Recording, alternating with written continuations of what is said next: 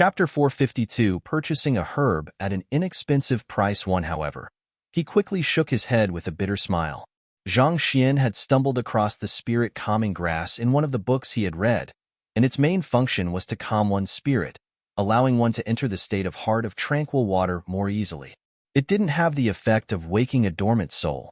Otherwise, given Zhang Xian's understanding of herbs, he wouldn't be at a loss over the matter. Wake a person's soul? That's impossible. Zhao Feiwu frowned.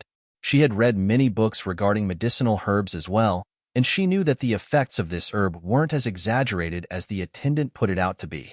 Normal spirit-calming grass indeed doesn't have that effect, but this one is different. It's the Emperor's spirit-calming grass, and it grows by consuming the spiritual energy within spirit stones. As such, its properties have been enhanced to the point that it's highly effective even for transcendent mortal experts.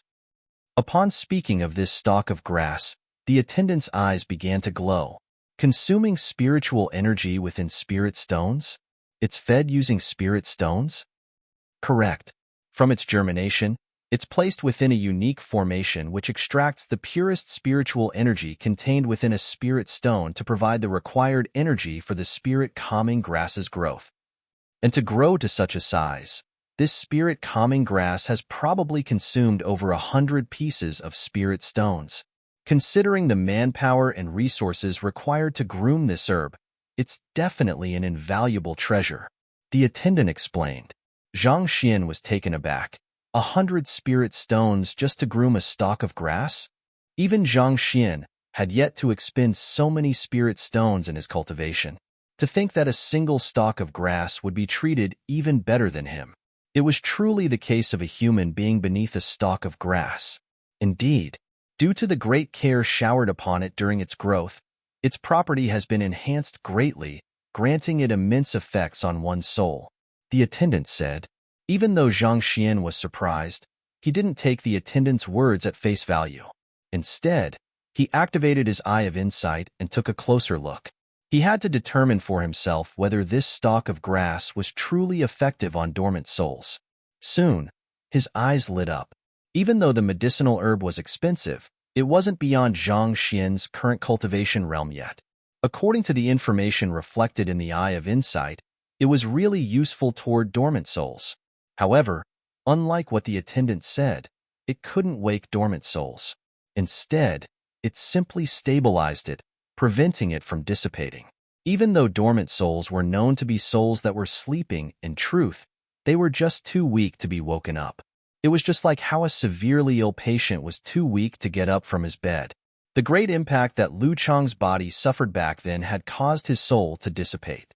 Even though Zhang Xian had saved him swiftly, the other party still suffered great damage, and the strength of his soul was less than 1/100th of what it was previously. As such, it was unable to sustain the functions of his body, resulting in his coma. Even though this spirit-calming grass didn't have the ability to wake Lu Chang up, it could stabilize his soul and even strengthen it slowly. I must get it. Zhang Xian had no idea how he could wake Lu Chang up at this point, but one thing he was certain was that he couldn't allow his soul to grow weaker and weaker. Since he had stumbled across this spirit-calming grass, he mustn't allow it to pass him by. After a moment of hesitation, Zhang Xian turned to the attendant and asked, how much does it cost? This stalk of spirit-calming grass is one of the most expensive treasures in our first-class pavilion. It's priced at 500 spirit stones, the attendant said. 500? Zhang Xian's body shook. He couldn't even take out 5 spirit stones at the moment, not to mention 500. You must be jesting. Will you accept my 500 gold coins instead? Appraiser Hall? Why don't you call it Daylight Robbery Hall instead? Given how expensive every single one of your items are, how in the world do you expect others to buy it?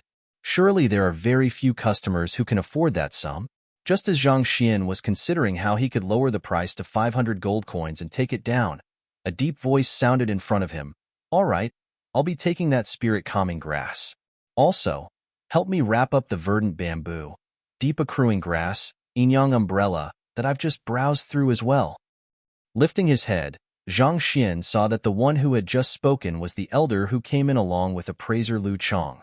It seemed as though in the other party's view, 500 spirit stones were no different from 500 gold coins. Sure. Upon hearing the other party's words, the attendant serving the elder hurriedly took the various items that the elder pointed out excitedly. The more the customer buys, the greater the commission of the attendant. I apologize, but it's already sold. Customer, why don't you continue browsing around to see if there's anything that would interest you? The attendant who tagged along with Zhang Xian shook his head in disappointment upon seeing that the spirit-calming grass had been taken away. There's no need for me to look any further. I want this herb. There was nothing else in this store that caught Zhang Xian's eyes. As such, he walked forward and said, "Wait a moment. It can't be that you're still interested in the spirit-calming herb?" Seeing Zhang Xian rushing forward and shouting, "Wait a moment," the attendant beside him leaped in fright. The other party had already said that he was taking it. If you were to insist on taking it away at this point, it'll be no different from theft. But more importantly, do you know who the other party is? To rush over despite not knowing who the other party is, aren't you being too reckless? Zhang Xian's voice was bright and clear, and he immediately caught the notice of the elder and the others around him. Upon seeing Zhang Xian, appraiser Lu Chong began glaring at the other party. He had just attempted to claim the item that the other party was buying. Could the other party be holding a grudge? So he wanted to do the same as well? What are you up to? Thus, appraiser Lu Chong stepped in front and blocked Zhang Xian's path. Since he couldn't be bothered with appraiser Lu Chong, Zhang Xian turned to the elder and said, "I want this spirit-calming grass. We've already set our eyes on this herb. You should look for other items to buy." Appraiser Lu Chong waved his hands. "Even though you have set your eyes on it, you haven't paid for it yet, right? It's only natural for the good to go to the highest bidder. As long as the price I offer is higher than yours, I should be able to take it." Zhang Xian replied appraiser Lu Chong calmly. "You." Appraiser Lu Chang's chest rose and fell rapidly, and he nearly erupted on the spot. Those words were extremely familiar to him. It was exactly what he said to the other party just a moment ago. It seemed like this fellow was really here to cause trouble. Otherwise, how could their words be identical? Zhao Feiwu and Jin Songhai exchanged glances and smiled bitterly. Zhang Xian indeed wasn't one to let anyone who crossed him get away easily. However, the elder didn't look like someone who lacked money. It would be no easy feat to purchase the item he had set his eyes upon. "What is your offer then?" "Just to let you know, we're purchasing this spirit-calming grass for 500 spirit stones." Suppressing his fury, appraiser Lu Chong harumphed. The fellow before had to hesitate even before a measly sum of 15 spirit stones, so it was almost certain that he didn't have much money. To outbid them on this medicinal herb and take it away was surely impossible for him. "Can you give this spirit-calming grass away to me?" Zhang Xian turned to the elder and asked. Even though appraiser Lu Chang's standing was high, he acted subserviently before this elder. From this, it could be seen that the standing of the elder was far superior to appraiser Lu Chong. Also, the one who was buying the spirit-calming grass was the elder, so appraiser Lu Chong probably had no say in this matter. Since he had no say, what was the point of wasting time with him? Upon being ignored, appraiser Lu Chang's face flushed bright red. The elder had been watching the argument of the duo, and with his hands behind his back, he replied impassively, "He's my student, so he has a say in whether I'll sell this medicinal herb or not. However, I do have a use for this medicinal herb, and I don't wish to part with it. Thus, it doesn't matter how high a price you offer." Student. Given that appraiser Lu Chong was a 2-star appraiser, his teacher must be at least a 3-star or even 4-star appraiser.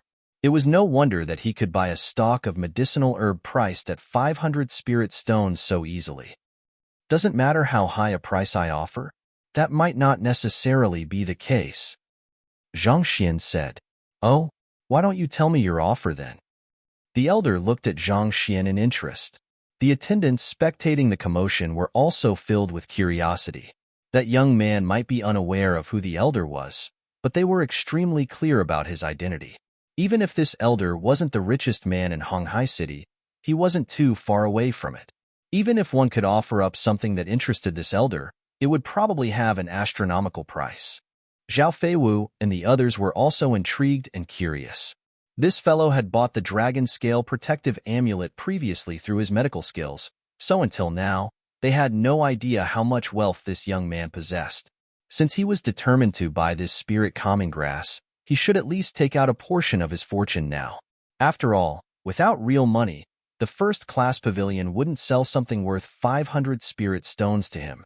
Even if Zhang Xian intended to talk his way out of it, these attendants weren't qualified to make the decision.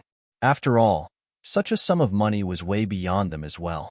Just as everyone was perplexed over this matter, curious to see what Zhang Xian would do next, the young man in question declared confidently, "I can offer 500 gold coins." Pooh! Appraiser Lu Chong nearly spurted a mouthful of blood and fainted on the spot. This again? Is there even a point to be doing this? When I offered 50 spirit stones to buy down that bizarre object, you offered 50 gold coins in exchange. This time, for such a valuable spirit calming grass, you intend to use the same method as well? Can we start conversing properly? The mouths of the attendants watching the commotion also twitched violently. The young man had spoken so confidently, so they thought that he would offer a huge sum of money. In the end, to offer 500 gold coins. You're here to cause trouble, right? The attendant who had been waiting on Zhang Xian ever since his entry felt so embarrassed that he wanted to find a pit to bury himself in.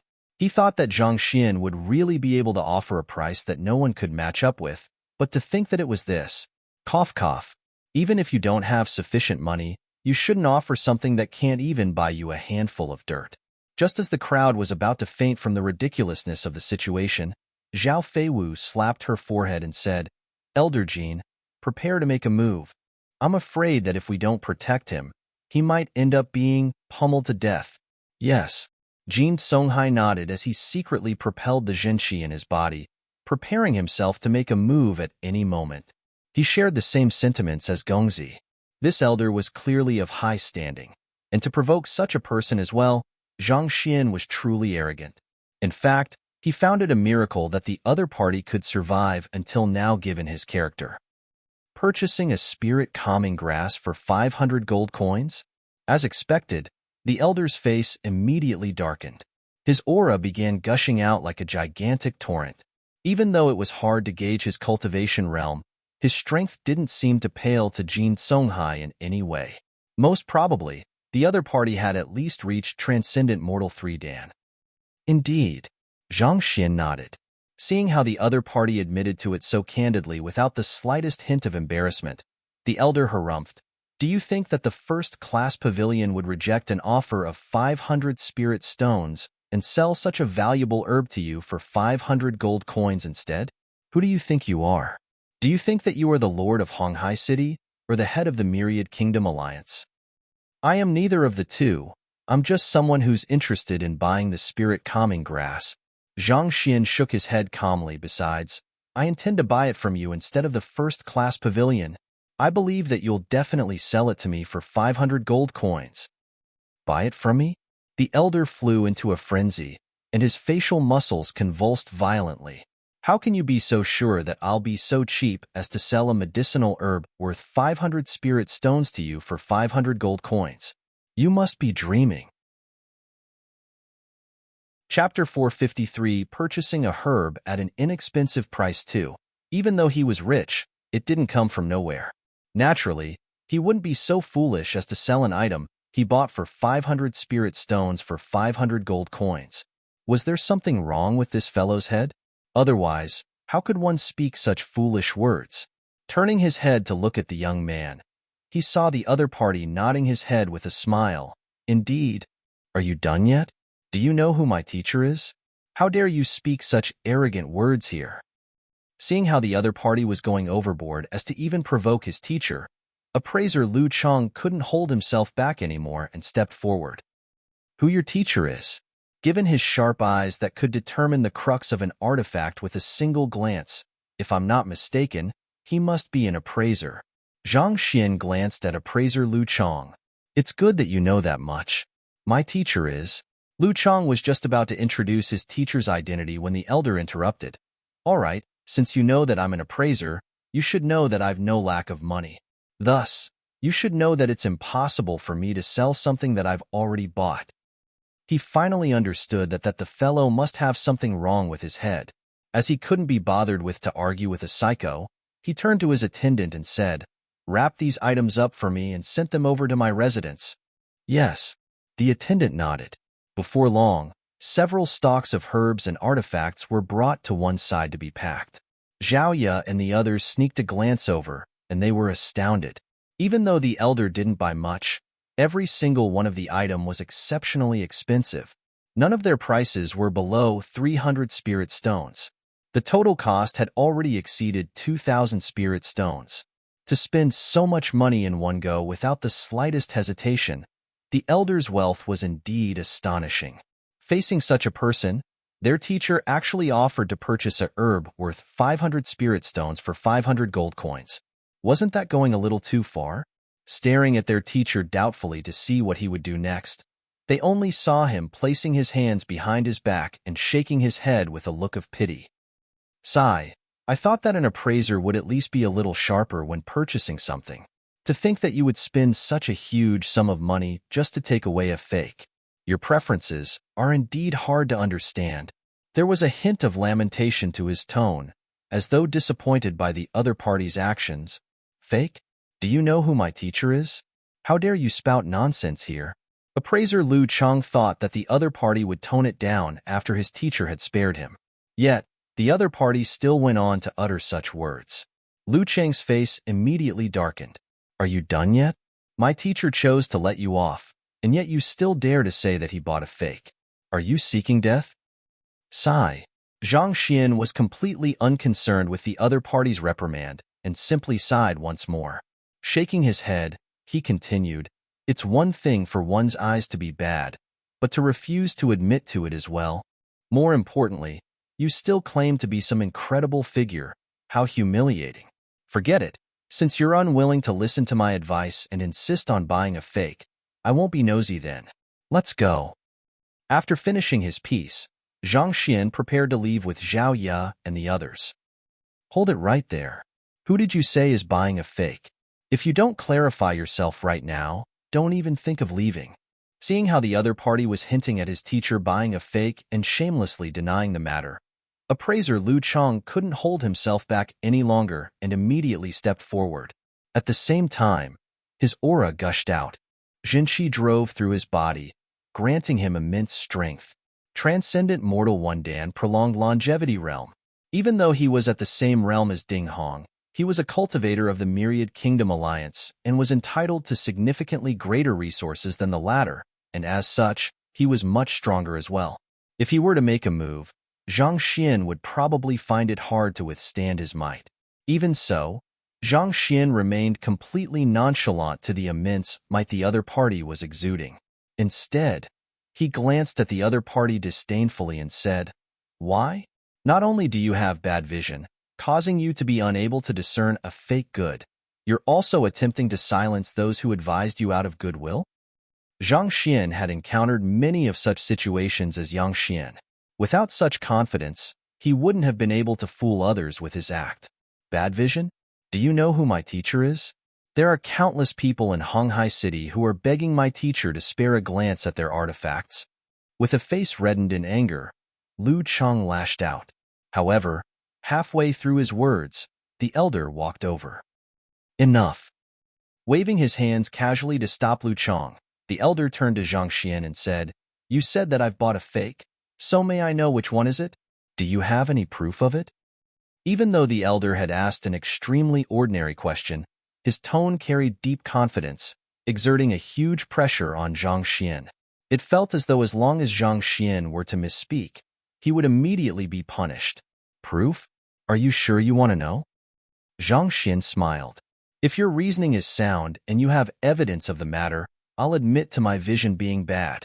However, if it ends up that you're only spouting rubbish to gain the attention of others, I can overlook it, but I'm afraid that Lu Chang might not share my sentiments."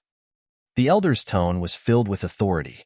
As an appraiser, being accused of making a flawed judgment was a huge matter. If the other party was truly speaking nonsense, even if he didn't make a move, his student, Lu Chang, also wouldn't let the other party off. This fellow sure knows how to cause trouble. Taking all of these into sight, Zhao Feiwu rolled her eyes. In her view, if Zhang Xian really wanted the spirit calming grass, he should just take out the money required for it.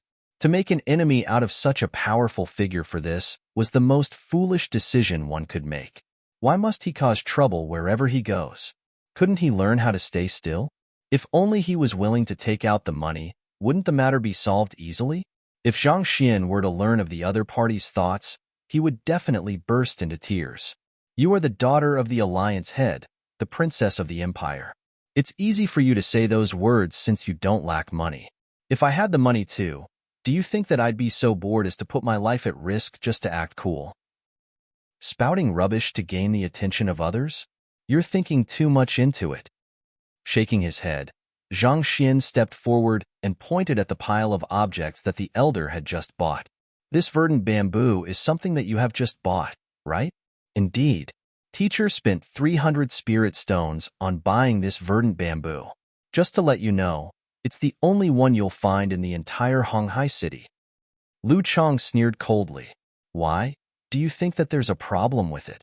The item was right there, and there was a label beneath it. There was nothing to deny about it.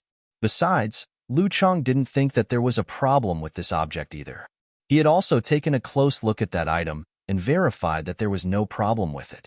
Ignoring the other party's words, Zhang Xian circled around the bamboo, touched it with the tip of his finger, and as though having confirmed something, he smiled and asked, "May I know what the properties of the verdant bamboo are, and what do you intend to do with this medicinal herb?" The verdant bamboo is a unique spirit medicine.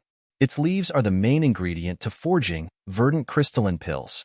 This pill can nurture a heart of crystal within one to dispel one's inner demons, thus putting one in a state of calmness. It's exceptionally useful to transcendent, mortal 3-Dan yin-yang realm experts. As for the stem, it's extremely tough and it can be used to forge the spirit weapons, verdant bow, and piercing arrows. The verdant bow is a spirit low-tier weapon, and when paired with the piercing arrows, it can easily pierce through one's body. Due to the extreme speed of arrow when the two are paired together, it's capable of killing one without even leaving behind a wound. It's one of the weapons that transcendent mortal experts are willing to fork out an exorbitant sum to buy. And of course, it has one last method of utilization. It can be used as a formation core. However, this property is significantly weaker than the former two, and it's not worth mentioning at all. Stroking his beard, the elderly spoke impassively. His composed voice was tinged with confidence as he revealed his broad knowledge on the matter. Most people knew that the verdant bamboo was valuable, but very few were aware of its uses. It was only because of his identity as an appraiser that he knew a thing or two about it.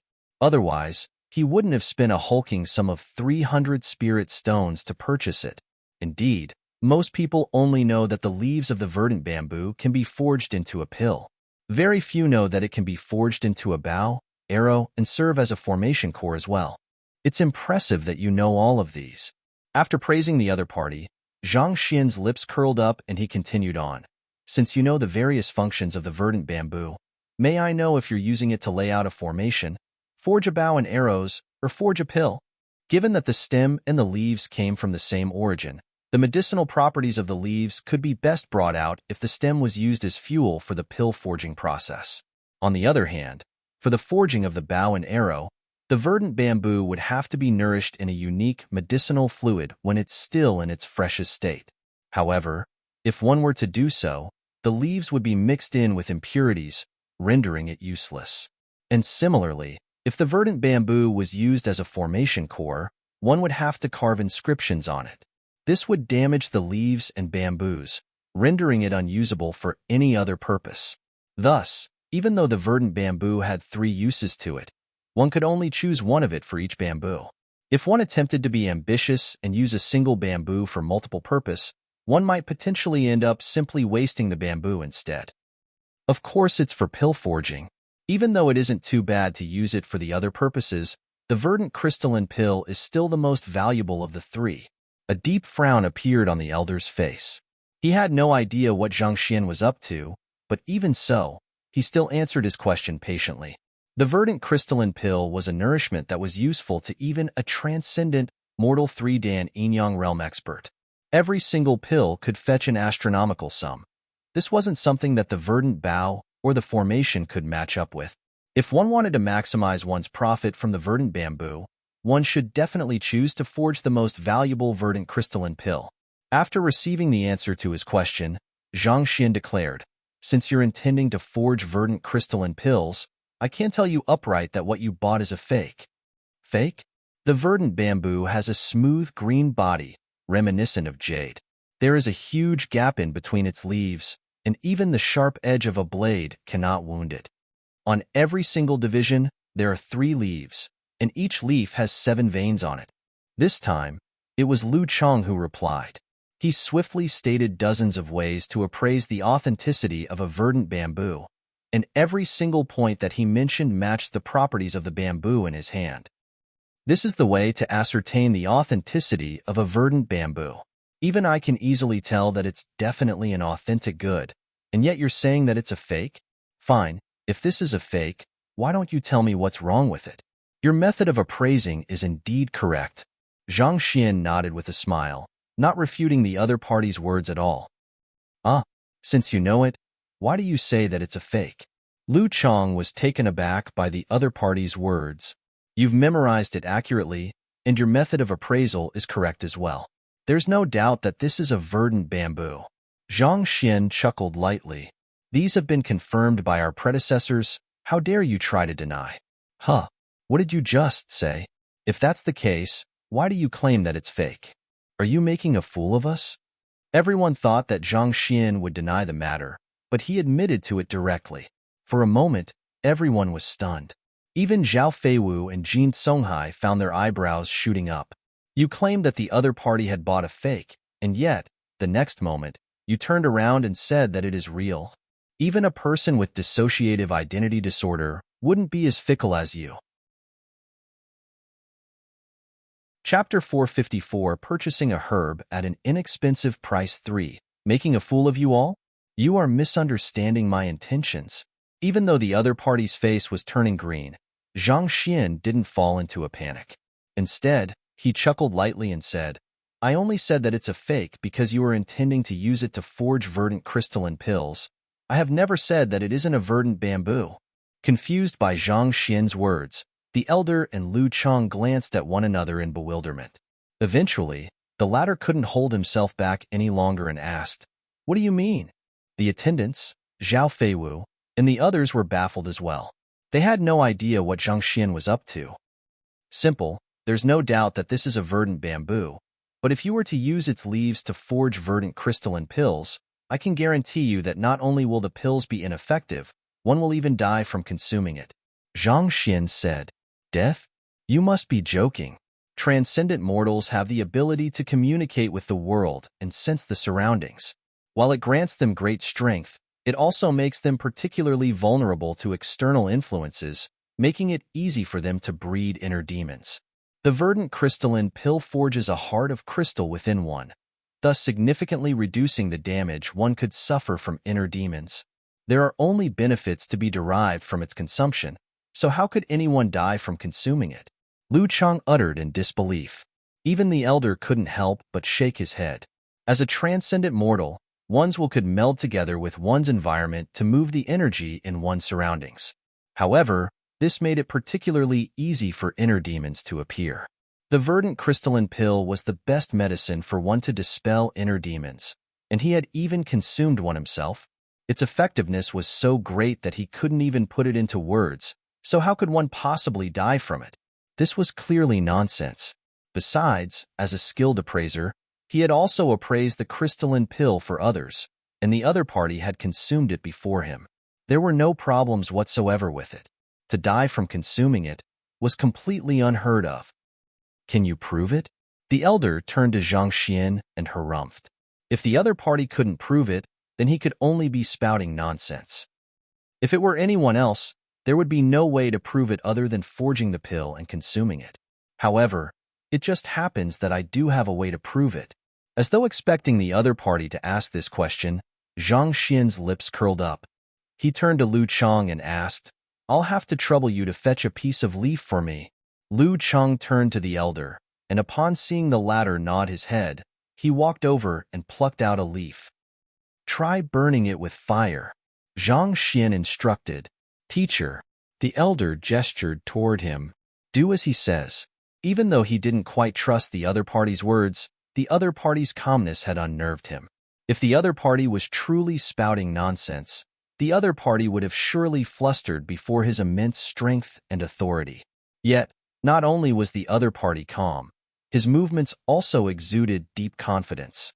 This cast doubt in the elder's mind. Could the verdant bamboo really be a fake? But that's impossible. He had specially examined it several times, and regardless of whether it was its stem, leaves, aura, the degree of hardness, there were no problems whatsoever. Yes. Upon receiving his teacher's consent, Lu Chang nodded and took out an ignitable fire roll. Then, he turned to Zhang Xian and harumphed coldly. This single leaf is worth at least dozens of spirit stones. If your words turn out to be a lie, I'll be expecting you to compensate our loss. There were only 12 leaves on the verdant bamboo. Given that the entire bamboo was worth 300 spirit stones, every leaf was worth an exorbitant sum. A single leaf was more than sufficient to purchase a city in Tianwu Kingdom. In that sense, every leaf was literally worth a city. Yet, due to this fellow's claim, they were going to burn a single leaf. The huge loss left even a 2-star appraiser like him with an aching heart. Don't worry, if there's no problem with the verdant bamboo, I'll surely compensate you. However, I'm afraid that you won't be saying such words in a moment's time, Zhang Xian said. Let's see what you're up to then. Seeing the confidence on Zhang Xian's face, Lu Chang harumphed. He ignited the ignitable fire roll and placed it beneath the leaves. Wong. After around 2 minutes, just as Lu Chang was about to demand Zhang Xian to compensate them, his hands suddenly jolted violently.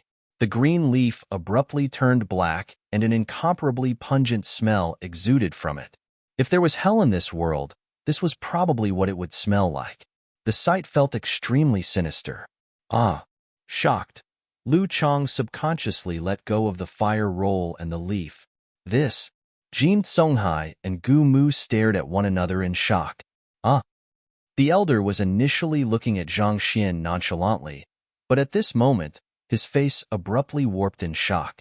He swiftly stepped forward to grab the leaf with his hands, and he stared at it with a grim expression, as though unable to believe the sight before him. What a potent poison!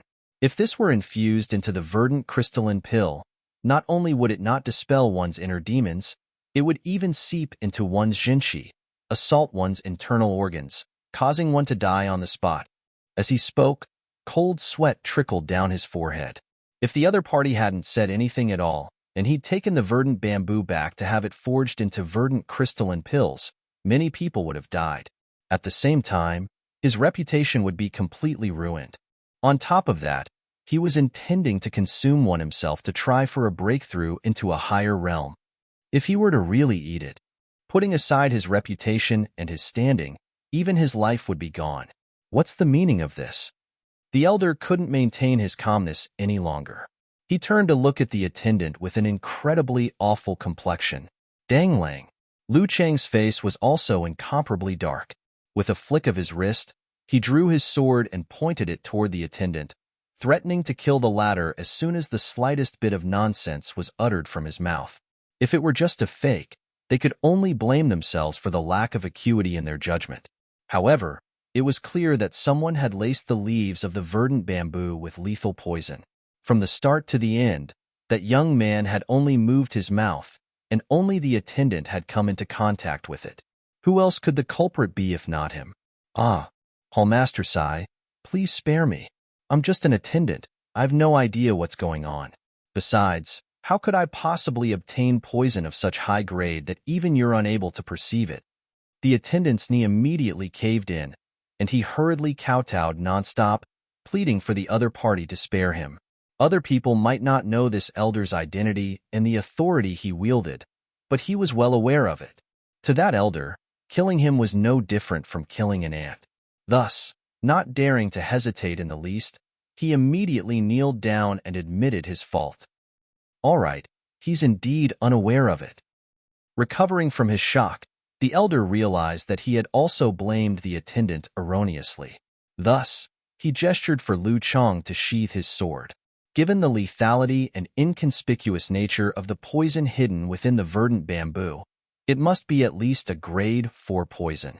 In other words, the one who poisoned the verdant bamboo was most probably at least a 4-star poison master.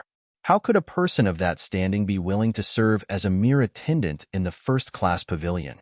Besides, if the other party truly wanted to make a move on him, given how his guard was down just now, there was no need for him to go through so much trouble. After all, he might not necessarily buy the verdant bamboo. Thus, the hypothesis that the other party had poisoned the verdant bamboo in advance to harm him didn't seem to hold. Lu Chang sheathed his sword, but he still maintained an air of hostility. The medicinal herb that his teacher bought was actually laced with lethal poison. If news were to spread, his teacher would be in great trouble. To successfully lace a medicinal herb within the first-class pavilion with poison, who in the world could it be?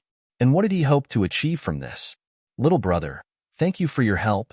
The elder turned to Zhang Xian once more, and this time, instead of disdain and coldness, his gaze was filled with commendation and respect. Even he was unable to discern any problem with this verdant bamboo.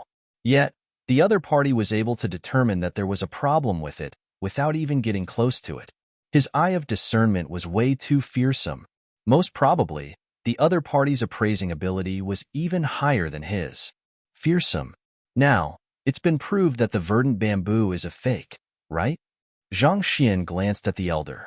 Yes, it's a fake. After a moment of hesitation, the elder nodded. The main purpose of a verdant bamboo was to forge it into a pill to supplement one's cultivation. Yet, this stock would kill the one who ingests it. In that sense, it could indeed be considered a fake. Actually, you need not blame him nor the first-class pavilion. They weren't the ones who laced the verdant bamboo with poison. In fact, it wasn't the doing of a human at all. Placing his hands behind his back, Zhang Xian lifted his head slightly and spoke with composure. It wasn't the doing of a human? The elder was bewildered. Even Jin Songhai and Gumu couldn't help but turn their gazes over. Other people might not know too much about poison, but the two of them were true poison masters.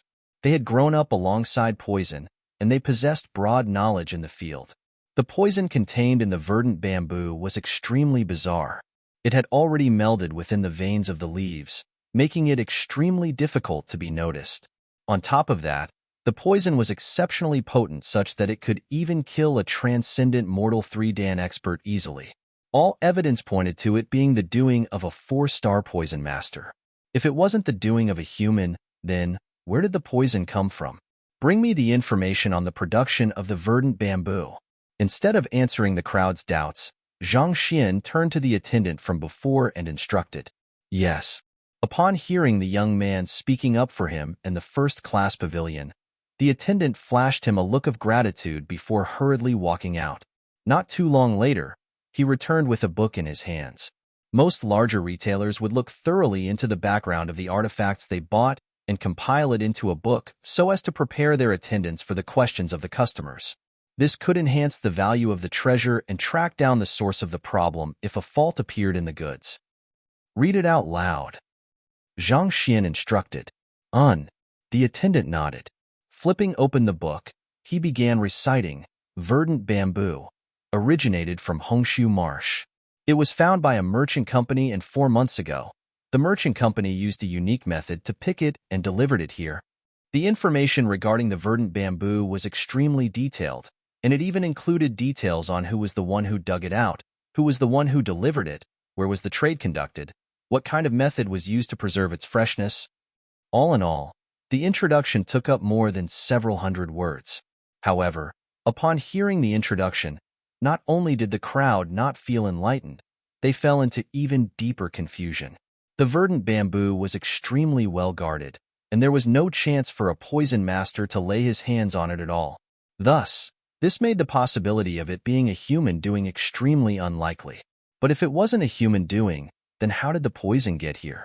The lethal poison had seeped into the branches and leaves, but yet, there isn't any damage on the plant at all. In fact, it's impossible for one to discern that it's poisoned from its outer appearance. Even 4-star poison masters would require a long duration of time to achieve such a feat. Jin Songhai spoke with a grim expression. He was also intrigued by this matter. If those records were real, there was indeed no way for anyone to strike at all. After all, it was no easy task for even a 4-star master teacher to poison the verdant bamboo so inconspicuously. One had to know that lethal poison had an adverse effect on plants as well. What's going on? The more appraiser Lu Cheng listened on, the more confused he became. Eventually, unable to withstand his curiosity anymore, he turned to Zhang Xian with a questioning look. You still don't understand? Zhang Xian chuckled and said, Fine, I'll explain the matter then. I believe all of us here should know what the specialty of Hongshu Marsh. Specialty? That region seems to specialize in the production of withered leaf tea. Could it be related to that? The elder couldn't help but turned to look at Zhang Xian. Chapter 455. Concrete news of the soulless metal humanoid. The withered leaf tea, also known as the withered glory tea, was a well-known specialty of the Myriad Kingdom Alliance's Hongshu Marsh. The tea grew in the marsh, and in a single year, there was only a single month that it would be alive. At any other time, it would be no different from a withered tree. Dead branches growing leaves, one withered while the other glorified, life and death intertwined together in such a mystical manner. This was where the origin of the name of the tea came from. Upon preparation, this tea could grant one the refreshing sensation of the 4 seasons, thus making it one of the most well-known tea throughout the entire Myriad Kingdom Alliance. However, Hongshu Marsh was extremely dangerous. There were transcendent mortal experts who were devoured by the marsh, never to be seen on the face of this world ever again. On top of that, there's only a month of harvest for the tea leaves, and the production amount was extremely low. As such, very few people had a chance to taste it. Indeed, that place is known for the production of withered leaf tea. But there's also an animal which lingers around the tea leaves, the withered leaf snake. Zhang Xian said. The crowd nodded in agreement. The withered leaf snake was a spirit beast which lived off the withered leaf tea. It was a highly venomous spirit beast, and even a transcendent mortal 3-dan expert would die easily if bitten by it. Could it be that the venom on the withered leaf tea comes from the withered leaf snake? But that can't be. Even though the withered tea snake's poison is lethal, it has a unique smell to it. On top of it, its saliva also leaves a mark, making it extremely conspicuous to the eye. However, there's no visible damage apparent on this verdant bamboo, and it looks as good as new. The elder couldn't help but remark. The withered leaf snake was an extremely fearsome adversary that even transcendent mortals had to be careful of, thus contributing to its great reputation. If the withered leaf snake had left behind its saliva on the verdant bamboo, he would surely be able to tell so. It's not the saliva of the snake, but that this verdant bamboo was the nest for the withered leaf snake. In other words, this smooth-looking bamboo has had a withered leaf snake slithering over it every single day, Zhang Xian said with a grim expression. Hearing the words, the face of the attendant holding the records immediately paled, and he nearly stumbled over. He was in charge of taking care of the bamboo, and he had been wiping it frequently in the past few days. The thought that it used to be the nest of a snake left him flustered and disgusted. As such, the excretions of the withered leaf snake would stick onto the verdant bamboo, and over time, they would be absorbed and accumulate within the depths of the veins of the leaves. Ignoring the crowd's discomfort, Zhang Xian continued, as it's hidden very deeply within, it's impossible to notice it under normal circumstances, and it won't have any adverse effects on individuals coming into contact with the bamboo either. However, as soon as the verdant bamboo comes into contact with intense heat, the poison will seep out, and all those who touches the poison will suffer greatly. If this verdant bamboo is only used as a formation core or a weapon, there wouldn't be much of a problem with it. However, it'll be disastrous if one were to use it to forge pills. Even a transcendent mortal 3-dan expert would die instantaneously if he were to accidentally consume it. That's also the reason why I said that if you're intending to use it to forge verdant crystalline pills, the verdant bamboo you're buying would be a fake. Zhang Xian explained. So that's the case. Upon coming to a realization, the crowd turned to look at the young man in admiration. To be able to notice the poison hidden deeply within the verdant bamboo just by looking at it. How deep must his understanding of the properties of plants, their habitats, and origins be? Incredible! The elder clenched his fists tightly together. Putting all other things aside, just the other party's eye of discernment was already far superior to his own. Gongzi is indeed formidable. You've truly taught me a valuable lesson today. Since you're interested in the spirit-calming grass, allow me to gift it to you as a token of my gratitude. The elder gestured grandly and said, Teacher. Lu Chong was stunned. Just a moment ago, when that fellow said that he was offering 500 gold coins to purchase the spirit-calming grass, he thought that there was something wrong with the other party's head. But thinking back on it now, the other party had probably already expected this sight then. But still, the spirit-calming grass was something worth 500 spirit stones. To give it away just like that, wasn't his teacher being a little too generous? Even though the other party had helped him by pointing out that there was venom within the verdant bamboo, there was no need for such a generous token of gratitude. Could it be that? But how is that possible? How could he have predicted this too? Suddenly, Lu Chong recalled something and his entire body stiffened. Then, he began to tremble violently. He suddenly understood why his teacher was being so generous. An appraiser could only make 3 appraising mistakes in his entire life. Exceed that amount and one's qualifications would be revoked. His teacher had appraised countless treasures, and he had already reached the limit of 3 mistakes. If he were to make another single error, he would be revoked of his license as an appraiser. In other words, if the other party hadn't interfered and his teacher were to have this verdant bamboo forged into a pill, even if no one were to die from this incident, his teacher would still lose his appraiser qualifications. Being in a high position for many years, it was unavoidable that he would offend many people and have many enemies. If he lost the protection of his identity, his enemies could potentially come straight for him. In other words, the other party had saved his teacher's life. Putting aside the spirit-calming grass, even if it was something even more valuable than that, his teacher would probably give it to him willingly. But the matter regarding his teacher reaching the limit of 3 appraising errors was only known among his teacher's close friends and kin. How did this fellow find out about it? And if he didn't know about it, how could he be so sure that his teacher would give the spirit-calming grass to him out of gratitude? Recalling the encounter a moment ago on the first floor, could this young fellow be actually an incomparable expert appraiser? As such a thought flashed across Lu Chang's mind, the hurriedly turned to look at the young man in an attempt to confirm his evaluation, only to see the young man reply with a righteous look, How can I accept such a valuable present as a gift? Sunchong, pass this senior 500 gold coins. We have to pay the sum that we agreed on so that this elder doesn't make a loss. Pooh. It was just a moment ago that Lu Chang thought that the other party was an expert, but upon hearing those words, Lu Chang's body swayed violently, and he nearly spurted a mouthful of blood. The heck?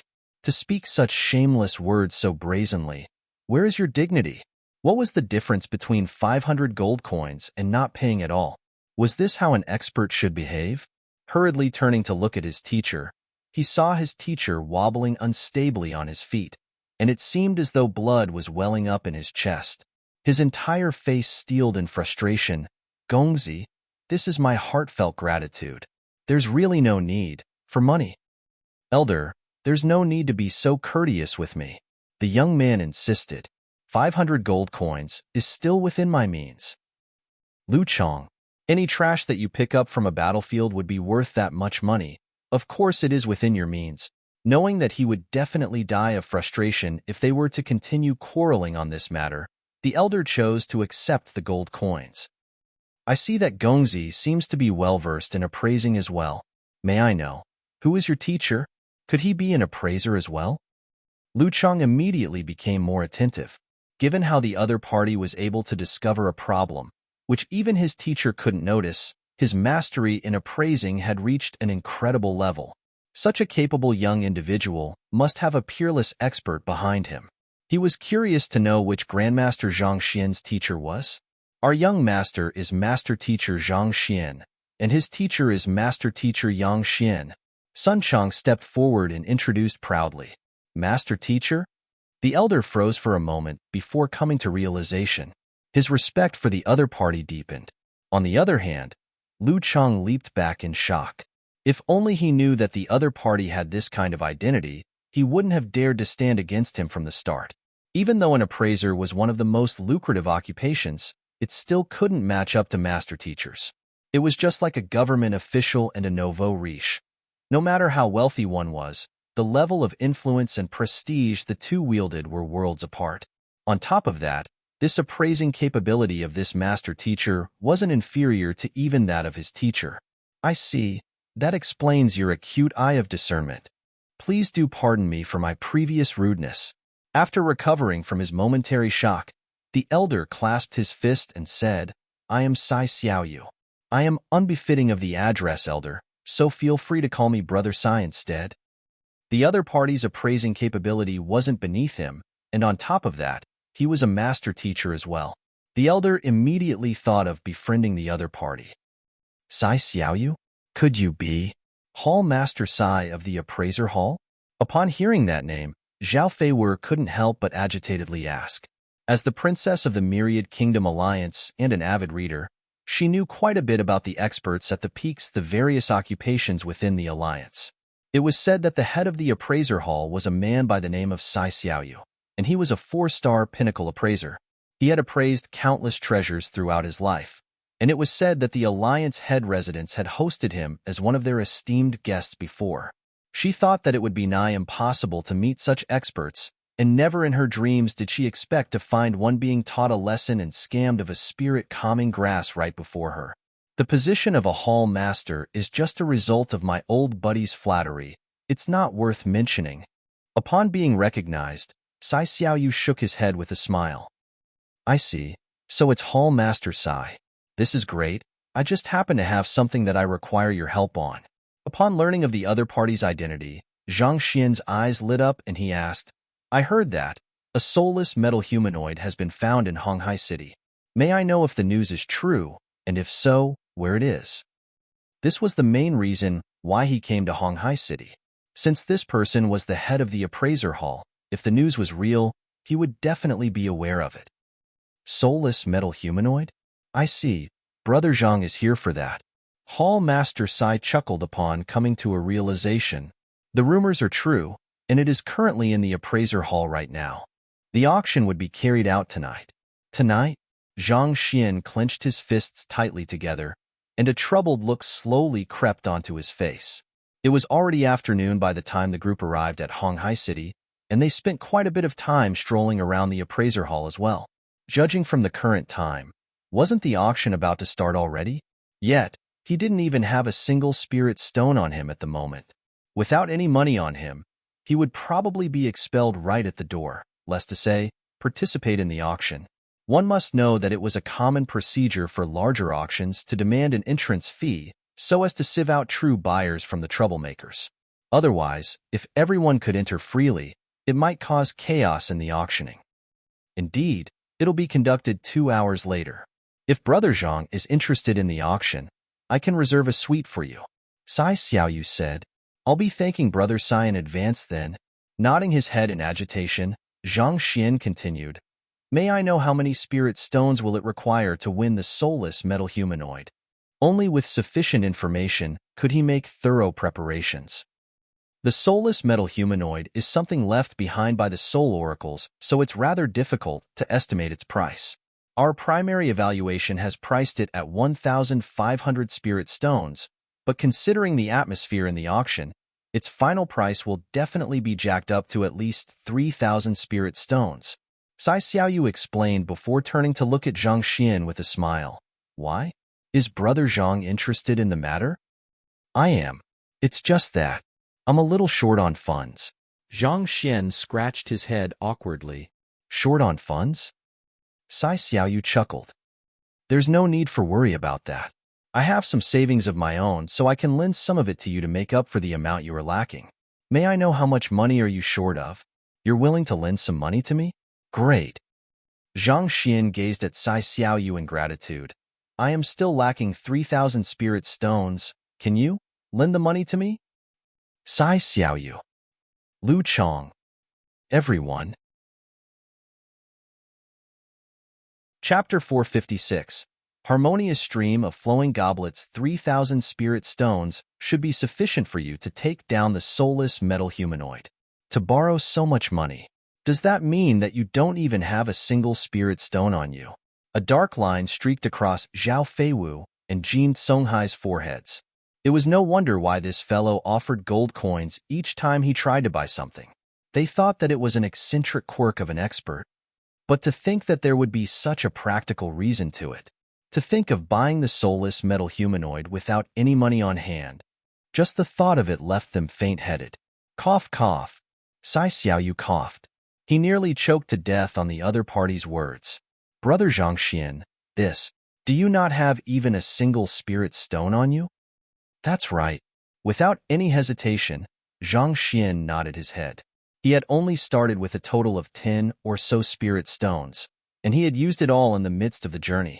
As such, his pockets were completely empty at the moment. Even though he had almost 100 million gold coins in his storage ring, gold coins weren't really in use here. In a sense, it wasn't wrong to say that Zhangxian didn't have even a single cent on him. Not expecting the other party to reply so candidly, Sai Xiaoyu's face turned so red that it nearly oozed blood. In truth, it was only out of politeness that he offered to lend the other party money. After all, given the other party's capability, he was indeed a person worth befriending. Yet, the other party took it for real and asked for 3,000 at a single go. The heck! Even though he was the head of the appraiser hall, he didn't have that much money on him either. Furthermore, he had just spent 2,000 spirit stones and given away a stalk of spirit calming grass. Even if you wanted to exploit the rich, you should at least show some restraint. You don't have that much money? Never mind then. Is there any way to earn money swiftly in the appraiser hall? Seeing the other party's expression, Zhang Xian immediately knew that the other party was surely unable to fork out this sum, and he shook his head in disappointment. In truth, he was only giving it a try. He didn't really think that the other party would be able to loan him this massive sum of money. Besides, the both of them had only just met. It would be bizarre if one was willing to lend such a huge sum to a stranger. A way to earn money swiftly? You wish to earn sufficient money now to join the auction 2 hours later to buy the soulless metal humanoid? Sai Xiaoyu and the crowd nearly spurted blood. That fellow sure knew how to dream. If it was that easy to earn spirit stones, he, as the head of the appraiser hall, wouldn't have to come over here to browse through the various artifacts in hopes of earning a profit.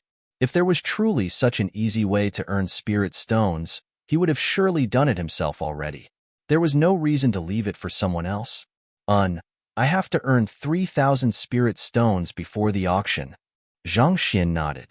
If he didn't earn this sum of money within the next 2 hours, he would be unable to buy the soulless metal humanoid, and thus miss the opportunity to wake Lu Cheng up. There's truly no way around it. You also know it yourself, 3,000 spirit stones is a huge sum.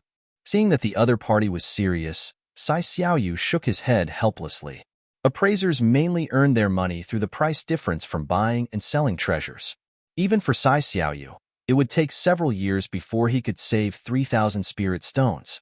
Furthermore, it was assuming that he was lucky enough to stumble by cheap treasures and find suitable buyers. Without meeting these two conditions, it would be impossible for him to earn money. In fact, it was often that he wasn't able to find any suitable buyers for the treasure that he bought. To earn 3,000 spirit stones in 2 hours. No one would dare to even dream of it. Teacher. But halfway through his words, Lu Cheng abruptly interjected. Turning around, he saw his student looking at him hesitantly. I think that maybe that can earn one that much money within 2 hours. That? Do you mean? Harmonious stream of flowing goblets? Sai Xiaoyu's body jolted, but he eventually simply shook his head with a bitter smile on his face. It's impossible for anyone to succeed in it. It has been many years since the establishment of the appraiser hall, but there hasn't been a single person who passed it yet. But that's the only way for one to earn 3,000 spirit stones within 2 hours. I don't think that there's any other plausible way other than that. Lu Cheng shook his head. Even though being an appraiser was a lucrative occupation, spirit stones still weren't that easy to earn. Usually, they would earn a commission determined by the value of the item. However, Putting aside how there were very few valuable treasures to be appraised, there weren't many customers in the first place. After all, no one would be willing to spin their spirit stones if they could avoid it. Thus, even if Zhang Xian were to offer his service as an appraiser at this moment, it was impossible for him to gather 3,000 spirit stones in just 2 hours. This, Sai Xiaoyu hesitated. He knew that what his student said was true. Why? Do you have an idea in mind? What does harmonious stream of flowing goblets mean? Zhang Xian asked, having heard the conversation of the duo. Harmonious stream of flowing goblets is actually a trial for the 5-star appraiser examination. Once one passes the examination, one will be entitled to a massive reward accumulated within the appraiser hall over a long period of time. If I'm not wrong, it's worth around 5,000 spirit stones now. Since the other party asked about it, Sai Xiaoyu could only explain the matter. Trial? Zhang Xian was bewildered. There are rewards to taking high-tiered appraiser examinations? He had taken on the Master Teacher examination, Beast Tamer examination, Painter examination, Physician examination, but he had never heard of one earning rewards from taking on the examination. If that was true, then he should indeed try taking on the appraiser examination. There's indeed a reward, but it is actually prize money accumulated over time. Seeing through Zhang Xian's thoughts, Sai Xiaoyu shook his head helplessly. Prize money? Zhang Xian blinked his eyes in confusion. Zhao Feiwu had read many books, but even she was unaware of the internal rules within the appraiser hall. There are many appraisers in the appraiser hall, but there's a limit to the knowledge an individual can wield. As such, appraisers often stumble by treasures that they were unable to be identified. Some of these treasures had been discussed by innumerable appraisers throughout generations, but no one was able to accurately identify what they were. Thus, in order to dispel their doubts, some of our predecessors chose to offer monetary incentives out of their own pocket to attract others to come forward, examine, and identify these treasures, as well as to encourage their juniors to study hard and solve these mysteries. However, even until date, no one has succeeded yet. As time passed, the reward grew larger and larger, and to date, it has already reached 5,000 spirit stones. Sai Xiaoyu said, while the reward was indeed tempting, but how could be easy to identify the treasures that countless predecessors had failed to successfully appraise? There's such a matter? Zhang Xian widened his eyes in shock. This seemed somewhat similar to the wall of dilemma of the Physician Guild. No matter how impressive a guild was, there would always be problems that would stump them. Indeed, it has been long since the founding of the Appraiser Hall, and many talented appraisers have given it a try. However, no one had yet to succeed. Sai Xiaoyu shook his head. The reason why he didn't bring it up was simply because it was way too hard. He was the most impressive appraiser in the Myriad Kingdom Alliance, but even he was helpless before it, needless to say, a youngster like Zhang Xian. Yet to succeed? But since no one knows what those treasures are, how do you ascertain whether someone has succeeded or not? Zhang Xian asked in puzzlement. Since even the predecessors were unable to identify those treasures, then who could confirm if one's answer was right or not? After all, if no one could identify those treasures, no one could say for sure whether one's evaluation was right or not. When a treasure reaches Spirit rank, it'll gain wisdom. As long as there's no mistake in one's description, one will be acknowledged by the treasure. Besides, we're all official appraisers. Even though we might not be able to identify the treasure, we're still more than capable of assessing and testing whether one's answer is correct or not. Sai Xiaoyu explained helplessly. These were basic facts that an appraiser should know. Yet this fellow didn't even know about it at all? Was this fellow truly an appraiser who was more than capable than him? That's true. Zhang Xian came to a realization. Even if a formidable appraiser was unable to identify the specifics of a treasure, they should still have a way to determine whether a person's evaluation was correct or not. If they didn't even have this much skill, they would be unqualified as an appraiser. All right, bring me over to take a look. I would like to give it a try. Knowing that this method could bring him easy money, Zhang Xian swiftly made up his mind. Brother Zhang, hold it for a moment. Allow me to finish my words first before you make your decision. Seeing the other party deciding on the matter recklessly, Sai Xiaoyu hurriedly stopped him. Zhang Xian nodded. Even though there's a reward for this trial, there's actually stake involved. Every challenge requires one to put 100 spirit stones as deposit. But of course, I can pay the deposit for you, so there's no need for you to worry about it. Sai Xiaoyu said, 100 spirit stones? Zhang Xian was taken aback. It seemed like there was no free lunch in the world. He thought that he could join for free, but that didn't seem like it was the case. But thinking about it, it was to be expected. Without this restriction, all appraisers would be rushing to give it a try whenever they had the time, and the appraiser hall wouldn't be able to function normally anymore. Not only so, there's also a strict time limit to the challenge. Sai Xiaoyu continued, just as the name, harmonious stream of flowing goblets, suggests, the treasures will be sent down to one via water, and one will be given 10 breaths to assess and identify it at a river bend. After which, one will have to point out the name and origin of the treasure immediately. Point out the name and origin of the treasure within 10 breaths? How is that possible? Before Zhang Xian could say anything, Zhao Feiwu had already exclaimed in shock.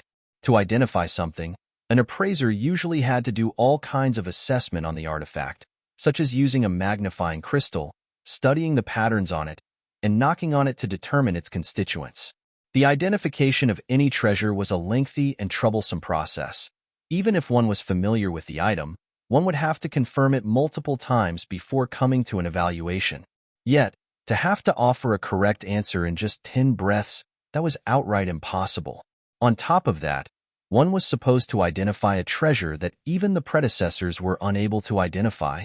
Before the identification process, is there any tip or information available to one? Zhao Feiwu asked. If there was some information, one could at least prepare oneself and focus on the key points of the treasure immediately. There isn't. The main reason why we're reluctant to give out prior information is so as to not mislead the challengers. Sai Xiaoyu said, if anyone knew what the treasure was for sure, they would have long passed the trial. Since no one was able to identify the treasure, the information was bound to be incomplete.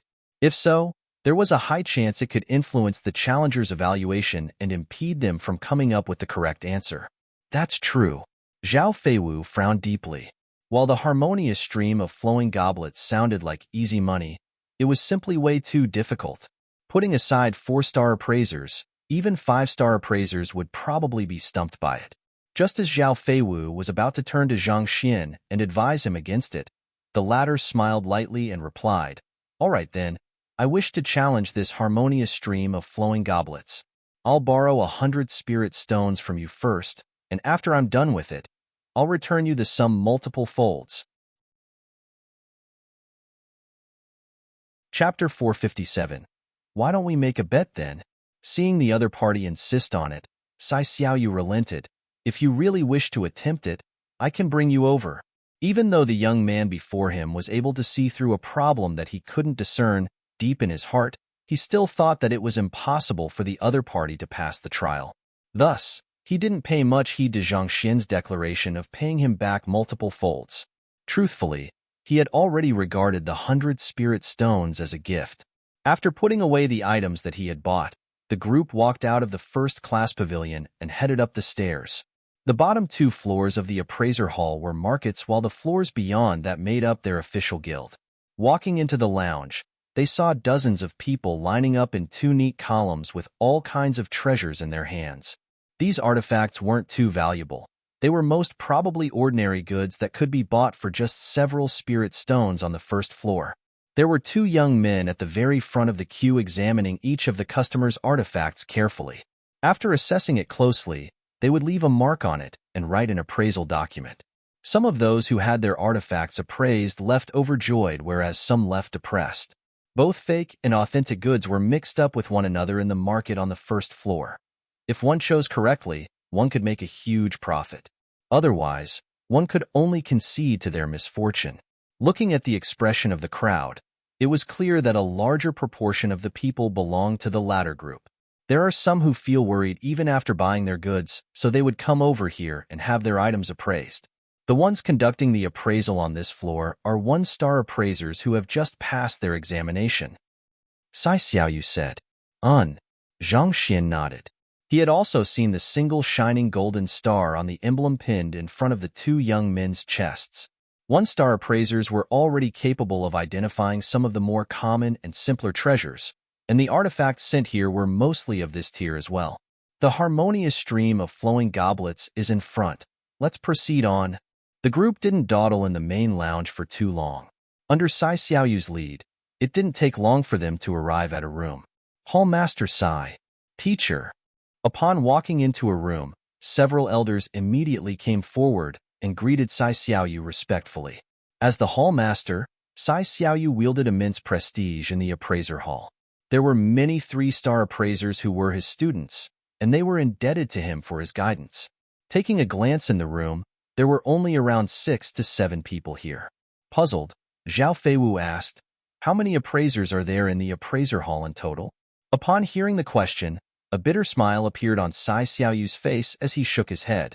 Even though the appraiser hall sounds impressive, including me, there is only a total of 3 4-star and 8 3-star appraisers.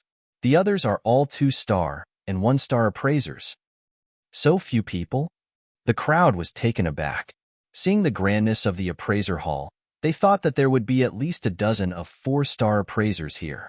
Yet, contrary to their expectations, there were only 3 of them. It was no wonder why people said that it was hard to qualify as an appraiser. From the looks of it now, that didn't seem like just a rumor. Indeed. Sai Xiaoyu shook his head. Changing the topic, he turned to the 2 3-star appraisers and said, "Call Elder Chun and Elder Lu over. Tell them that someone is interested in challenging the harmonious stream of flowing goblets." Challenging the harmonious stream of flowing goblets? The duo was taken aback. They hurriedly turned around and left. As 3-star appraisers, they were well aware of the difficulty of the harmonious stream of flowing goblets. It had been many years already, but still, not a single person had succeeded. To think that someone would still be interested in attempting it even now, he must be blinded by the immense reward. Not too long later, 2 white-bearded elders walked over. Before they even reached the room, a rough voice had already sounded, "Hall Master Sai. Someone intends to challenge the harmonious stream of flowing goblets? Is it Old Hu or Old Du? Those 2 fellows haven't given up yet?" The Old Hu and Old Du that he spoke of were 4-star appraisers from other branches. They had visited Honghai City several times in hopes of clearing the harmonious stream of flowing goblets, but to date, they hadn't succeeded yet. Only those 2 fellows had attempted the trial in the past few years. Most of the appraisers didn't bother trying, knowing the difficulty of the trial. Thus, as soon as the 2 elders heard that someone intended to challenge the harmonious stream of flowing goblets, they immediately thought of them. Where are they? Looking around the room but not seeing the familiar figures he expected to see, the rough-voiced elder asked in bewilderment. "Elder Chun, the challenger this time isn't one of them. It's this little brother here, Zhang Xian." Seeing Elder Chen looking around in bewilderment, Sai Xiaoyu shook his head and stopped the latter. Him? Not only were the 2 elders stunned, the other appraisers in the room also had a confused expression on their face. They thought that the one challenging the harmonious stream of flowing goblets would be some incredible appraiser, but to think that it would still be an immature fellow who wasn't even 20 yet. Ignoring the crowd's reaction, Sai Xiaoyu introduced, "Brother Zhang, this is Elder Chenyu. The one next to him is Elder Lu Shi. They are the other 2 4-star appraisers of the guild." Zhang Xian nodded. Even if Sai Xiaoyu hadn't introduced them, Zhang Xian had also guessed as much. Even though the 2 elders weren't dressed in the appraiser robe, their aura was incredibly profound and heavy. With just a look, it was clear that they possessed incredible cultivation that was on par with Jin Songhai. Judging from their strength and their casual attitude before Sai Xiaoyu, it was clear that they were the 2 remaining 4-star appraisers. "Hallmaster, what did you call him? Brother?" Elder Chun was the first to notice Sai Xiaoyu's bizarre way of addressing Zhang Xian, and he was puzzled by it. As the head of the appraiser hall, his standing was so high that everyone, with the exception of them 2, had to address him as teacher. Yet, he actually addressed a young fellow as brother. What could that young fellow's background be? Even though Brother Zhang is young, his expertise in appraising is in no way inferior to me. Sai Xiaoyu chuckled. in no way inferior to you. Aren't you exaggerating it a little too much? Elder Chen shook his head in disbelief. The other appraisers in the room shared his thoughts as well. Rather than talent, appraising was more about experience and knowledge. Knowledge formed the basis of an appraiser's evaluation, and only with boundless knowledge would one be able to reach great heights in the path of an appraiser. Judging from this fellow's appearance, he seemed to be only 18 or 19 this year. Even if he had started studying from his mother's womb, at maximum, he only had 20 years to accrue knowledge. How could he possibly compete with Hall Master Sai, a 4-star appraiser who had devoted his entire life to appraising? It's true. A problem has occurred with the verdant bamboo that teacher appraised previously. Seeing the doubt in the eyes of the crowd, Lu Chong quickly explained the happenings from earlier. You mean that, with just a look, he noticed the lethal poison contained with the verdant bamboo and determined that it wasn't suitable for the forging of pills? This doesn't seem like the means of an appraiser, doesn't it? After hearing Lu Cheng's story, not only were the crowd unimpressed, their bewilderment only deepened. An appraiser would have to examine the bamboo carefully, perhaps taking some samples and experimenting with them even before coming to such a conclusion. Yet, to be able to determine so much with just a single glance. Why did he feel like a fortune teller instead? All right, Brother Zhang, we'll open the chamber to the harmonious stream of flowing goblets for you right now. You'll have to enter alone, and there'll be a total of 10 treasures within. As long as you appraise a single one of them accurately, you will be considered to have passed the trial. Disregarding the doubtful looks from the crowd, Sai Xiaoyu waved his hands. Zhang Xian replied. It didn't seem difficult since he only had to identify one of the artifacts correctly. Let's begin. Sai Xiaoyu beckoned for Elder Chen and Elder Lu to the wall, and each of them took out a key and placed it into an aperture in the wall. Jia. The wall parted, revealing a door within. The artifacts within the harmonious stream of flowing goblets were incredible treasures.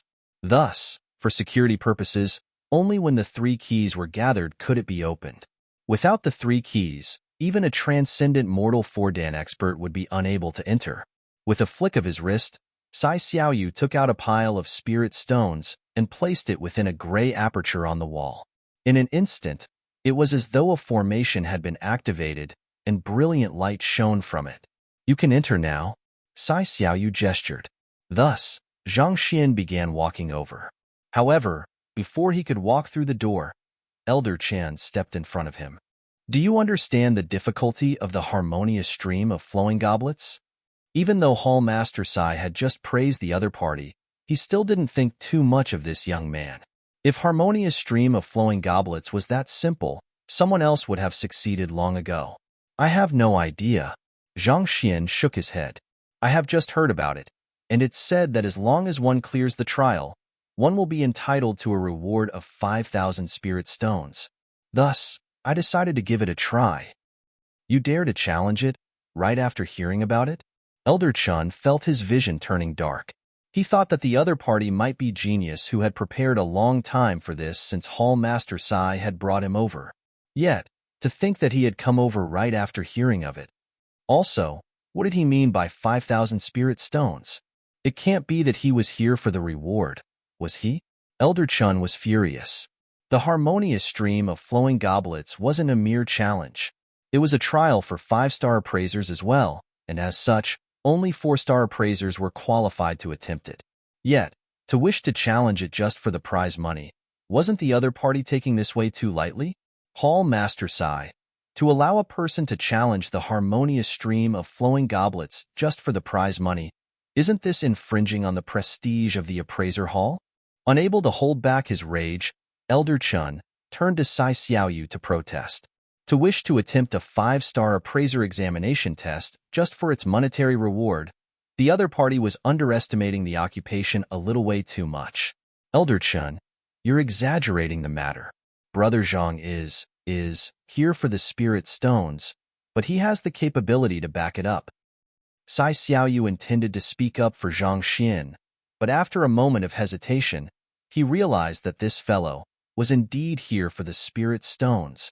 Capability to back up his words? Harmonious stream of flowing goblets was also known as harmonious stream of flowing leaves. Its meaning is simple. The challenger has to identify the type, name, origin, value, and various other properties of the artifact in the time that the artifact is flowing by. To challenge it just for the spirit stones, this. Elder Chun protested furiously. Interrupting the other party, Sai Xiaoyu said, "Enough. Since the trial is already activated, let's just allow him to attempt it. Who knows, perhaps Brother Zhang might be able to induce a miracle."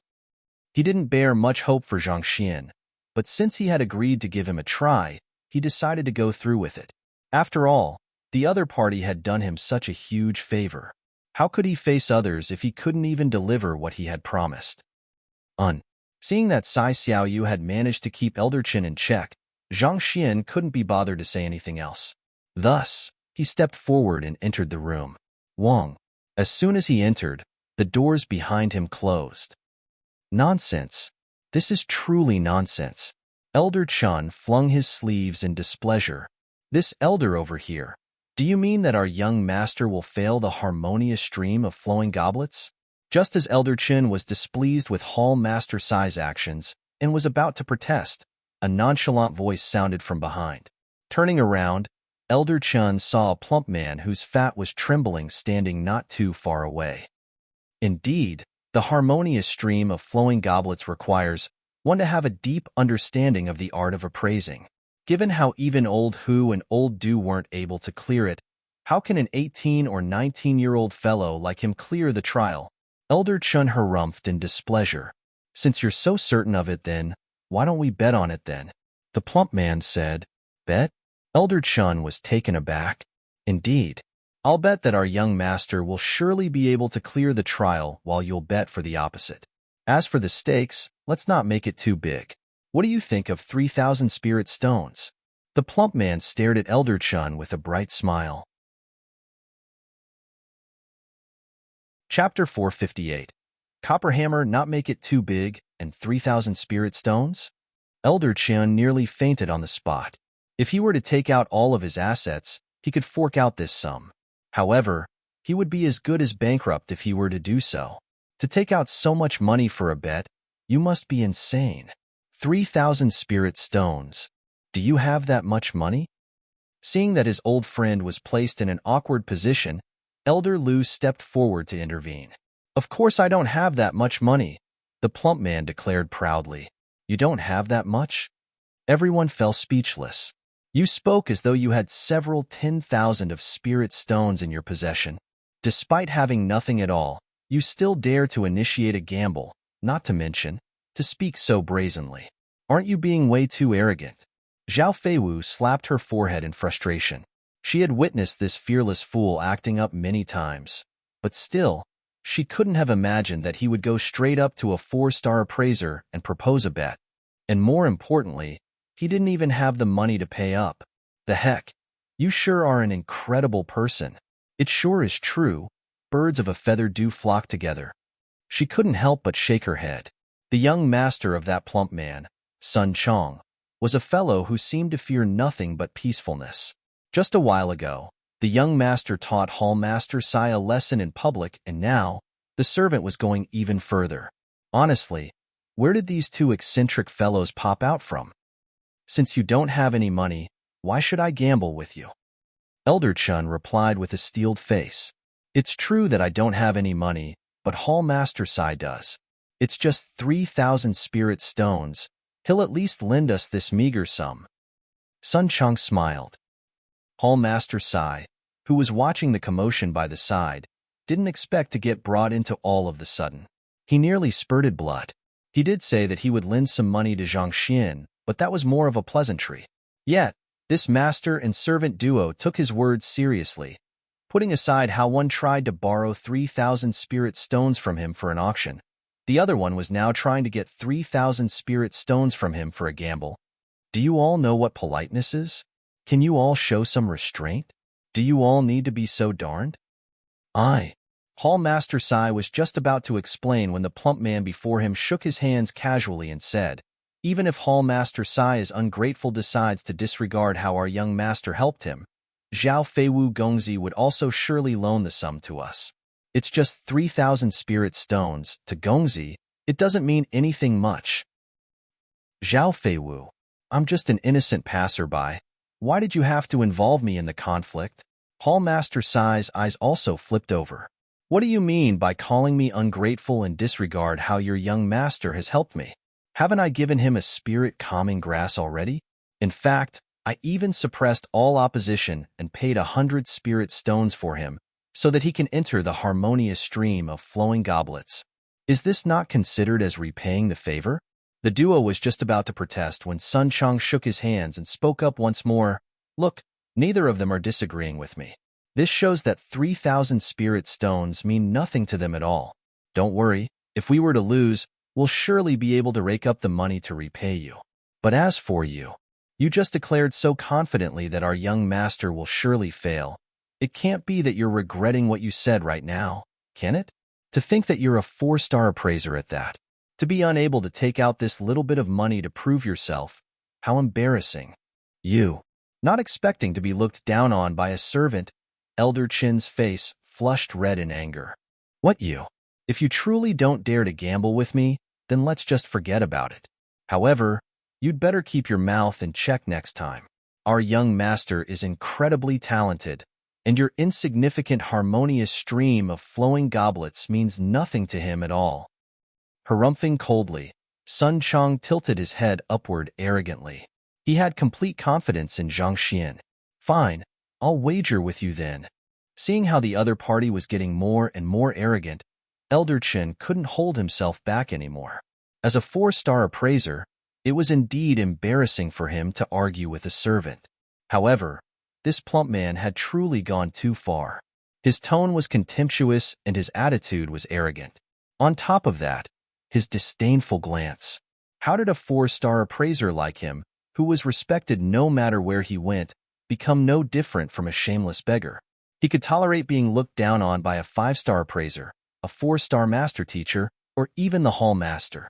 However, being looked down by a fellow whose cultivation was only, he simply couldn't take this lying down. Not bad.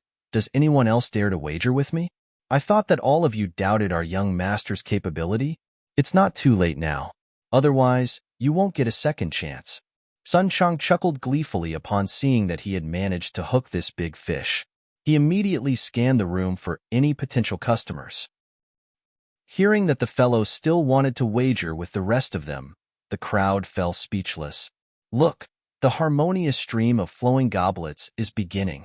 Just as Sun Chang was trying to dupe a few other people to wager with him, a voice amidst the crowd suddenly sounded.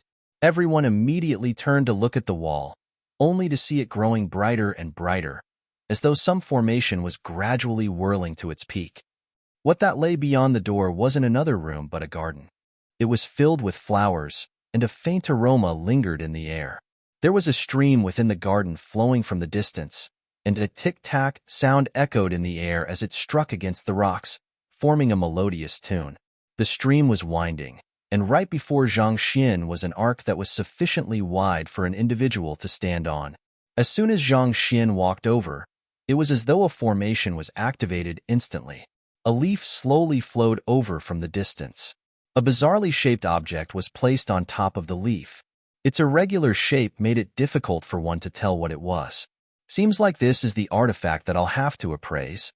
Activating the Eye of Insight, Zhang Xian realized that he couldn't see through the properties of the artifact, and his eyes immediately lit up, as expected of a treasure that stumped even 4-star master teacher.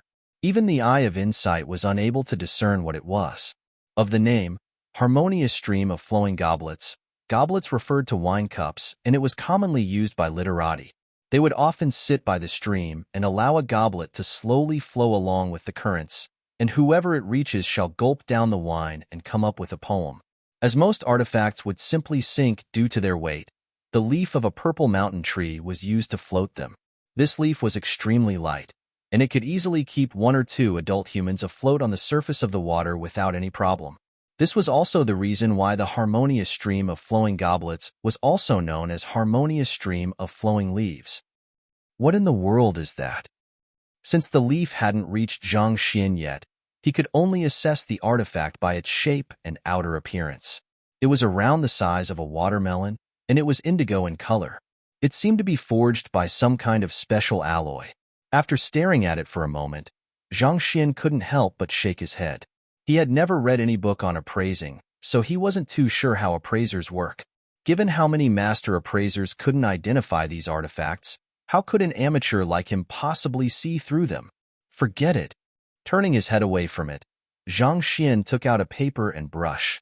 Then, when the leaf finally reached him, he stretched out his hands to touch it. Wang. A book appeared in his mind. The main reason why he dared to challenge the harmonious stream of flowing goblets was due to the library of Heaven's Path. Otherwise, given his lacking appraising skills, he would surely be unable to identify even a single one of the artifacts. Flipping open the book, Zhang Xian began jotting down the details. Copper hammer, crafted 3,000 years ago by 5-star blacksmith Duamu Yiguang. Its material is an alloy consisting of 13 rare minerals, 100 warm metal, clear dust sand, indie gold metal, and crafted over a period of 49 days. While Zhang Xian was writing on the book, the crowd outside was staring at the wall nervously. Sun Chang ran around to persuade others to wager with him, but no one bothered with him. At this moment, everyone's attention was fixated on the wall. They wanted to know whether this young man could successfully identify an artifact and clear the harmonious stream of flowing goblets. Judging from the time, the first treasure should have reached him already. Do you think he'll succeed? An appraiser amidst the crowd asked. Succeed? You must be joking. Even Hall Master Sai has challenged the harmonious stream of flowing goblets multiple times, but he was unable to identify a single one of the artifacts. This just shows how difficult the matter is. How could a young lad like him possibly succeed? Putting everything aside, just look at that arrogant servant of his. Do you think that a real appraiser would have such an arrogant servant? That's hard to say, though. Since he's willing to propose this bet, it could only mean that he's confident. Everyone discussed with hushed voices. Even the youngest of the appraisers in the room were in their 30s. They found it hard to accept that a lad who wasn't even 20 yet was challenging the harmonious stream of flowing goblets. Don't worry. If the artifacts in the harmonious stream of flowing goblets could be identified so easily, it wouldn't be taken as the 5-star appraiser examination. Seeing Elder Chen staring at the wall nervously as well, Elder Lu walked over and consoled him. In truth, he didn't think much of Zhang Xian either. He had attempted the harmonious stream of flowing goblets before, and putting aside how difficult it was to identify those peculiar artifacts, more importantly, the time which one had to examine them was way too limited. In just 10 breaths, it would have already flowed away from one. How could one successfully appraise an artifact which one had never seen before in just 10 breaths? Worry? What do I have to worry? He's just an ignorant brat.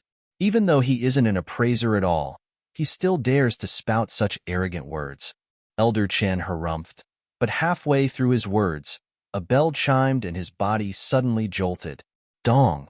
That sound came from the beyond the wall, and it seemed to resonate in the depths of one's soul. A chime? Did he fail? Wait, that shouldn't be. Only after all of the artifacts have been appraised will a bell chime to indicate the challenger's failure. Judging from the time, he should have just barely appraised his first artifact. The crowd was taken aback. A confused look appeared on their faces. The chiming of a bell usually meant that one had failed to identify a single artifact in the harmonious stream of flowing goblets, and that one had failed the trial. Was it over already? But Zhang Xian had only just entered a moment ago, and judging from the time, he should have only just appraised the first artifact.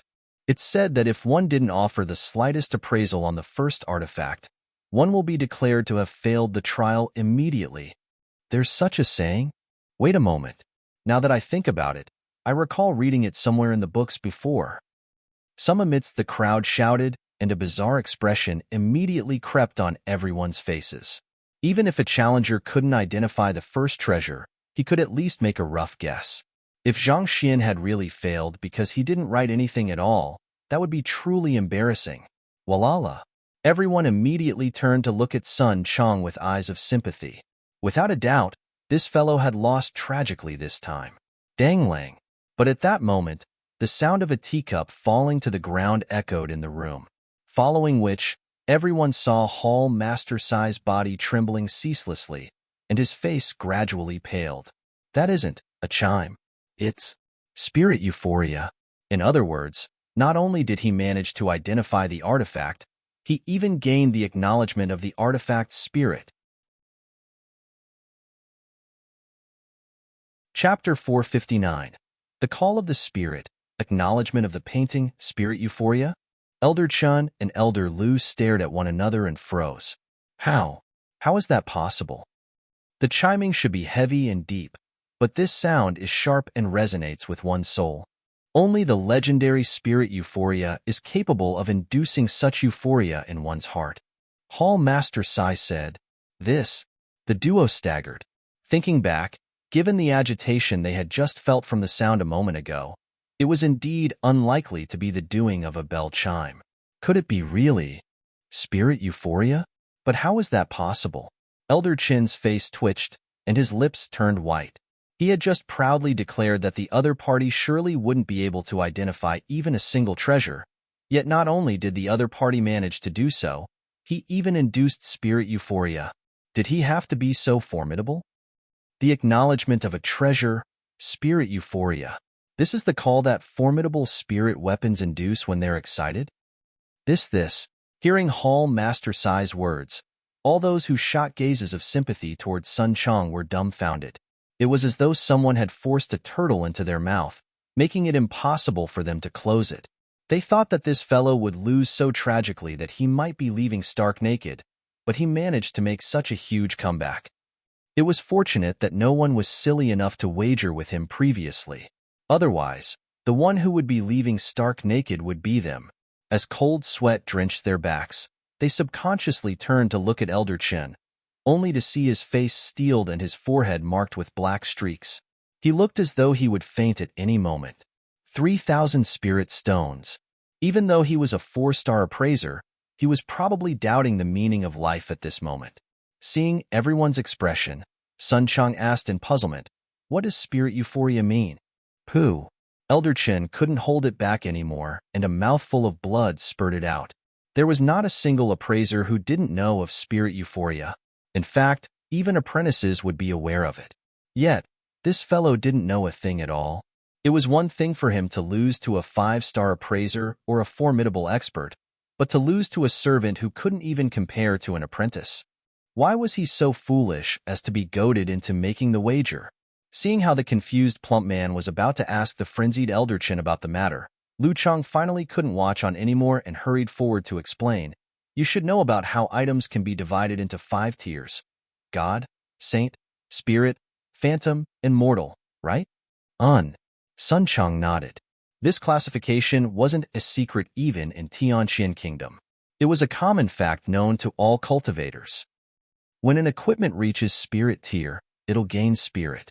It's similar to the spirit creation of paintings. Even though it's unable to think like humans, it'll be able to recognize and acknowledge cultivators. This aspect is somewhat similar to having a beast tamer acknowledge one as its master. Lu Chang continued, equipment that acknowledged a cultivator would release this kind of euphoric sound, and this is termed as spirit euphoria. As soon as it appears, a cultivator would be able to become the true master of the weapon by feeding it a droplet of his blood. Become the true master? Sun Chang widened his eyes in shock. Indeed. The artifacts on the harmonious stream of flowing goblets are treasures that countless appraisers were unable to identify. To induce spirit euphoria right after he entered, could it be that, not only did he manage to identify the artifact, he even managed to analyze the strengths and flaws of it as well? Lu Cheng's face was filled with disbelief. Analyze the strengths and flaws? Every top-notch equipment is forged with a blacksmith's heart poured into it, but due to the limitations of material and the skill of the blacksmith, flaws will appear on even the most formidable treasures. As long as this kind of flaws is made up for, the equipment could reach higher tiers. An equipment possessing spirit is aware of its own flaws, but as it's unable to communicate with anyone, it's unable to find a way to make up for them. Some experts could easily find these flaws and earn the acknowledgement of the spirit of the equipment. However, this is a skill that only high-raked blacksmiths possess. Why would it appear in an appraisal? The more Lu Cheng explained, the more confused he became. The main responsibility of an appraiser was to determine the identity of an artifact and its background. As for the flaws and strengths of the artifact, that was beyond their means. That was a skill that only skilled blacksmiths who had achieved a profound understanding of equipment would have. Could it be that the fellow inside wasn't just an appraiser but a formidable blacksmith as well? Was that why he could easily identify the treasure and analyze its strengths and flaws? Finally recovering from his shock, Elder Lu turned to his old friend and consoled.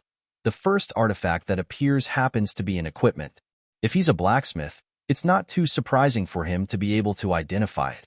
However, an appraiser has to be more than capable of identifying weapons, paintings, antiques, medicinal herbs, and even cultivation techniques and battle techniques. They must be well-rounded in all aspects. The 10 artifacts of the harmonious stream of flowing goblets cover the various occupations. If he's just a blacksmith, he'll only be able to identify the first one. Blacksmiths had an in-depth understanding of equipment. It wasn't completely impossible for Zhang Xian to be capable of identifying an equipment swiftly, find its strengths and flaws, and win its acknowledgement. However, it was a pity that the harmonious stream of flowing goblets tested one on one's appraising ability, not on one's understanding of equipment. The 10 artifacts didn't just consist of equipment. There were many other items as well. No matter how knowledgeable Zhang Xian was in the field of equipment, he would only be able to identify one.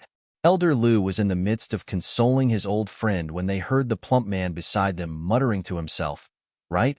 Didn't Hall Master Sai say that he would have cleared the trial as long as he could recognize a single artifact?" Elder Chen had just barely calmed down when he heard those words, and his face paled once more. Internally, he could feel his heart bleeding. There had been not a single success case to the harmonious stream of flowing goblets in the past. As such, as long as one was able to identify even one of the 10 artifacts, it would be considered as a pass. In other words, regardless of whether Zhang Xian was able to identify any other artifacts or not, he would have to part with his 3,000 spirit stones. While a huge wave of shock had washed over the appraisers outside, in the trial, Zhang Xian stared at the bizarre metal hammer speechlessly. "What are you calling out for? You scared me." After jotting down the details on the artifact from the library of Heaven's Path, this toy suddenly began buzzing, causing him to nearly drop his brush in shock. What the heck was it? It wasn't like it was a clock, gong, or something. What was it trying to call out for? Don't you know what is manners? It's rude to shout in public, you know? Forget it. I'll just write the names then, Zhang Xian thought. There were 72 flaws on the copper hammer recorded in the library of Heaven's Path, and if he were to jot down all of them, he would surely die of fatigue. Since he had written down its name, origin, and 2 to 3 of its flaws, it should be sufficient for a pass. Putting down his brush, Zhang Xian turned his gaze away from the copper hammer to wait for the arrival of the next artifact when the heavy lump of metal suddenly flew from the stream and landed right before him. What's going on? Zhang Xian blinked in shock. Why is a hammer like you jumping right in front of me instead of lying obediently on the tree leaf? Just so you know, I'm not a female hammer. Forget it. Zhang Xian was unable to comprehend the situation before him. However, since the previous tree leaf had already floated away and the next artifact was slowly flowing down, Zhang Xian shook his head and turned his attention away. Placed on top of the second tree leaf was a painting. It was emitting a faint glow. The spiritual energy in the surroundings were automatically attracted to the painting, and incredibly realistic birds flew into the air, dancing with liveliness. It's at least a 5th-level painting. As a 3-star painter, Zhang Xian still possessed some understanding of painting. Even though the artifact was still a far distance away from him, he could already see what was incredible about it. At the very least, its grade was no lower than the 5th level. He activated his Eye of Insight. However, just like the copper hammer, he wasn't able to tell anything at all. In other words, the painting's value had surpassed the ability of his Eye of Insight. Soon, the leaf reached his surroundings, allowing him to catch a clearer glimpse of the painting.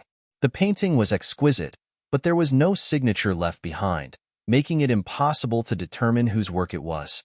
The birds flying above the painting also looked extremely foreign.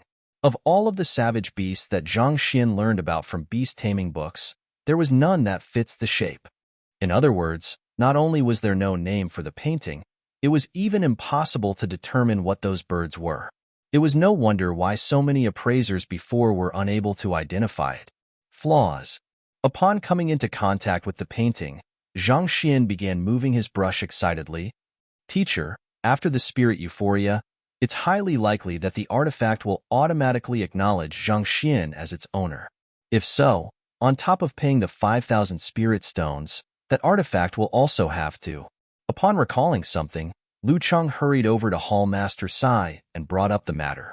Artifacts possessing spirit were able to choose their owner as they pleased.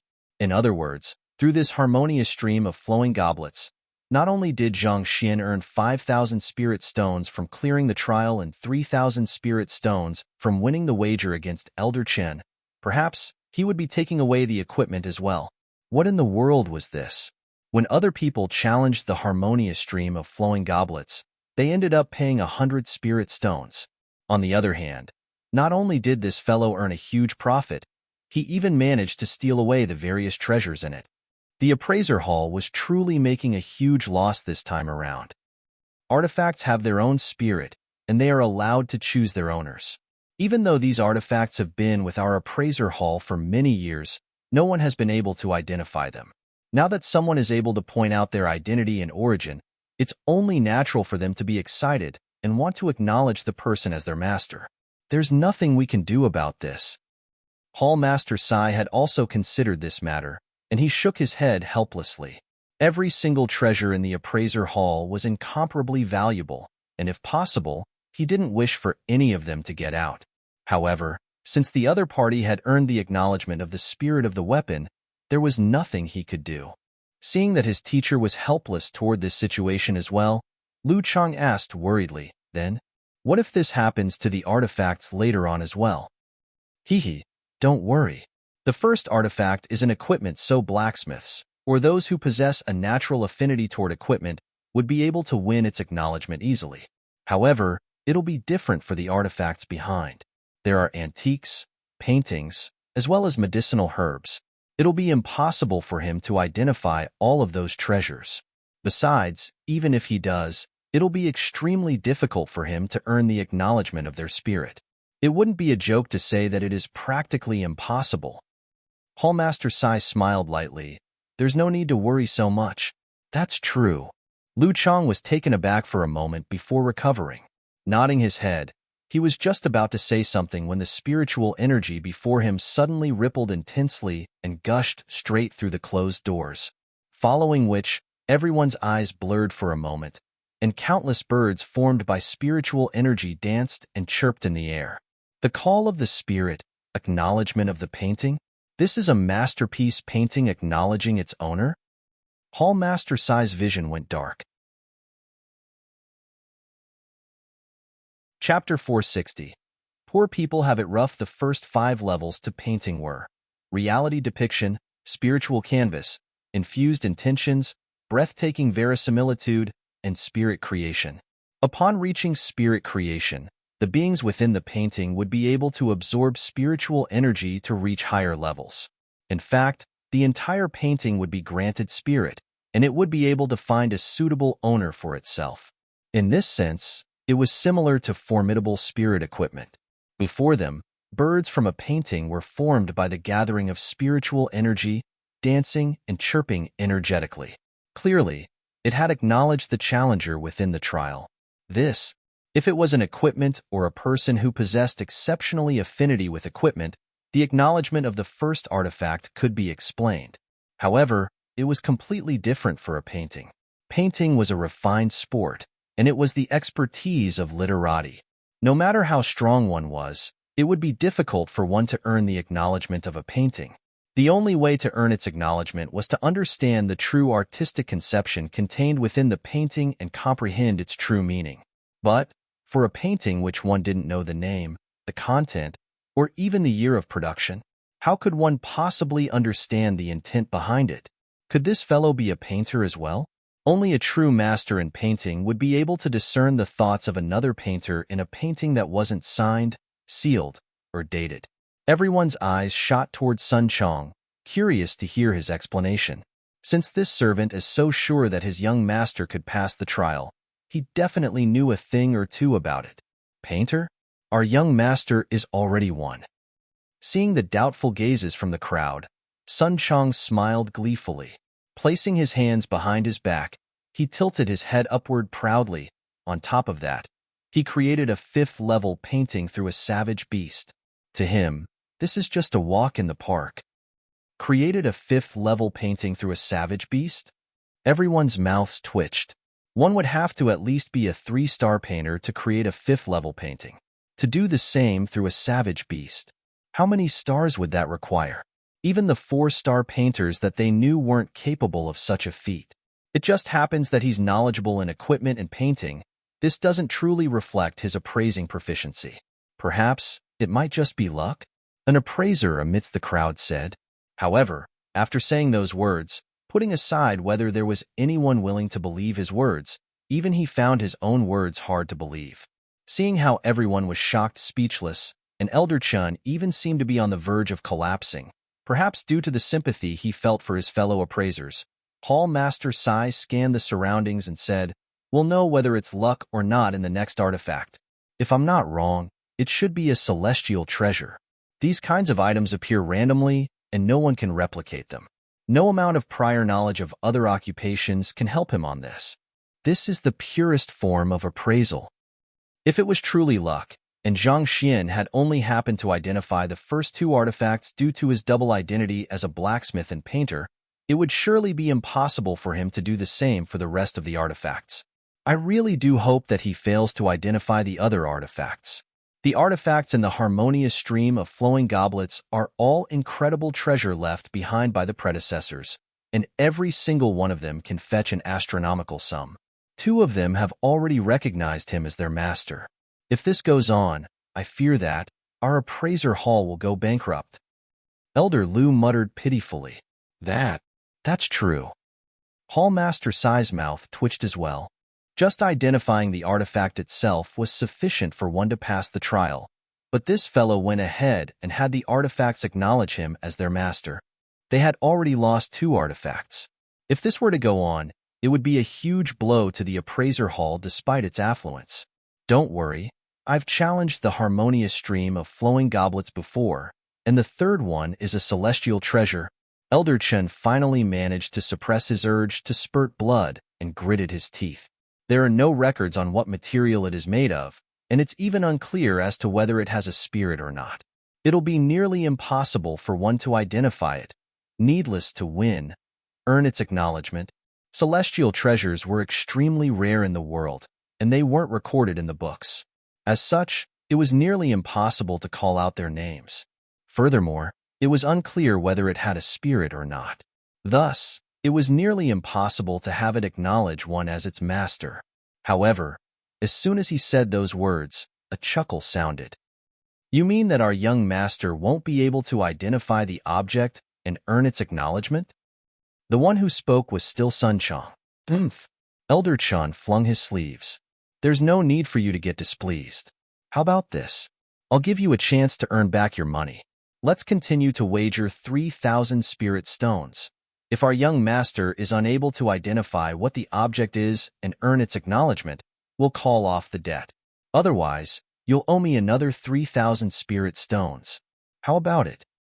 Sun Chong stared at Elder Chun with glowing eyes. Elder Chin's lips quivered. He wanted to agree to it, but he didn't dare to do so. He had just said that it was impossible for the other party to pass the trial, but the fellow went ahead to earn the acknowledgement of 2 of the artifacts. Who knows what would happen this time? "You're chickening out again? I'm giving you a chance, but you sure don't know how to make use of it. With guts like yours, I truly wonder how you can call yourself a 4-star appraiser and a transcendent mortal expert." Sun Chong glanced at Elder Chun disdainfully. "You."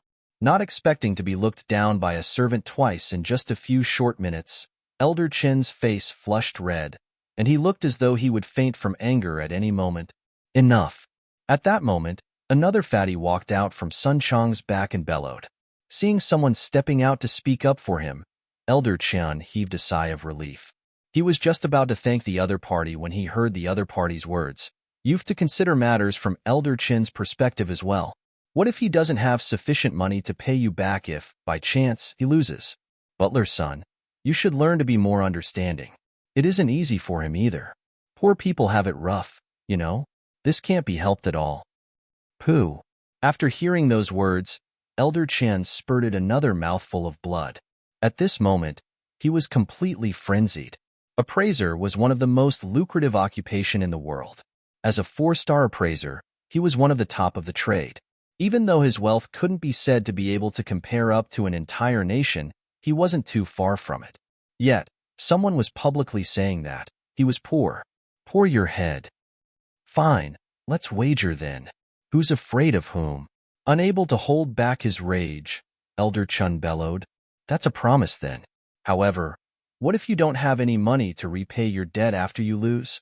Sun Chang shot his accomplice, Yuan Tao, a look of approval and chuckled. I'll borrow it from Elder Lu then. There's no need for you to worry about that. Elder Chun flung his sleeves. Elder Chun, you should reconsider the matter. Elder Lu's eyebrows twitched, and he hurriedly stepped forward to persuade the other party against it. Don't worry, I don't believe that fellow can even identify a celestial treasure. If he really is able to do so, I'll just admit my misfortune. Elder Chun clenched his jaws tightly. As a 4-star appraiser, he wasn't a reckless person.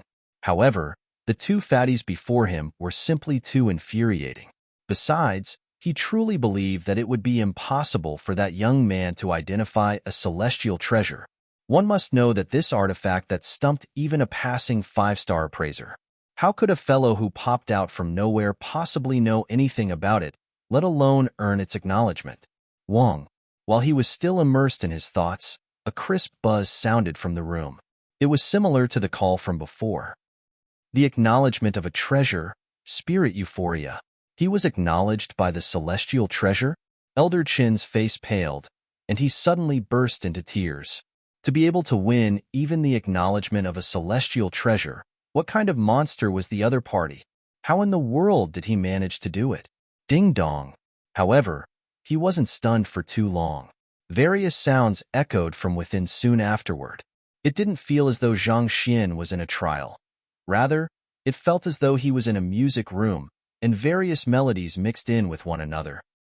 Hall Master, I think we should forcefully terminate the trial. Hearing the various sounds within, Elder Lu couldn't hold himself back anymore and suggested, terminate? If we don't terminate it now, I fear that our appraiser hall might be shut down by him. Elder Lu's lips twitched. This, Hall Master Sai's face steeled. It would be formidable if anyone else can recognize 1 out of 10 artifacts. Yet not only did this fellow manage to identify all of them, he even won their acknowledgement in the midst of doing so. If he were to continue on like this, he might really make a clean sweep of the treasures within the harmonious stream of flowing goblets. You should quickly make up your mind. If he continues on like this, and claims all of the artifacts, what should we do in the future? Let's just terminate it now. In any case, he has passed the trial already anyway. Knowing that there was no time to be wasted, Elder Lu urged Sai Xiaoyu. All right, let's have him stop now then.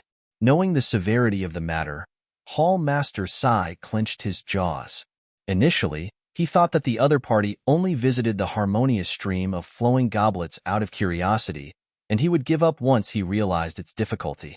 Who could have known that he would make the artifacts submit to him in an instant? Seeing so many valuable treasures submitting to him, they were scared out of their wits. They didn't dare to allow him to proceed on with the trial. Even though the appraisal hall was known for its affluence and immense collection of treasures, there was still a limit to it. And the treasures that no one had been able to identify in the harmonious stream of flowing goblets were the height of the collection. They could accept having 1 or 2 being taken away, but if it were all of them, then the overall fortune of the appraisal hall would be reduced immensely. What in the world was this? For the appraisal hall to be forced to a corner by just an individual, the thought of it felt ludicrous in itself. Yet, it was happening at this very instant. Fetch the keys. Since there was a way to activate the harmonious stream of flowing goblets, naturally, there was a way to stop it as well. However, similar to the activation process, it required the usage of 3 of the keys simultaneously as well. All right. Elder Chen and Elder Lu hurriedly walked up to the wall, and stretching out their hands, they placed their keys into the apertures. Jia, Jia.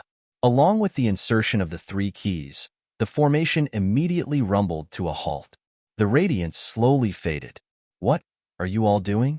Sun Chang frowned. Don't worry, we've only stopped the formation. This won't hurt your young master at all. Hall Master Sai said. To stop the formation because you can't afford to lose, the appraisal hall, sure, is shameless. Sun Chang harumphed. Even though he hadn't heard their exchange, the meaning behind their actions was clear. Clearly, they were scared of the young master taking away all of the artifacts inside, so they didn't dare allow the trial to continue on any further. Cough, cough. It's indeed our fault to forcefully terminate the trial. However, there's no need to worry. I'll make it up to your young master. Mocked in public, Hall Master Sai's face turned red. It was just as the other party had said. These treasures were left behind by their predecessors, and they were necessary to conducting the 5-star appraiser examination. As such, they truly couldn't afford to lose them. However, forcefully terminating the trial like that was unfair to the other party as well. Thus, the appraisal hall could only find some way to make up for the other party's losses. Sun Chang harumphed in displeasure.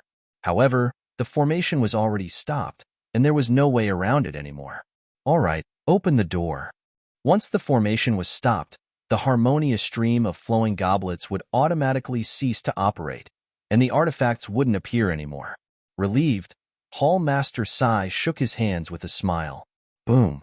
But at that moment, the ground shook, and everyone nearly fell down. After which, a thunderous chime reverberated within the room, leaving everyone nearly deaf. It's the harmonious stream of flowing goblets acknowledging its master. The heck? Hall Master Sai looked at the door and bellowed frenziedly. Chapter 461. Compensation returning back to a minute earlier. After 4 consecutive treasures had leaped off the tree leaves and flown to him, no matter how foolish Zhang Xian was, it was clear that these artifacts had acknowledged him and wanted to leave with him. After all, treasures were crafted with a purpose in mind, and they craved to display their value. Being trapped within the harmonious stream of flowing goblets for a time, so long that swords were buried in dust and pearls, lost their glow, had left these artifacts' spirits indignant. As such, as soon as they were identified, they immediately submitted to Zhang Xian. I won't hold back then.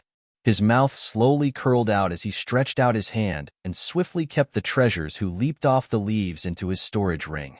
Even though Zhang Xian wasn't very knowledgeable about treasures, he could tell that they were valuable based on their descriptions in the library of Heaven's Path. In any case, they were definitely worth more than a few hundred spirit stones. He would be insane to turn down these valuable treasures. After putting away those objects, while he was waiting for the next artifact to appear, the harmonious stream of flowing goblets suddenly shook and stopped. The flow of water also abruptly halted. Could it be that this artifact has something wrong with it as well? Zhang Xian frowned. The harmonious stream of flowing goblets was driven by a formation, and logically speaking, its flow shouldn't stop until all 10 of the artifacts appeared. Why did it suddenly stop when only 4 had appeared? Let me see if I can fix this. Doubtful, Zhang Xian stretched out his hands and touched the stone pedestal. The harmonious stream of flowing goblets should be similar to the various trials of the master-teacher examination. Most likely, it was a spirit tool used to control the water flow and protect the treasures. Since it came to an abrupt stop, it probably meant that it was malfunctioning. However, Zhang Xian wasn't worried at all. After all, he had the library of Heaven's Path. As long as it was a flaw or loophole, he could easily determine the problem and find a solution to it. A book appeared, and browsing through it, he picked up his brush and started writing some words down.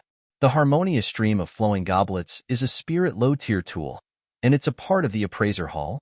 Right after writing just a few flaws, a buzzing sound echoed and the entire place began to shake, as though expressing its intimacy toward Zhang Xian. This toy can be taken away as well? Sensing that the attitude of the harmonious stream of flowing goblets was similar to that of the artifacts he identified before, Zhang Xian was astonished. If he could take the harmonious stream of flowing goblets away, didn't it mean that he could claim all of the treasures here in one go? Let's give it a try then. Chuckling softly, Zhang Xian issued the harmonious stream of flowing goblets a command, and as he expected, it didn't try to resist him at all. Who? The entire tool was placed inside his storage ring. What the heck? It really worked. The edges of Zhang Xian's lips crept upward, just as he was about to see if there was anything else of value in the room. Jia. The door opened abruptly and Hall Master Sai, Elder Liu, and Elder Chan rushed in. Yo you took the harmonious stream of flowing goblets as well?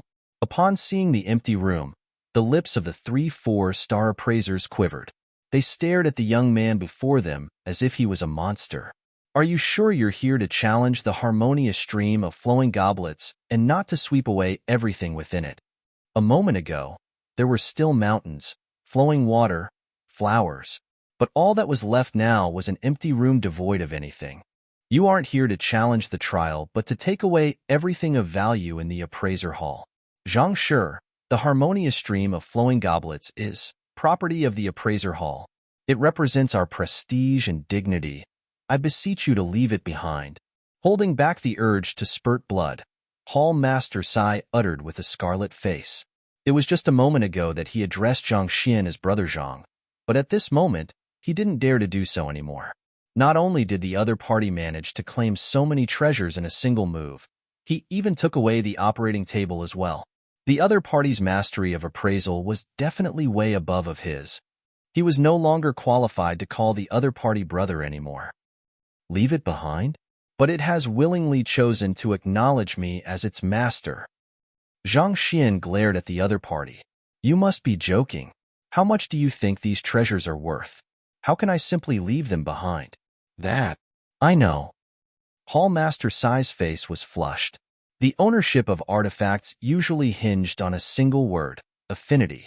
All of these artifacts had acknowledged Zhang Xian as their master, and this showed that he had affinity with them all. As an appraiser, Sai Xiaoyu should be more than aware of this. If he were to force the other party to hand it over, that would be no different from stealing.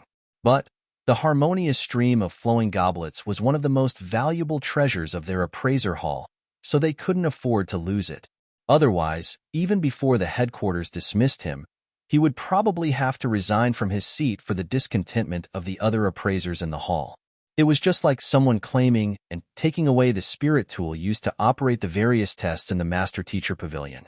If word were to spread out, the Master Teacher Pavilion would surely become a laughingstock. After a moment of hesitation, Hall Master Sai said, "How about this? As long as Zhang Shi is willing to leave the harmonious stream of flowing goblets behind, the appraiser hall is willing to compensate your losses." Compensate? You wish to pay me spirit stones? I'm fine with it. Zhang Xian started counting on his fingers. The harmonious stream of flowing goblets contains 10 artifacts. I won't demand too much, so I'll go by the estimate of 5,000 spirit stones for each of them. Totaling them up, it's only 50,000 spirit stones. As for this operating platform, I'll take it to be 10,000 then. Thus, as long as the appraiser hall pays me 60,000 spirit stones, I'll return everything back to you. 60,000 spirit stones. The 3 appraisers trembled and their eyes turned red.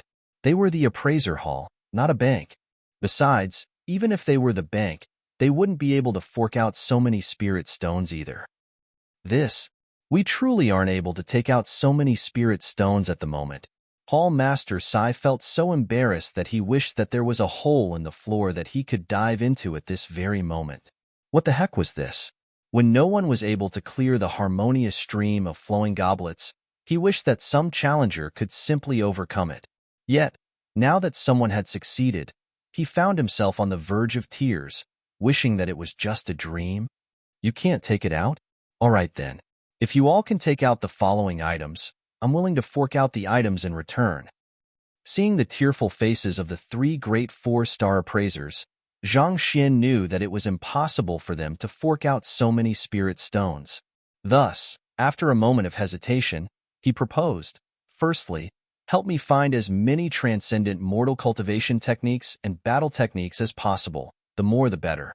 Other than that, I want the soulless metal humanoid and all books related to soul oracles. Similarly, the more there are, the better it is." Actually, Zhang Xian didn't really need the treasures within the harmonious stream of flowing goblets. If he really wanted to earn spirit stones, there were various means for him to do so. There were only two priorities for him at the moment. The first was to find a way to wake up Lu Chang's dormant soul and bring him out of his coma, and the second was to raise his cultivation and advance through the master teacher ranks so that he could become a 9-star master teacher before reaching 30. Treasures and spirit stones were just means to these ends. He thought that the other party would say something overboard, and upon hearing that he only needed these few items, Hall Master Sai was taken aback. Even though they were the appraiser hall, they still had quite a decent collection of transcendent mortal cultivation techniques and battle techniques. And as for books on Soul Oracle, even though this occupation no longer existed and there were many contentions regarding its existence, the appraiser hall still had a few books on the occupation. Just that, it was hard to gauge whether the information was true or not. Honestly speaking, these items weren't worth much. There was no comparison between them and those treasures in the harmonious stream of flowing goblets. Having witnessed the greed of the other party for himself, he thought that the other party would be willing to stoop to even unscrupulous means to earn spirit stones. Since he had earned the upper hand this time, he thought that the other party would raise some outrageous request that would cause the appraiser hall's bankruptcy. Yet, to think that it would be just these few items. Was there a problem somewhere? Seeing the bewildered faces before him, Zhang Xian asked, "What, can't you do it? I can find a few of the others, but regarding the soulless metal humanoid, as it doesn't belong to the appraiser hall, someone is just keeping it with us at the moment for the auction. I can't say for sure how it'll be auctioned and how much it'll be auctioned for," Hallmaster Sai said. The figure he had given for the soulless metal humanoid before was just a rough estimate. Even if the appraiser hall were to speak on Zhang Xian's behalf, it was hard to tell whether the seller would be willing to sell it to him. Thus, they couldn't give their word on this matter. But of course, this was just a conservative way of putting it. In comparison to other powers in the region, the influence of the appraiser hall was immense. On top of that, the item was to be auctioned on their territory. If even the appraiser hall couldn't get it, it would be even more unlikely for others to lay their hands on it. After a moment of contemplation, Zhang Xian said, "There's no problem about that. Didn't you say that the clearing the harmonious stream of flowing goblets would entitle me to a reward of 5,000 spirit stones? I'll bid for it myself. You just have to gather the other things that I asked for. The quantity for each of those books mustn't be any less than 1,000. 1,000 books? Hallmaster Sai's face went pale. He thought that the other party was just asking for a few dozen books. To ask for 1,000 of them in one go, what did he wish to do with them? He thought that the other party was letting the appraiser hall go by not insisting on the 60,000 spirit stones, but it seemed like things weren't as easy as he thought. Books on soul oracles are rare even when considering the entire Myriad Kingdom Alliance. At best, we'll just only be able to find a few dozen of them. As for transcendent mortal cultivation technique manuals, if it's only transcendent mortal 1-dan prolonged longevity realm manuals, I think we'll still be able to find above 1,000 of it. But for 2-dan origin energy realm, the quantity is significantly lower. My estimate is that we'll only be able to find around 500 of them. As for 3-dan Yin-Yang realm, while there are a lot of them in the Myriad Kingdom City and Honghai City, it'll already be great if we can gather 100 of them. Doing a rough estimate, Hallmaster Sai explained the circumstances for each of the items. Even though the Honghai City was a massive city in the Myriad Kingdom Alliance, it was still inferior as compared to that of the Myriad Kingdom City. As such, it wasn't as easy to gather over 1,000 manuals here. This was especially so for transcendent, mortal 3-dan cultivation technique manuals. Even if one were to search through all of the powerful clans in the city, it would be hard to find 100 of them. On top of that, every single clan valued their manual as their greatest treasure, and they didn't allow it to go out into the public. Even if the appraiser hall were to exert its influence, it would be hard to gather them. That's fine as well. I'll take whatever that's available, so go ahead and look for them. Knowing that he was limited by the geographic boundaries and that it was already great if he could gather this much here, Zhang Xian nodded and agreed to it. Then, flicking his wrist, he took out the harmonious stream of flowing goblets. He was willing to return this to the other party, but as for the other 4 artifacts that had already acknowledged him, they shouldn't even think about it. Thank you, Zhang Shi. Hall Master Sai heaved a sigh of relief and clasped his fist. Don't worry about it. All right, I would like to get the 5,000 spirit stones from clearing the trial now. Zhang Xian waved his hands. I'll go get it for you now. Hall Master Sai walked out. Not too long later, he returned, and with a flick of his wrist, a bunch of spirit stones appeared in front of him. The spiritual energy in the surroundings immediately rippled, forming a mini tornado. Scanning through it and confirming that there were around 5,000 spirit stones in the pile, Zhang Xian chuckled and put it all away in his storage ring. After keeping the items away, Zhang Xian was about to say something when Sun Chang walked up and said, "Young master, this Elder Chun has just lost to us in a bet, and he owes us 6,000 spirit stones." Bet? 6,000 spirit stones? Taken aback, Zhang Xian turned to the elder and exclaimed, "To offer 6,000 spirit stones in a single go, Elder Chun, you are indeed much more generous than Hall Master Sai." Generous? Elder Chun cried. How was this generosity? How did it feel more like suicide? Chapter 462. Celestial Designer's Mechanical Container. From Sun Chang's explanation, it didn't take long before Zhang Xian understood the happenings of the entire incident. Not bad, you did well. The only thing pitiable is that the number of spirit stones at stake were too few. No matter what, it should be at least 10,000. Not expecting for Sun Chang to perform so excellently, earning so many spirit stones for him through a wager, Zhang Xian looked at him in commendation. 10,000. Elder Chen's lips twitched once more. 6,000 was sufficient to leave him so frustrated that he felt like committing suicide already. If the debt was truly 10,000, he would have already run away. Since I've the wager, I won't refuse to pay up. However, stepping forward, Elder Chen gritted his teeth and said, "My total fortune only adds up to around 3,000 spirit stones. As for the rest, can you allow me to repay it back in a year's time?" A year's time? A year later.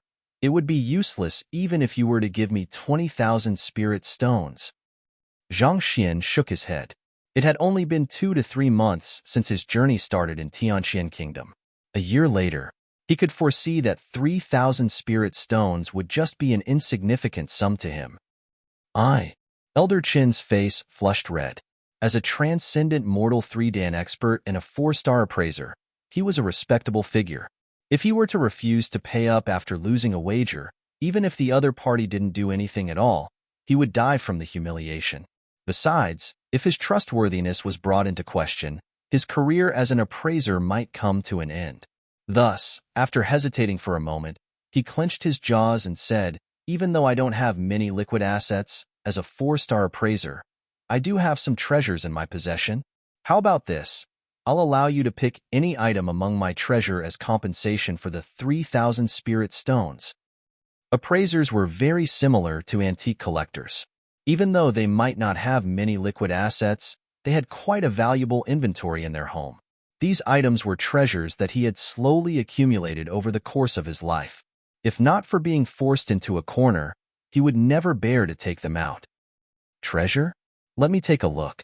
If it's suitable, I can strike off your entire debt of 6,000 spirit stones for it.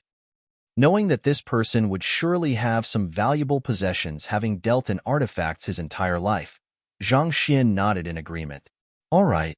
Knowing that it was impossible to avoid this anymore, Elder Chun flicked his wrist. Walala! Before long, a pile of treasures appeared before the crowd. There were antiques, paintings, weapons, sets of armor, as well as some bizarre clay molds. There were all kinds of treasures within Elder Chen's collection, and astonishingly, its total value seemed to exceed even that of the shops on the second floor. I only have these. Feel free to choose. Elder Chin forcefully put on a generous front and gestured. These were his prized possession, and he couldn't bear to part with any single one of them. However, what else could he do having lost the wager? It simply wasn't worth shattering the reputation that he'd built up over the course of so many years due to a wager. Let me take a look. Activating the Eye of Insight, Zhang Xian began browsing through the various artifacts on the ground. A moment later, he shook his head in disappointment. Most of these items were rare and valuable, but to Zhang Xian, they didn't hold much meaning.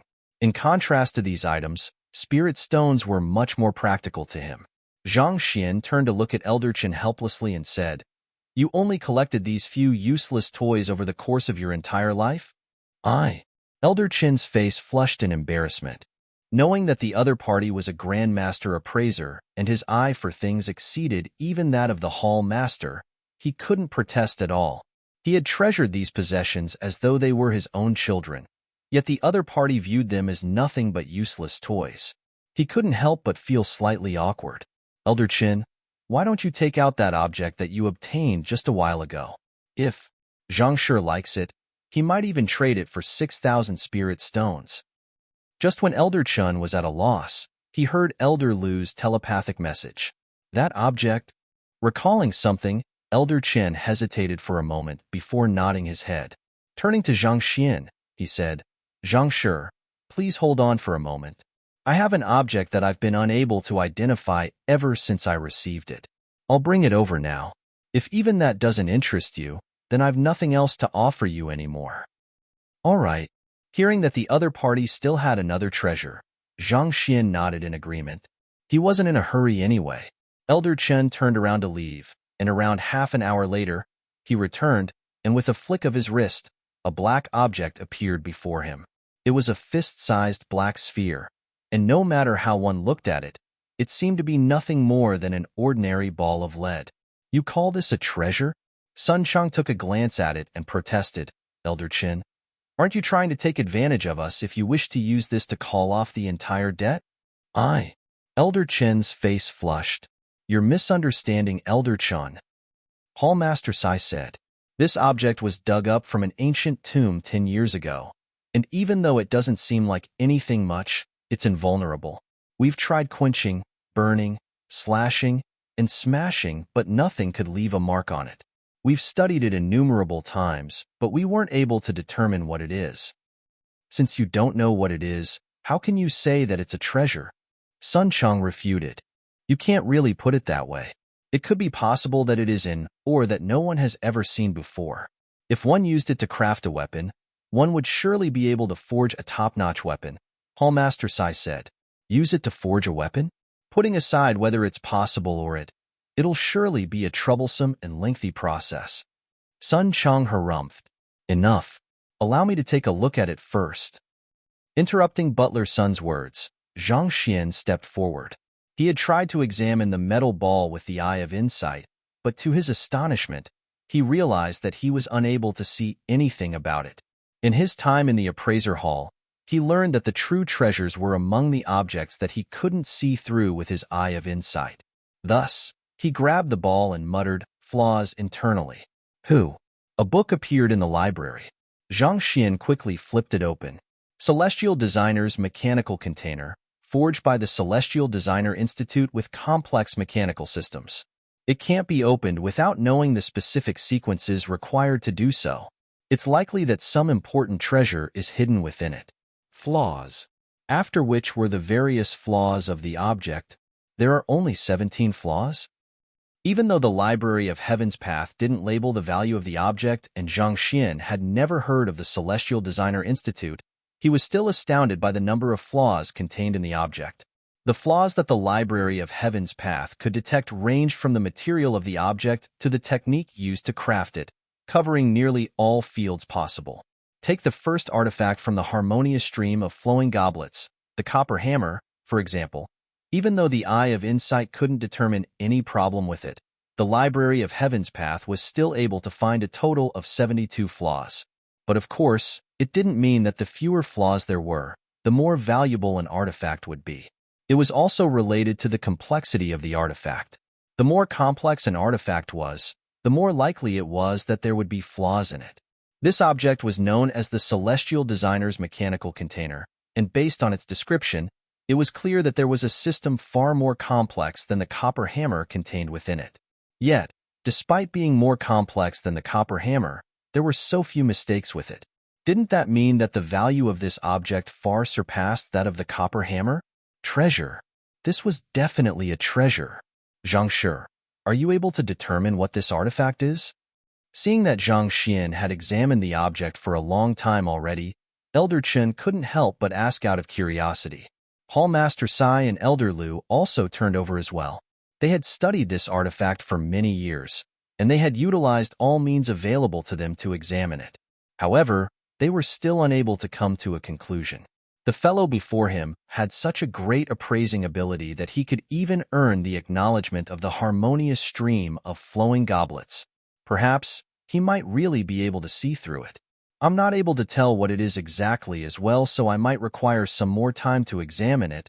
Understanding the logic of keeping one's wealth a secret, Zhang Xian chose to hide the matter. After a moment of hesitation, he said, "All right, even though I'm unable to determine what this artifact is, I think that there's something deeper to it as well. I'll trade this for 6,000 spirit stones then. What do you think of it?" Fine.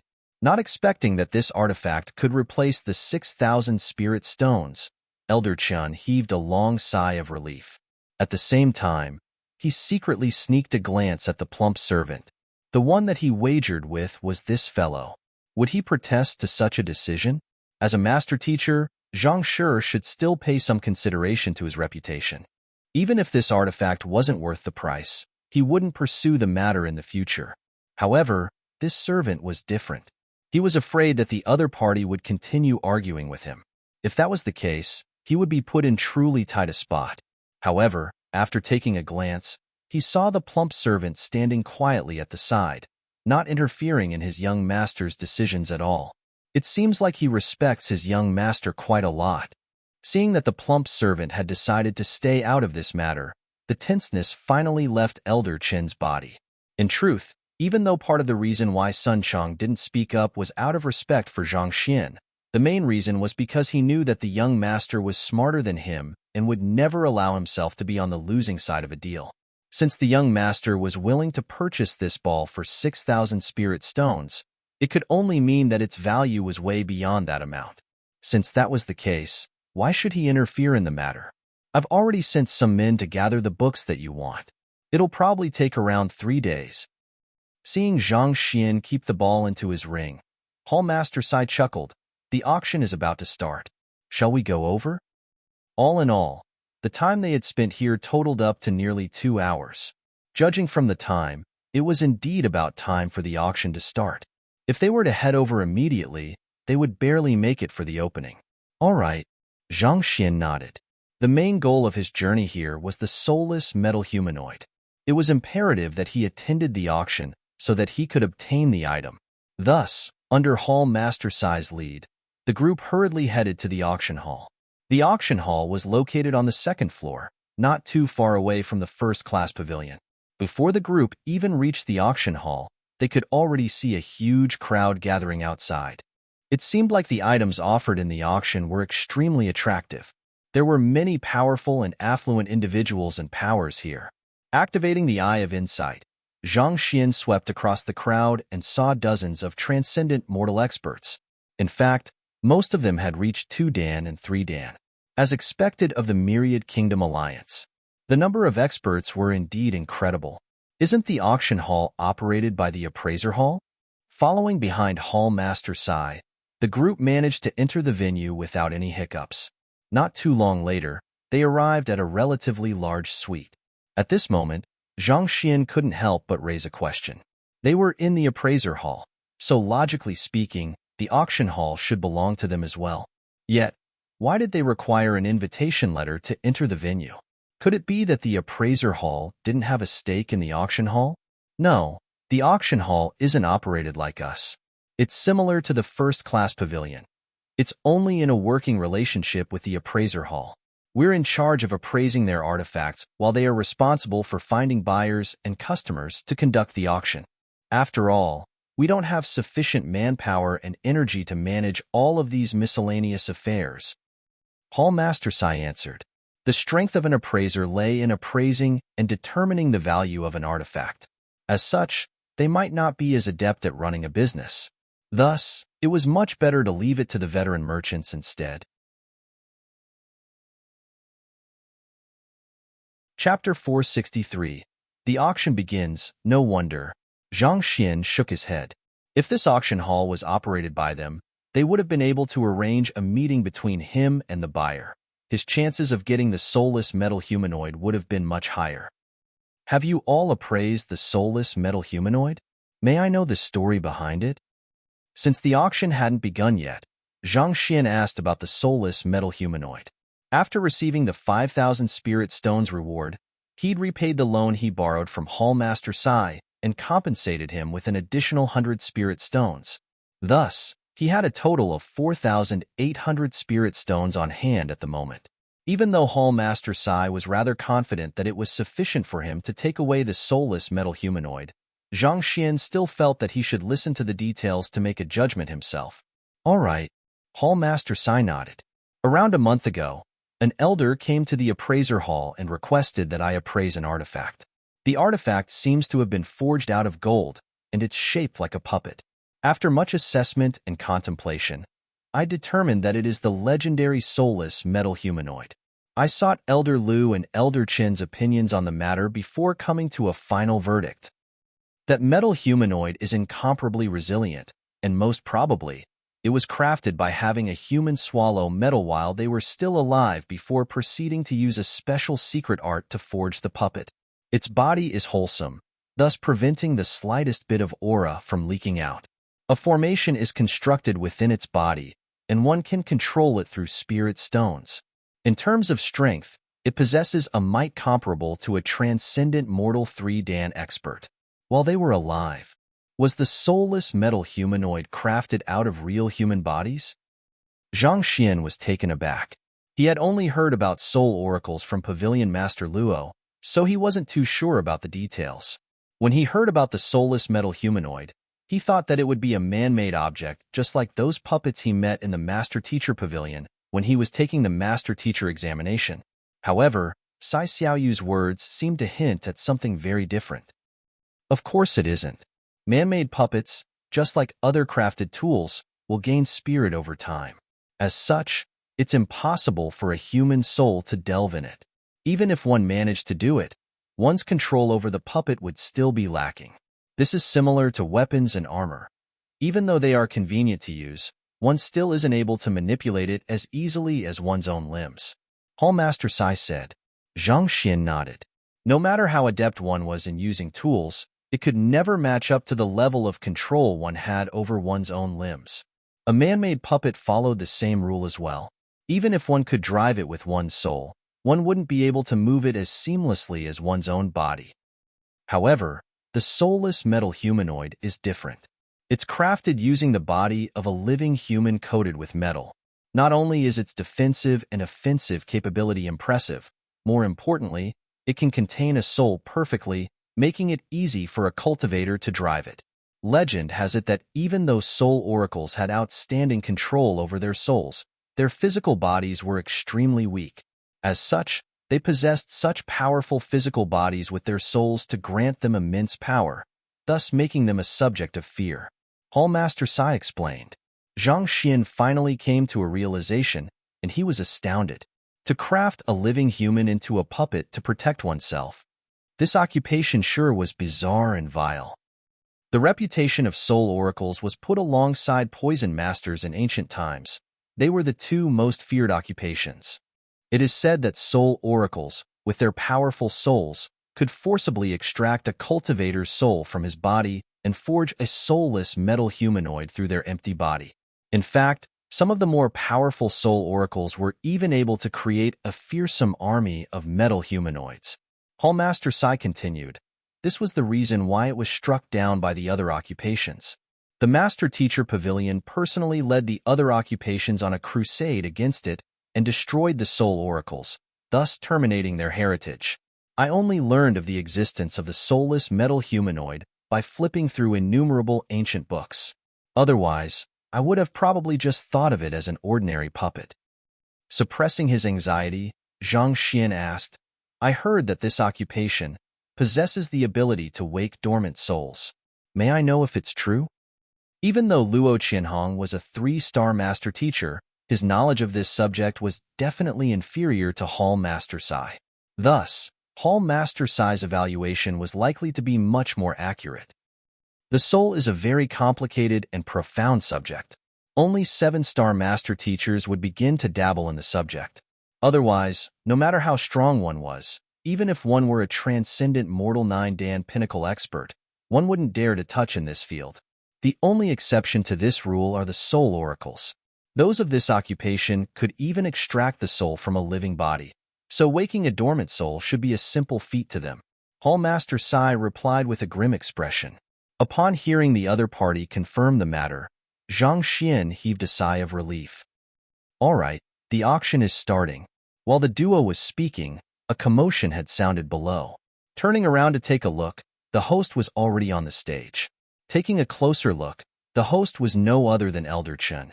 As a 4-star appraiser, an elder of the appraiser hall, his words felt more credible and persuasive, and in such auctions, trust was an important factor to hiking up the prices. The items on auction today cover weapons, armors, antiques, paintings, celestial treasures, the ancient soulless metal humanoid, and such, totaling up to a number of 35 artifacts. Every single one of them has been approved by the appraiser hall, and we can guarantee their authenticity. Elder Chen's gaze swept across the crowd with majesty. As soon as he reached the stage, he turned into that indomitable 4-star appraiser. Not a hint of that fellow who was forced to a corner by Sun Chong and ended up spurting blood about remained. 35 artifacts? So many? Of course, the auction of the appraiser hall is only conducted once a year. As such, all of the artifacts put up for sale are invaluable treasures. I've prepared a very long time for this auction. There are some things among the 35 artifacts that I'm determined to get. After hearing the introduction, the crowd fell into a commotion. The auction was around the size of an ordinary sparring field. People of Hall Master size standing were allocated a suite, whereas ordinary customers were seated below. Some of these people were itinerant cultivators, and some of them were guests of prestigious clans as well. In any case, all of them had prepared a long time for this auction, determined to obtain the object of their desire. Looking through the window, Hall Master Sai commented, It seems like the allure of the soulless metal humanoid is great. There are many experts here. Indeed. Jin Songhai nodded in agreement. He was a transcendent mortal 4-dan expert, and he had followed the Alliance head for quite a period of time. As such, he knew most of the reputable experts in the Alliance. Even though this auction was conducted in Honghai City, scanning across the room, he could see many experts whose strength was on par with him, some exceeding him even. It was impossible for so many powerful experts to be gathered in an ordinary auction. Most likely, they were all here for the soulless metal humanoid. I'm afraid that 3,000 spirit stones might be insufficient to take down the soulless metal humanoid. Hall Master Sai smiled bitterly after scanning the room. His previous judgment was that the metal humanoid should be only worth around 1,500 spirit stones. Even if the price doubles due to the heated atmosphere in an auction, it'll only cost around 3,000 spirit stones. However, considering the number of experts that were here for it, it probably wouldn't be easy to win the bid at that price. Let's wait and see then. If I really don't have sufficient money, I'll be depending on Hall Master Sai to loan me some then. Zhang Xian chuckled. Ah. Hall Master Sai rolled his eyes. To think this fellow hadn't forgotten that matter yet. Everyone, please remain silent. The auction will be starting now. I'll be bringing up the first item now. After allowing everyone to vent their astonishment, Elder Chun smiled in delight and gestured grandly. Voila! A stone pedestal below slowly rose up, revealing a narrow and long jade box. Opening the jade box, a transparent plant appeared before everyone's eyes. It exuded a bone-chilling frost that seemed to reach straight into one's soul. Even when looking at it from afar, the crowd couldn't help but feel as though they were about to be reduced into pillars of ice. This is a 500-year-old glacier spirit grass, and it has exceptional effects for those who cultivating ice attribute cultivation techniques. If one were to forge it into a pill, one's cultivation would surely rise immensely. The minimum bid is 220 spirit stones, and every increment must be no lower than 20 spirit stones. Glacier spirit grass? This is the main ingredient for the Grade 4 Ice Soul Pill. Not only is it useful for those cultivating ice attribute cultivation technique, it is also extremely useful to transcendent mortal 3-dan Yin-Yang realm cultivators. Indeed, this is truly a treasure. As expected of the auction conducted once a year by the appraiser hall, even the first item is exceptional.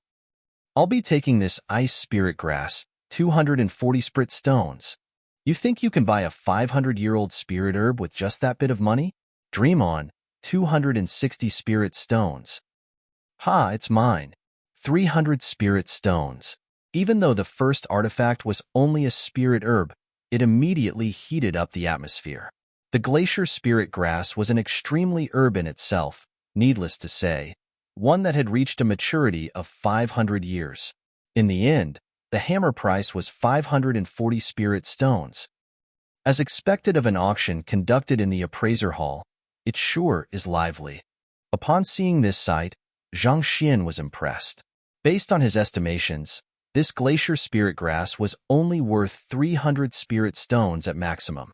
Yet, it was hiked up to a whole 540 spirit stones. That was almost a single fold of his estimated price. Just like Hall Master Sai had said, it probably wouldn't be easy for him to take down the soulless metal humanoid. After which, the second item was brought out. It was a unique mineral which enhanced the durability and sharpness of a weapon greatly if a sliver of it was added during the crafting process. As soon as the mineral appeared, the atmosphere immediately became even more elevated than when the glacier spirit grass appeared. What that accompanied cultivators through their days were weapons. The stronger their weapons, the greater their ability to protect themselves. As such, who would be willing to miss such a good item? It didn't take long for the price to exceed 600 spirit stones, and eventually, a middle-aged man claimed it at a price of 720 spirit stones. The third object is a long sword known as Cold Een. It was crafted by a 4-star pinnacle blacksmith, Jiomuzi. He gathered a total of 37 minerals, one of which is the extremely valuable Cold Een rock, before managing to forge the weapon. It contains an extremely strong Een attribute within, and if a cold attribute cultivator were to wield it, its might would be increased by several folds, allowing one to bring out fighting prowess far exceeding their limits. Elder Chun slowly drew the sword from its sheath, and an incredibly cold gleam immediately escaped into the room, leaving shivers down the spine of whoever it shines upon. This is a spirit intermediate tier weapon, and it can cut through metal as easily as though mud. The minimum bid is 500 spirit stones, and every increment must be no lower than 50 spirit stones. Cold Een sword? I heard that it's an extremely powerful sword suited for females. A spirit intermediate tier weapon is more than sufficient for the usage of a transcendent mortal 4-dan expert. Given that, 500 spirit stone isn't too expensive. I want it. Don't even dream of competing with me. I'll be taking this sword down for my companion. 550 spirit stones. The cold gleam of the sword brought heat to everyone's gazes. Zhang Xian's eyes also lit up upon seeing it. Thus, he turned to Zhao Ye and asked, "That weapon is indeed not bad. Zhao Ye, do you want it?" Zhao Ye possessed the pure Een body, and this sword happened to complement her constitution. If she were to wield it, her battle prowess would surely leap greatly. "Teacher, I think you should save the money to purchase the soulless metal humanoid instead to save Lu Chong. I don't need it." Zhao Ye shook her head, but her eyes were filled with desire. Chapter 464.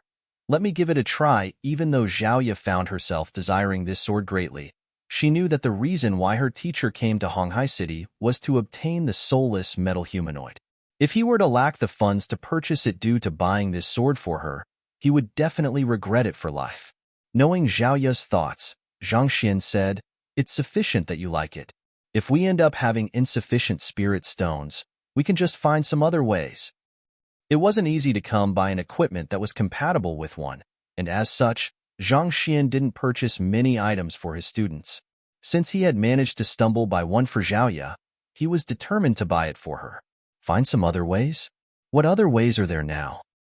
Xiaoya was taken aback. For this 5,000 spirit stones, her teacher had gone to the extent of nearly tearing down entire appraiser hall. Where else could he obtain even more spirit stones? After all, he couldn't possibly tear down this auction hall. Simple. Chuckling softly, Zhang Xian gestured to Sun Chang and said, "Get the one in charge of the auction over here." Yes. Sun Chang blinked his eyes in incomprehension. Even so, since the young master had issued such an instruction, he must have his own purpose. Thus, he immediately left to get the person over. Xiaoya and the others stared at one another in confusion. Did their teacher really intend to tear down this auction hall? Not too long later, Sun Chang brought a middle-aged man back with him. Logically speaking, given the middle-aged man's standing, he wouldn't allow himself to be summoned by just anyone so easily. However, this was Hall Master Sai's suite, so he had no choice but to comply. Hall Master Sai. Upon walking into the room, the middle-aged man immediately turned his sight onto the elder. "Manager Luo, you're here. Allow me to make the introductions. This is Zhang Shi." Hall Master Sai chuckled. "Zhang Shi, this is Manager Luo Qin. He's in charge of the matters regarding the auction, and if you've any problems, feel free to approach him." Zhang Shi. Only then did Luo Qin notice that a youngster was seated right beside Hall Master Sai, and on top of that, his disposition didn't pale in comparison to Hall Master Sai. Clearly, he was of esteemed standing as well. "May I know the reason why Zhang Shi is looking for me?" Stepping forward, Luo Qin clasped his fists and smiled. "Oh, I would like to add an additional item into the auction," Zhang Xian said. "Add an additional item?"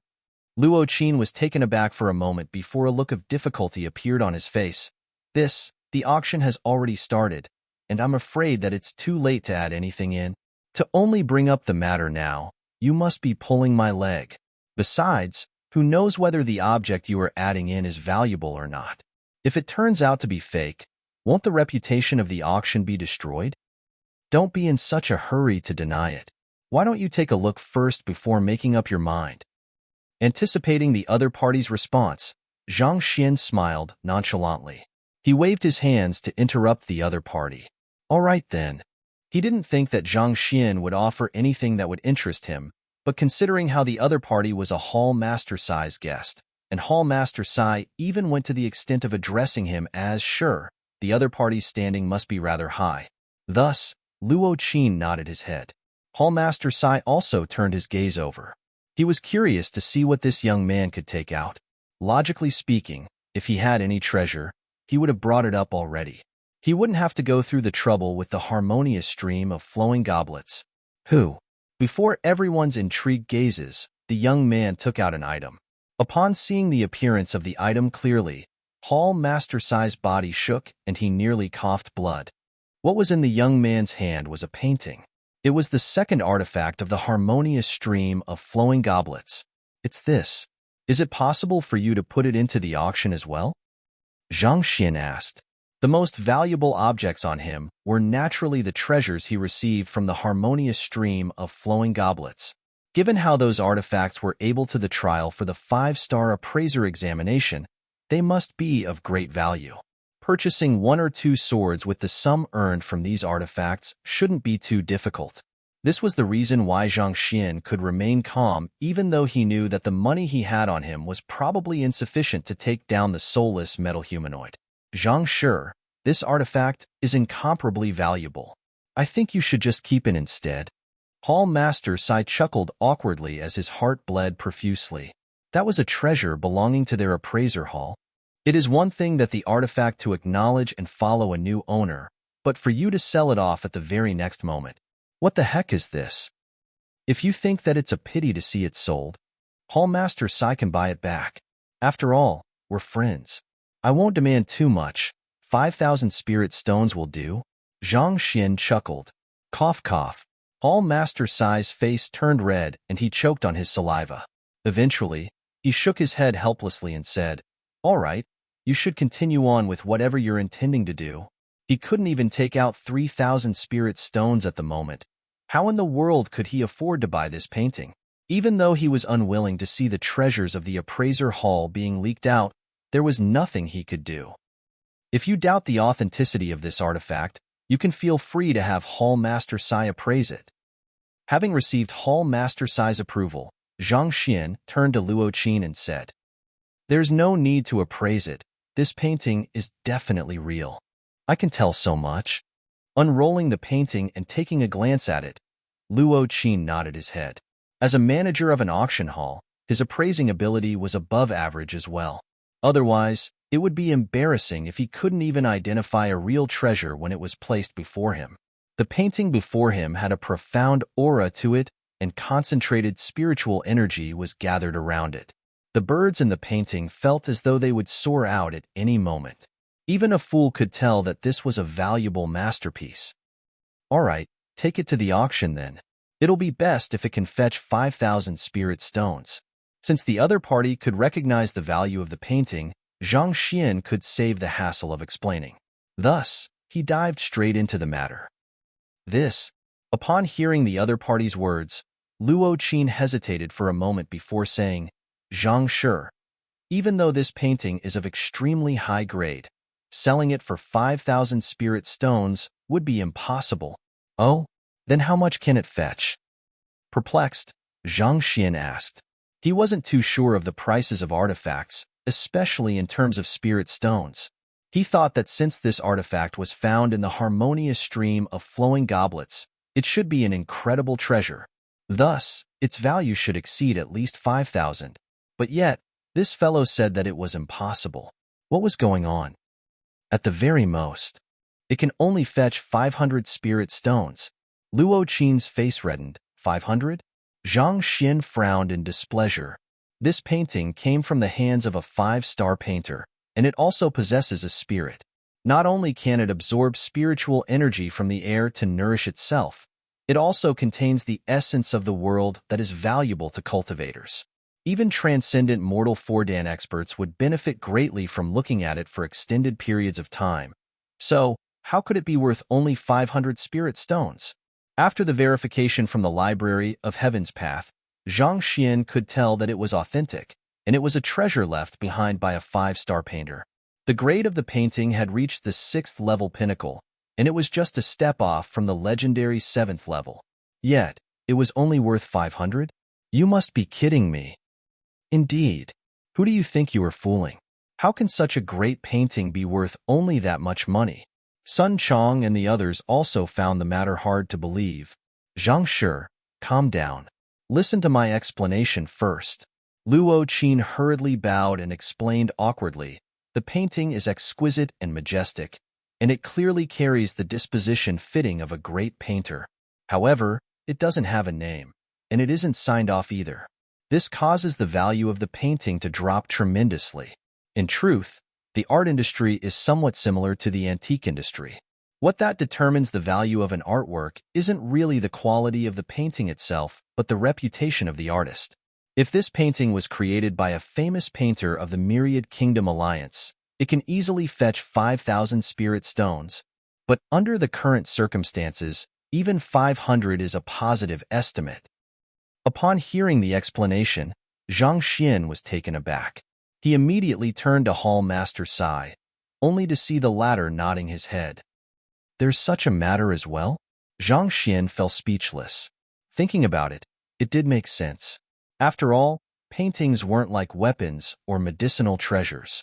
The latter was truly beneficial to a person's cultivation, whereas the former was more of a personal interest and hobby or an individual.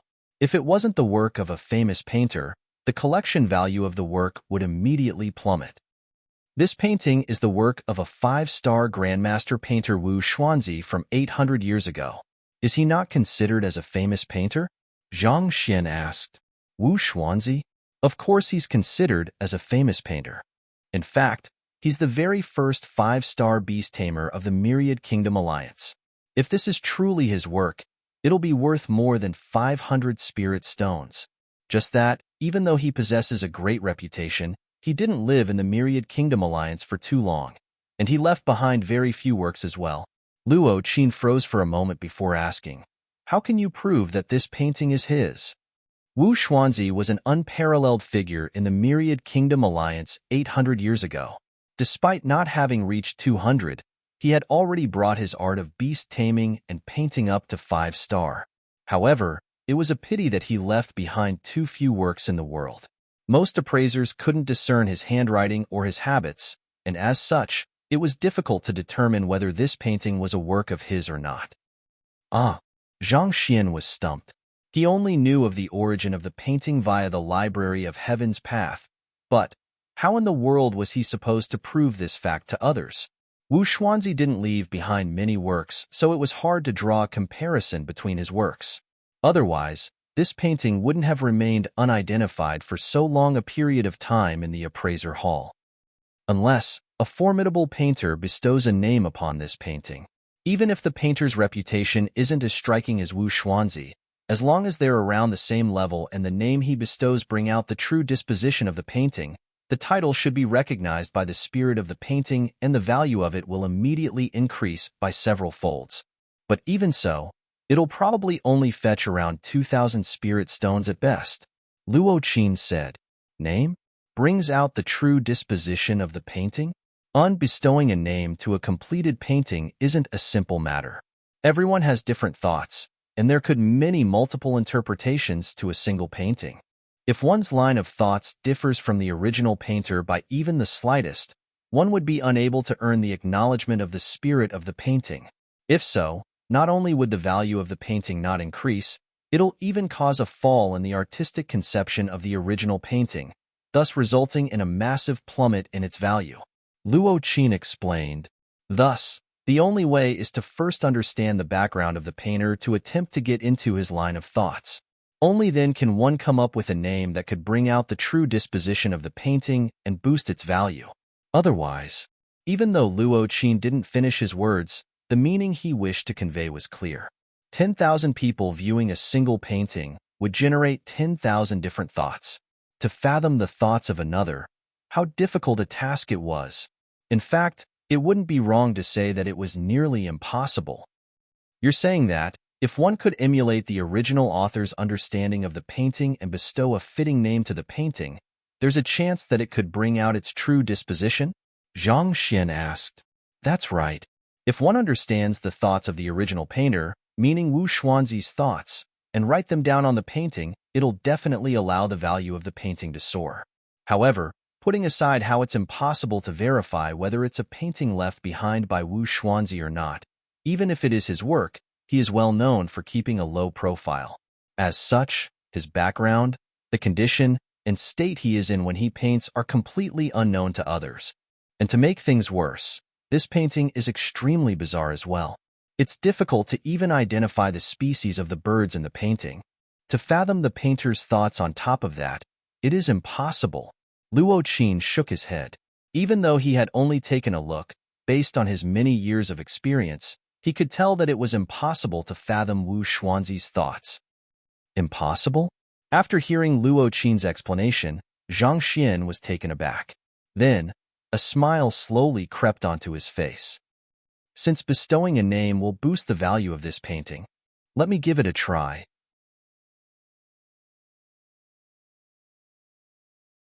Chapter 465. Rousing from the drunken dreams you? Everyone was taken aback. Hallmaster Sai's eyes even rolled around. Based on what Sun Chang said, the other party was a painter. But, even if the other party was a painter as well, to fathom the true meaning behind a painting made 800 years ago, that was an impossible task. Furthermore, the birds in the painting were neither spirit beasts or savage beasts. Since it couldn't be identified at all, how could one bestow it with a name? Putting aside how the painting wouldn't fetch a high price, more importantly, it was a crime to ruin such a valuable art piece. Luo Qin scratched his head in embarrassment, not knowing what to do. The main reason why he explained the entire matter so carefully was so as to dispel the other party's thoughts, who knew that his words would only egg the other party on. Are you that frenzied for money? If it was that easy to come up with a title that would bring out the true disposition of the painting, there would have been at least a single success case in the past few years. Who? Disregarding the crowd's response, Zhang Xian flicked his wrist and took out a brush. Then, he placed the painting on a table in the room. It might be difficult for others to fathom the thoughts of the painter and find a suitable name for this painting, but he was different. The Library of Heaven's Path could provide him with the ideal name immediately. If he were to write the name, he would surely be able to bring out the true disposition of the painting, thus inducing a leap in the value of the painting. It can't be that. You're serious about doing it. Seeing Zhang Xian dab his brush in ink, Hall Master Sai hurried forward to persuade him otherwise. You should reconsider your actions. That's a supreme treasure left behind by our predecessors. This treasure had been passed down within the appraiser hall from generation to generation. To have it destroyed right before him, he couldn't allow himself to simply look on by the side. Since it can raise the value of the painting, why shouldn't I do it? Zhang Xian chuckled. But what if you fail? Hall Master Sai was agitated. He was just about to continue speaking when Sun Chong walked up to him with a heated gaze. Hall Master Sai, judging from your experience, it seems like you think that our young master will fail. If so, why don't we wager on it then? There's no need to make it too big. 3,000 spirit stones will do. Hall Master Sai's body swayed. What the heck was this? Can at least one of you two be normal? One insisted on bestowing a name on the painting, while the other one was challenging him to a wager so confidently. What's wrong with you two? Hall Master Sai's complexion was extremely awful. He was tempted to accept the wager, but upon recalling the tragic fate that befell Elder Chen, he backed down. This fellow was an incredible figure who could win even the acknowledgement of the harmonious stream of flowing goblets. Perhaps he might really find the words to bring out the true disposition of the painting. Regarding the wager, I'll pass. With a pale face, Hall Master Sai backed down. Taking this scene into sight, Luo Qin widened his eyes in shock. Hall Master Sai clearly didn't believe that Zhang Shi could come up with a correct name, and he was determined to stop him. Yet, with a word from a servant, he immediately backed down from fear. What was going on? When did the Hall Master become so easy to talk to? Just as Luo Qin was perplexed over the situation, he suddenly felt a violent disturbance in the spiritual energy in the air. It seemed to be gathering at an area not too far away from him, and vaguely, he could hear the chirping of the birds. Chio chio chio. The sound was crisp, and even though it wasn't too loud, everyone within the auction hall could hear it clearly. Following the direction from where the sound came from, he realized that in his short moment of hesitation, that Zhang Shi had already finished writing a name on the painting. Upon seeing it, the birds chirped and flew excitedly, as though delighted to be given a name. This is elation of unearthed disposition, enlightened spirit? The heck? What the heck is going on? Luo Qin's mouth twitched in agitation, and his body trembled violently. Enlightened spirit. That is a work of the 7th level, a masterpiece that only a 6-star painter can produce. Hall Master Sai's vision went dark. He had just thought that the other party would fail when the other party came up with a name that not only brought out the true disposition of the painting, he even induced the phenomenon elation of unearthed disposition, enlightened spirit. Was this really happening before him? The first 6 levels of painting were as followed: reality depiction, spiritual canvas, infused intentions, breathtaking verisimilitude, spirit creation, and spirit wisdom. Normal 3-star painters could only produce a painting at the level of spirit creation, and a spirit wisdom painting could only be created by the hands of a 4-star and 5-star painter. Going beyond the 6th level, spirit wisdom, the 7th level was a realm that only 6-star painters could hope to reach. Enlightened spirit. At this level, all of the living objects within the painting would come to life, and they would possess their own intelligence, and they could acknowledge their own master. In fact, they could even soar out of the painting, and they wouldn't disappear even after a day or two. In other words, a painter who had reached this level of enlightenment could easily draw out birds and soar to the skies. It was said that a formidable 6-star painter had once drawn a crane on a wall, and it materialized from the wall. Then, riding on the crane, he soared into the distance, leaving behind the legend of soaring on the heavenly crane. Initially, this drawing should have only been at 6th level pinnacle, and it was still a far way off from reaching the next realm. Even if the name one came up with was able to bring out its true disposition, it should only have added slightly to the harmony of the painting. Yet, Zhang Xian's name allowed it to immediately surpass its limits and reach the 7th level instantaneously. The heck? Am I insane? Or is this fellow mad? Are you a monster? How in the world did you manage to do it? Hall Master Sai's body froze and his eyes were filled with frenzied. At the same time, relief gushed through his body.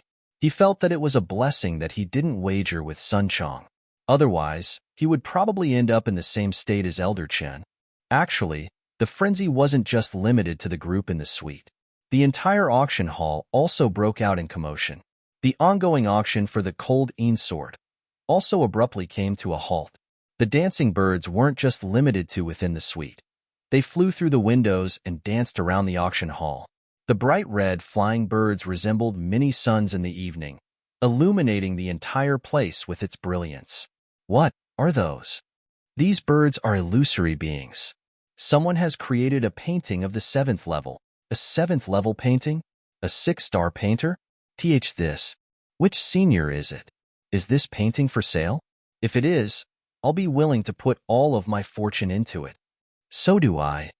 The dancing birds formed a spectacular sight within the auction hall. Everyone's eyes reddened in excitement.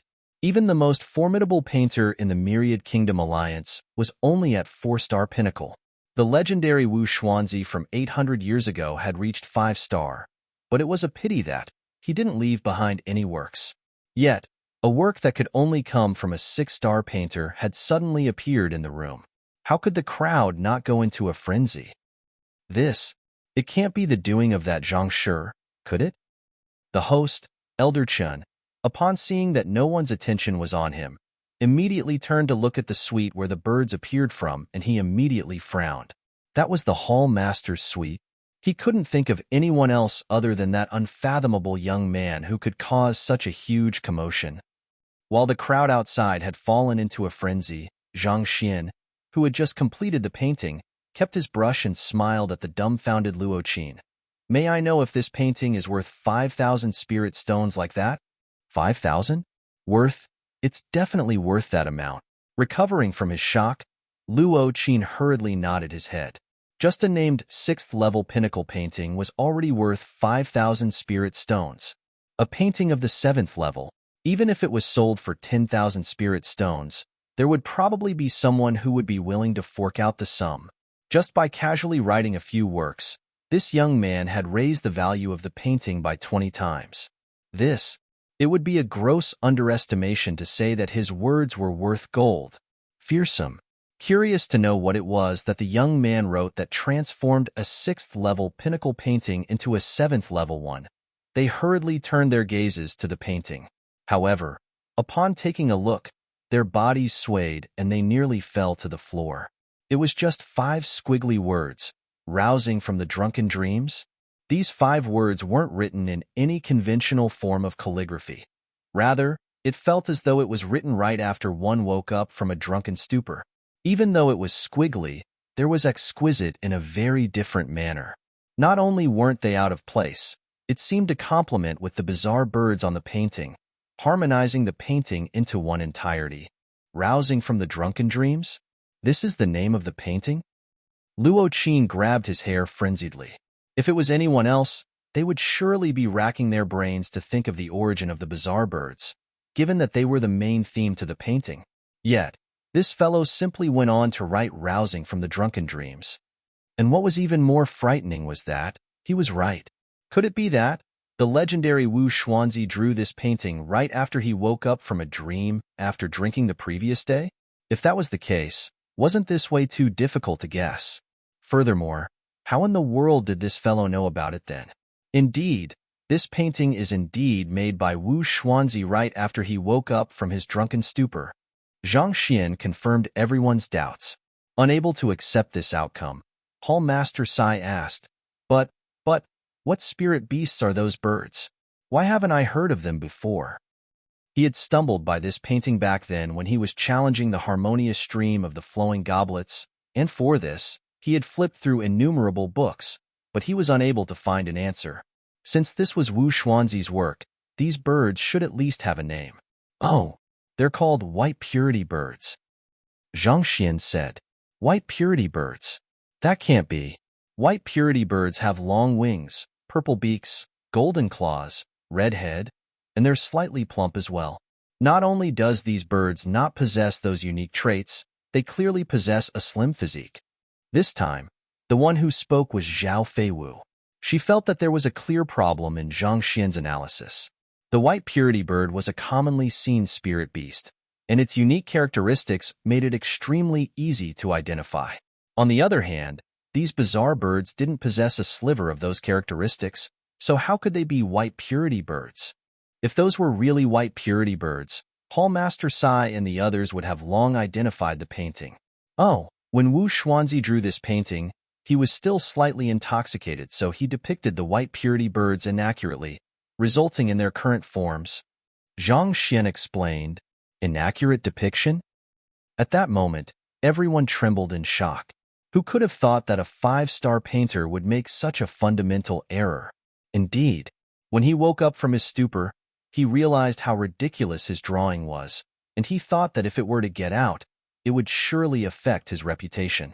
However, he found it a waste to tear it apart as well. Thus, he removed his name and signature, thus resulting in this incomplete work. Zhang Xian said. It was recorded amidst the flaws in the Library of Heaven's Path. Initially, when Zhang Xian first saw it, he felt that it was ridiculous as well. But this was the truth. If it wasn't so ridiculous, Wu Xuanzi would have surely left behind his name, and the painting would have never reached the appraiser hall. Teach this is the result of your appraisal? Hall Master Sai's teeth clattered together, as though fearful of the terrifying monster before him. Chapter 466. Our young master is buying it as a 4-star pinnacle appraiser. He had a deep understanding of the occupation. It was already formidable if one could determine who the painter was based on the brush stroke. To determine that the painting was drawn when the painter was drunk, and that he had removed the title and his own signature from it. Was this truly humanly possible? Hallmaster Sai wasn't the only one harboring such thoughts. Zhao Feiwu, Luo Qin, and the others were also dumbfounded by the sight before them. They stared fixedly at Zhang Xian, determined to find out how he managed to deduce this much. Hee. Meeting their gazes, Zhang Xian chuckled softly. Appraising isn't just about identifying a treasure and its origin.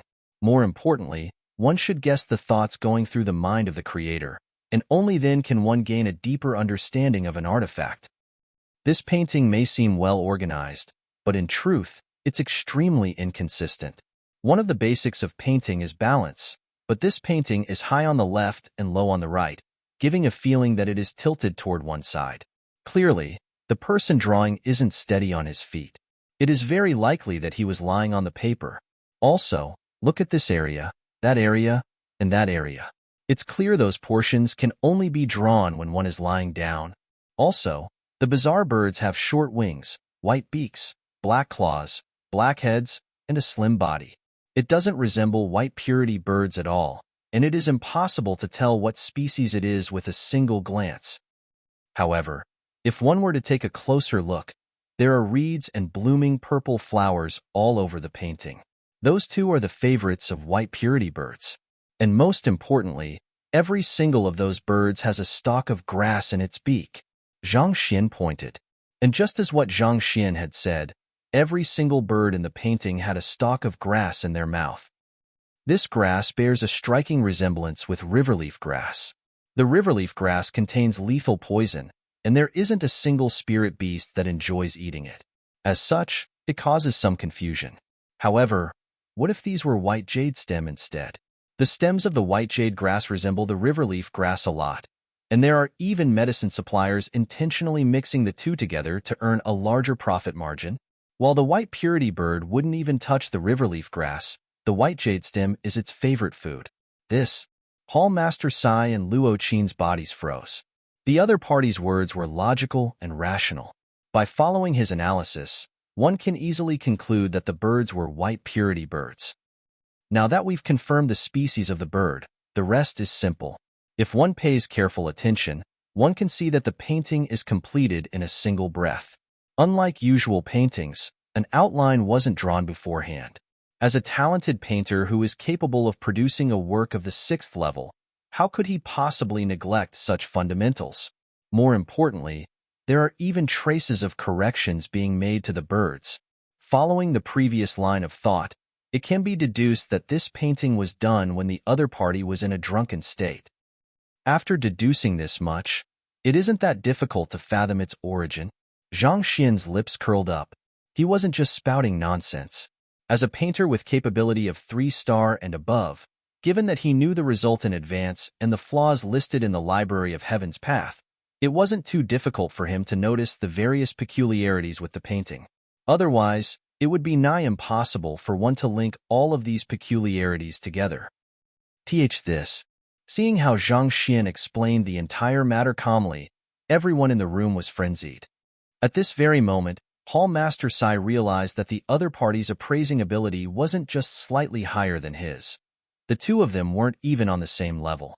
I must report it to the headquarters immediately. With his eye of discernment and capability, he should be qualified as a 5-star appraiser at the very least, or perhaps even higher. Swallowing a mouthful of saliva, Hall Master Sai made up his mind. This fellow's capability had already surpassed the level within the Myriad Kingdom Alliance. He was in no way inferior even when compared to a 5-star appraiser. Given how talented the other party was, he had to report the matter up swiftly so that he wouldn't be buried amidst dust. All right, let's not delay the auction. Take it over. After he was done with his explanation, Zhang Xian took a glance outside and saw that the entire auction hall had been alarmed by the commotion he caused. Thus, he shook his hands casually and sat back down. Yes. Finally recovering from his shock, Luo Qin carefully rolled the painting, kept it, and backed out of the suite. Not too long later, Elder Qin's shocked voice sounded. I believe everyone here witnessed the spectacle just a moment ago. A painting of the 7th level has been created, and all of us here were privileged to watch this phenomenal sight. The painting itself came from a grandmaster painter from 800 years ago, Wu Xuanzi, and another rising painter has bestowed it with a name and triggered a spirit euphoria, allowing it to make the breakthrough from the 6th level pinnacle. This is the very first 7th level painting created in the Myriad Kingdom Alliance. It's a result of the perfect harmony between the older and current generations. I can't say for sure whether there'll be any more of such miracles in the future or not, but without a doubt, this is unprecedented in history. The more Elder Qin spoke, the more agitated he became. And now, the owner of the painting wishes to auction it off. The starting bid will be 8,000 spirit stones, and each increment must be no less than 1,000. Let the bidding begin. That painting is really up for sale? Great. I want it. 8,000 spirit stones is the starting bid? It's a little expensive, but it'll be worth the price. Hurry up and inform the clan of the matter. Even if we have to mortgage our old residence, we've got to obtain it, no matter the price. Hearing that the painting was up for sale, everyone below fell into a frenzy. A painting of the 7th level had never appeared in the Myriad Kingdom Alliance before. If one could obtain a painting of such level, it would be worth even if one had to go into bankruptcy. Putting everything aside, it was highly likely that the price could increase by several folds when selling it in the future. I offer 9,000. 10,000, 11,000. The price rose swiftly.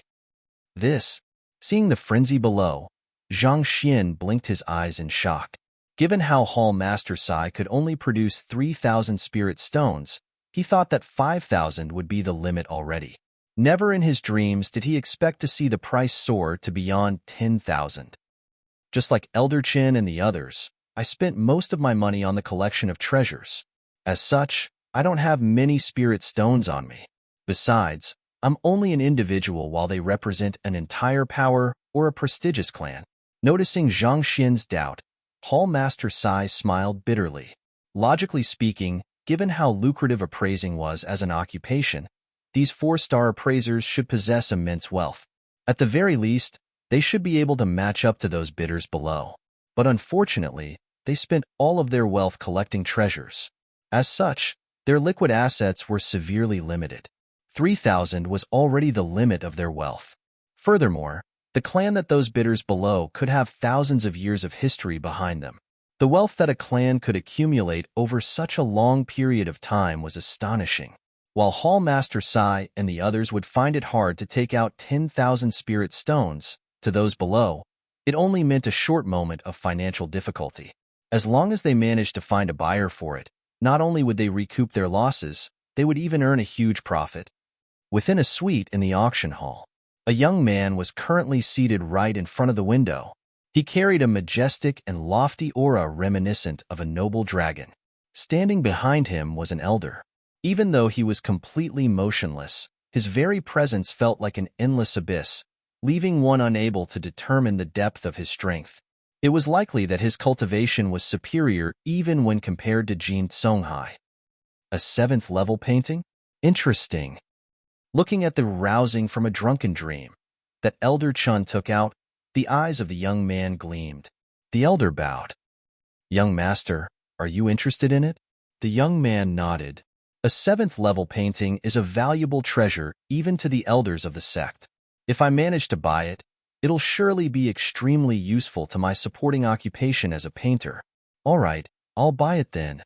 Nodding his head, the elder prepared to offer a price. There's no rush to it. We can make our offer after the commotion below dies down. The young man waved his hands casually. Yes. The elder hesitated for a moment before continuing. Just that? I'm afraid that if the price reaches way too high, we might not have sufficient spirit stones to take down the soulless metal humanoid. The soulless metal humanoid is linked to the soul oracles. As long as we take some useful information back to the sect, my standing will surely surge greatly. Once I earn the recognition of the Master Teacher Pavilion, it'll just be a matter of time before I become the #1 expert of the younger generation. The young man chuckled, but there's no need to worry about it. I've already looked into the matter regarding the soulless metal humanoid, and the fellow auctioning the item doesn't seem to intend to sell it for spirit stones. He isn't selling it for spirit stones? The elder was taken aback. If a person took an artifact out for it to be auctioned, shouldn't the purpose be profit? To refuse spirit stones as payment, what did that mean? I heard that fellow's longevity is reaching its limit. As long as his bottleneck continues to confine him, it'll be futile no matter how much spirit stones he has in his possession. Seems like you got it. Indeed, what he wants is a tutelage jade token. The higher grade it is, the better it is, the young man said. Even though spirit stones were valuable, there was a limit to what they could do. If one's cultivation was stuck at a bottleneck, one's longevity would remain at a standstill. If so, it would just be a matter of time before one was reduced to dust. Once one died, what use would money be? One might as well trade it for tutelage jade tokens. In the off chance that one managed to achieve a breakthrough, one could even extend one's longevity. In any case, it was way better than hoarding spirit stones. Besides, with a higher cultivation, it was much easier to earn money. No matter where one went, strength was still the most important factor one needed to possess. Everything else was just secondary. If he only needed tutelage jade token, then this matter is indeed easy to settle. Young master is a talented master teacher yourself. To guide a cultivator from this kind of small place and help him achieve a breakthrough shouldn't be too difficult. Upon coming to a realization, the elder smiled. Of course. After all, I'm aiming for the top 5 places in the Master Teacher Tournament this time around. The young man declared confidently. Young master possesses unparalleled talent. Regardless of whether it's your soul depth or your understanding toward martial arts, you are far superior to the others. I think that even the first 3 places won't be too difficult for you. The elder said, First 3. It'll be hard to say. Those few aren't easy to deal with. However, I'm not afraid of them. Let's see who will get the upper hand then. The young man's expression turned grim for a moment before he shook it off and turned his attention back to the auction hall. All right, it's about time. Make an offer. Right? I still have some uses for spirit stones, so don't waste them. Yes. The elder nodded. At that moment, the price had already come to a standstill. Before such a price, the affluent clans and powers had no choice but to back off. 20,000 calling once. 20,000 calling twice. Is there anyone who can offer a price higher than this? If not, this rousing from the drunken dreams will be going to this friend from the Suite 14. Elder Chun scanned the surroundings. 20,000 spirit stones? To think that a painting could fetch such a price. Zhang Xian's eyes glowed when he heard the final price below. Indeed, it seems like no one else can compete with that anymore. 20,000 spirit stones. This is truly a huge sum. Sun Chang nodded excitedly. Before the duo could finish their words, the voice of an elder sounded. Wait a moment. I offer 21 4-star tutelage jade tokens. Our young master will be taking that painting.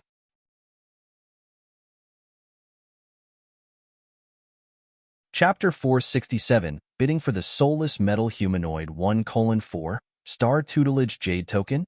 In terms of spirit stones, that will be 21,000 spirit stones. What a generous offer. 21. 4-star tutelage jade token? In terms of spirit stones, that will be 21,000 spirit stones. What a generous offer. Incredible. Tutelage jade tokens are incomparably valuable, especially those belonging to 4-star master teachers. Even though the price is publicly known to be 1,000 spirit stones per token, the price in the black market has already reached up to 1,200. 21 of those would mean a hulking sum of around 25,000. Seems like no one will be able to top that price. Upon hearing the offer, the auction hall flew into an uproar. In truth, the most common currency on the continent wasn't spirit stones, but tutelage jade tokens. A 4-star tutelage jade token could be traded for a 103-star tutelage jade token. A 3-star tutelage jade token could be traded for a 102-star tutelage jade token, so on and so forth. And with 10 spirit stones, one could buy one 3-star tutelage jade token. Thus, going by the proportions, a 4-star tutelage jade token was worth 1,000 spirit stones, and on top of that, they weren't readily available. One must know that of the entire Myriad Kingdom Alliance, there were only 10 or so 4-star master teachers. On the other hand, there were billions of cultivators. Considering the proportion of the two, one could imagine how lacking the resource was.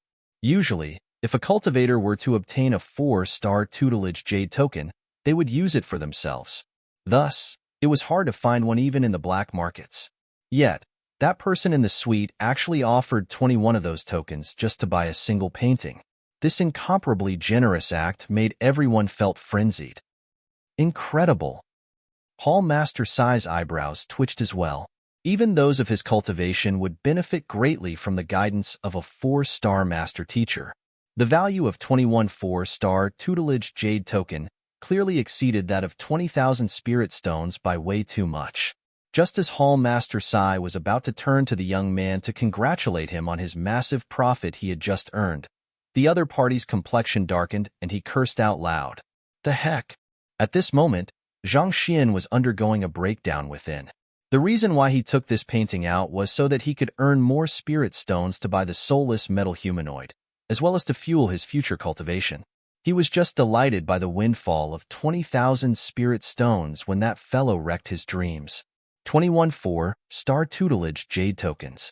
Why in the world would I want your tutelage jade tokens? Even the lesson of a 6-star master teacher would be useless to me. No matter how formidable a master teacher was, even if it were Empyrean Kong Shi himself, they couldn't guarantee that the contents of his lesson would be entirely correct. However, the Library of Heaven's Path could. As long as a something written had no errors or flaws, it must be correct. As long as he had this with him, there was no master teacher, no matter how formidable he was, who was qualified to become his teacher. That fellow actually hoped to purchase his painting using this toy. Zhang Xian felt so stifled that he was about to explode. What that left him even more speechless were the countless gazes of envy from the surroundings. Envious your head. Zhang Xian was on the verge of crying. Zhang Shi, those are 4-star tutelage gray tokens. Countless people dream of it. You. Seeing Zhang Xian's reaction, Hall Master Sai was perplexed. Everyone wanted to get their hands on some tutelage jade tokens. Even low-ranked master teachers hoped to receive the guidance of higher-ranked master teachers. Yet, this Zhang Shi, why did he seem so unhappy? Wasn't it something to be overjoyed about? Suppressing his dismal, Zhang Xian said, Hall Master Sai, I'll have to trouble you to send a message to Elder Chun to say that. I don't need the tutelage jade token. I only want spirit stones. You only want spirit stones? Hall Master Sai was taken aback. Indeed, the actions of a genius couldn't be understood by mortals such as him. Zhang Xian nodded. All right then. Seeing the other party insist on it, Hall Master Sai could only agree to the matter. 21 4-star tutelage jade token. Let's see who else can compete with me. Seeing the uproar in the hall right after his bid was announced, the young man's mouths crept upward. Master teacher was a lucrative occupation, and this tutelage jade token was the main reason behind it. But of course, this token couldn't be given out as one pleased. There was a limit to how much tutelage jade token a master teacher of a certain rank could distribute each year, and this was regulated by the master teacher pavilion. If one's quota exceeded the limit in the first year, he would have to cut down on the next year. After all, master teachers couldn't possibly spend all of their time conducting lessons. They had to cultivate too, and there were many other things they had to attend to as well. To give out 21 tutelage jade token at a single go, that was nearly half a year of lessons for him. 21 4-star tutelage jade token. Is there anyone who can offer a higher bid? If not, this painting will be going to the friend in Suite 23. Elder Chun was clearly stunned by this sudden generous offer as well. However, after a moment of daze, he hurriedly recovered and continued on. However, just as he was about to declare the results, he suddenly heard something and his body froze. Then, with a bizarre face, he shouted, Is there anyone who is offering a price above that of 20,000 spirit stones? If not, this painting will be going to the friend in Suite 14. What? The young man was just swelling in pride at having bought the painting when he heard those words, froze, and nearly keeled over. What was going on? Our young master has just offered 21 4-star tutelage jade token. Does that price not exceed 20,000 spirit stones? The elder couldn't help but ask. If that's insufficient, we can still raise the stakes. Oh, that friend over there.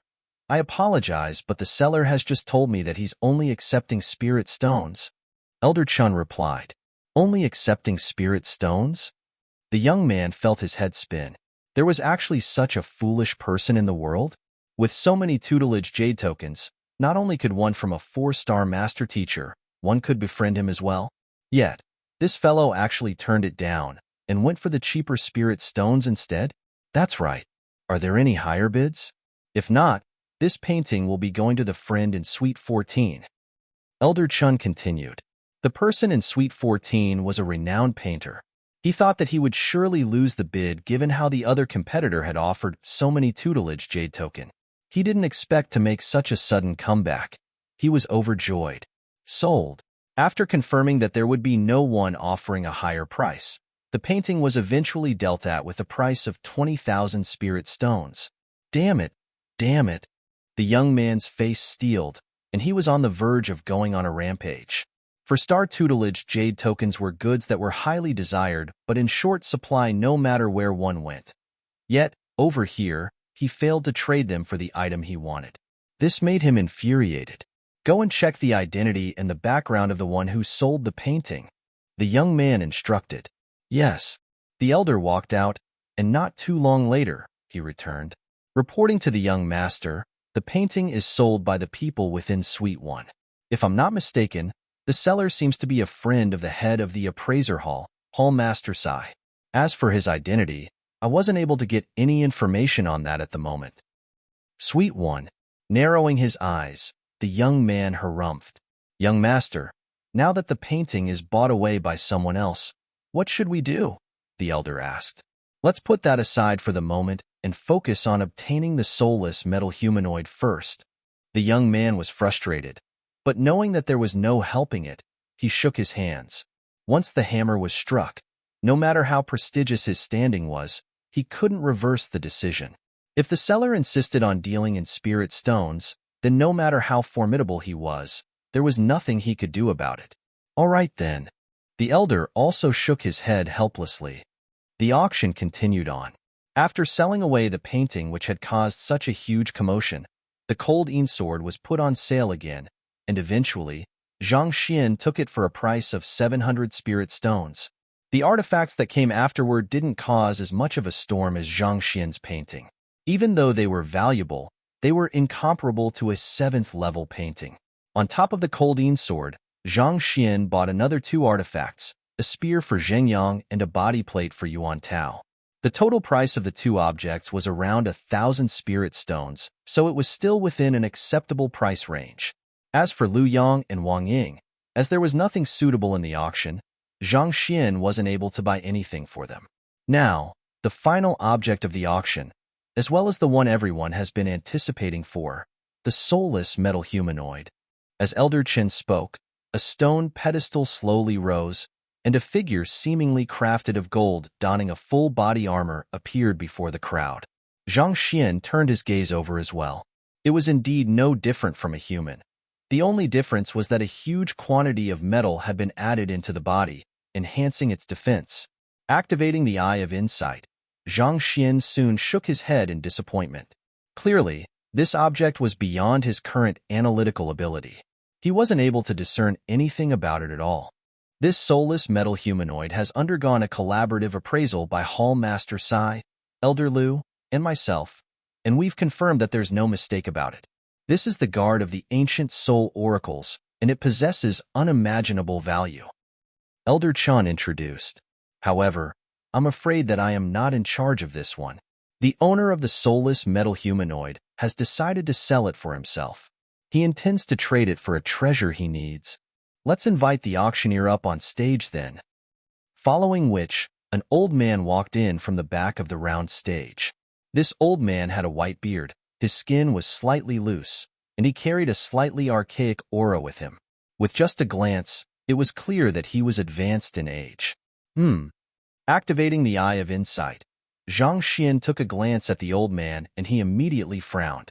Even though the old man's cultivation seemed to have reached Transcendent Mortal 2 Dan Pinnacle already, for some reason, Zhang Xian was still able to discern some things about him via the Eye of Insight. Under normal circumstances, the Eye of Insight should only work on those of a small cultivation realm above him. Given that Zhang Xian was current at half-Transcension realm, he should only be able to peer into the flaws of a Transcendent Mortal 1 Dan primary stage cultivator. But for some reason, he was able to see some problems from the other party. This was extremely peculiar.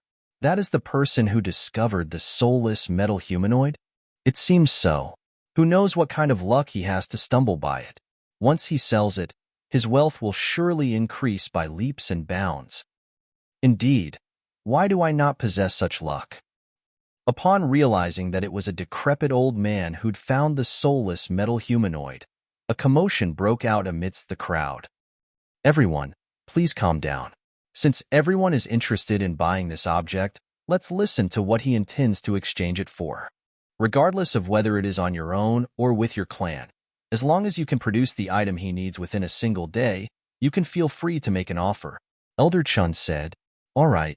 Upon hearing that the conditions for participating was so lax, everyone was overjoyed. Initially, just like Hall Master Sai, they thought that the other party would be trading it for spirit stones. Thus, they brought a huge fortune out with them.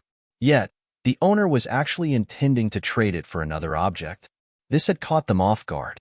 However, upon hearing that they would be given time to prepare whatever that was needed, they regained their spirit. Who of those who could participate in this auction didn't belong to an influential power? As long as the other party could name out the treasure, they were confident that even if they couldn't find it, they could at least find some news on it. Stepping forward, the old man said, "It is very simple. Everyone here can feel free to offer anything that you can produce within a single day, and if it satisfies me, I'll make the trade immediately."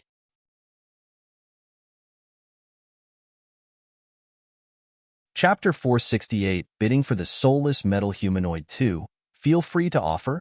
As long as he's satisfied, he'll make the exchange? What kind of condition is this? Could it be that this fellow is lustful, and we have to prepare some ladies for him? Indeed, this condition is way too bizarre. After all, you can't possibly expect us to fathom his thoughts to give him something he desires. Upon hearing the bizarre condition of the auction, everyone was dumbfounded. In an auction, one would usually demand spirit stones, tutelage jade tokens, or valuable objects. Never had they heard of an auction which the condition was, as long as I'm satisfied. What if that person was unable to find something that satisfies him? Would he refuse to sell it then? What the heck was this? Interesting. In Suite 23, the young man had finally recovered from his shock. The anxiety from his eyes disappeared, and a slight smile crept onto his face. Interesting? The elder was puzzled. The reason why he made this condition is so as to hook a big one. The young man said, "Young master, you notice something about the auction? Simple. As we're dealing with artifacts here, the value might be subjective as people have different needs. As such, interested buyers can only raise their bids to their upper limit in hopes that the artifact they offer will satisfy him." The young man chuckled. This way, the price will soar. All kinds of treasures will be offered, and all he needs to do is to choose the one that is the most valuable and useful to him. The elder was stunned. That was indeed the case. There were some treasures hoarded by some of the influential powers that one couldn't obtain by normal means. If they were unwilling to take it out, those items would never see the light of the day. However, for this soulless metal humanoid, there was a good chance that they might take those treasures out. If so, this method of conducting the auction would bring the owner even greater value. Let's forget about that for now. Let's see what those people have to offer. Knowing the other party's motive, the young man chuckled silently. Something that would satisfy him? Hearing the condition, Zhang Xian was taken aback. What arrogant words! Even though the soulless metal humanoid is valuable, it's just an ancient relic now. Who knows whether it still can be used or not? The only reason why most people are interested in it is because it came from the ancient soul oracles. Zhao Feiwu harumphed. In truth, the soulless metal humanoid was no different from a slightly more advanced puppet, wielding the strength of a transcendent mortal 3-dan. If not for research purposes, there was no one who would spend a fortune to purchase it. With a few thousand spirit stones, one could easily hire several transcendent, mortal 3-dan experts already. You're wrong. What they truly wanted isn't the soulless metal humanoid but the heritage of the soul oracles. Hall Master Sai shook his head. Heritage? Zhao Feiwu turned to look at Hall Master Sai in bewilderment. I've examined the soulless metal humanoid, and even though it was forged a very long time ago, it's in extremely good condition. If one were to study it carefully, one might be able to uncover the way to forging it. While this puppet only forms a small part of the strength of the soul oracles, it could still become a huge source of fortune, Hall Master Sai said. So what if one uncovers the way to forging this puppet? Would one really use a living human being to forge this darn puppet? Taken aback, Zhao Feiwu frowned. If the Master-Teacher Pavilion were to learn of it, they would surely eliminate that person. It's not to forge the puppet. Hall Master Sai shook his head and explained. There's a limit to a person's lifespan. However, a person's soul can continue existing for a very long time as long as it's well cared for. 400 to 500 years wouldn't be a problem at all. If one learns the way to crafting it, one might learn how to transfer one's soul into this puppet as well. In the ancient times, when the Master-Teacher Pavilion was on a crusade against the soul oracles, they managed to escape on many occasions making use of this method, transferring one's soul to the soulless metal humanoid to sustain oneself. Zhao Feiwu widened her eyes in shock. Even though she had read a lot of books, this was the first time she was hearing of such a peculiar notion. That's right. Hall Master Sai nodded. He only found out about this after reading through many books concerning the soulless metal humanoid while he was doing his research. The powers who were interested in it also managed to grab hold of this news through certain means, and thus, they went to great extents to prepare for this auction. After all, there were very few people who could resist the allure of an extended lifespan. This was especially for those who were reaching their limit. Even if they had to give up on their humanity to live for just another decade or so, they would be delighted to do so. If that's the case, then this auction will surely raise a storm. Hearing the conversation of the duo, Zhang Xian sighed. If that was truly the case, many people would surely be frenzied over the soulless metal humanoid. If so, the price would surely rise to an astronomical sum. Since no one is making an offer, allow me to go first. Just as the crowd was contemplating over the matter, an elder below raised his hand and shouted, "It's the Gold Saint Phantom Hands, Liao Yushi." He had made a name for himself 100 years ago. To think that he isn't dead yet. If he were to go first, he might possibly come up with a price that no one will be able to top. Let's just watch on first. After getting a clear glimpse of the elder's appearance, the crowd immediately discussed with hushed voices.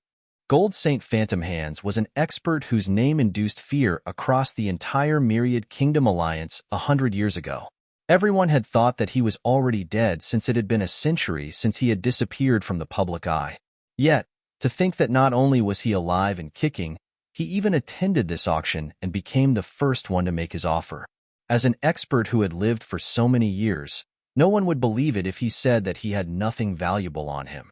Scanning the surroundings, the Gold Saint Phantom Hands Liao Yushi said, "The Ursi Majori's umbrella." Ursi Majori's umbrella? What's that? It's a spirit intermediate tier equipment crafted in reference to the Alpha Ursi Majori star of the Big Dipper constellation. It is aligned with a formation, and it's an incredible treasure that is both suited for offense and defense. 100 years ago, the entire Myriad Kingdom Alliance trembled before its name. To think that that legendary weapon would appear here. If one were to exchange it for spirit stones, its value would be inestimable.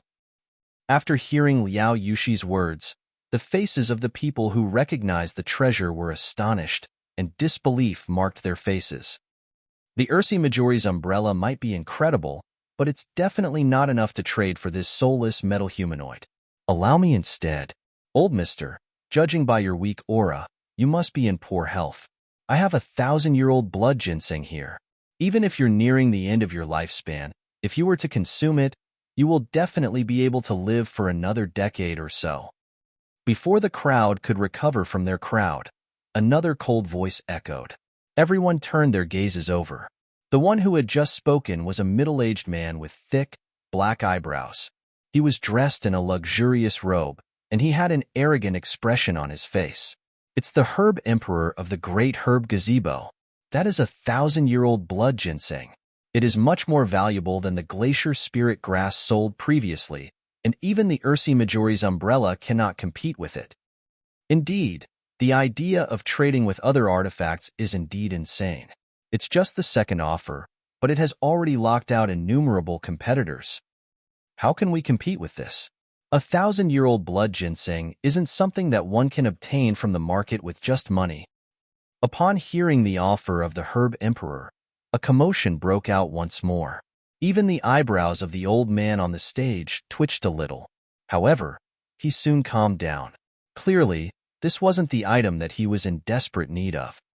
The 1,000-year-old blood ginseng might sound incredible, but if a person who doesn't know how to process it consumes it outright, not only will his lifespan not be expanded, he might even die from the violent energy contained within the herb.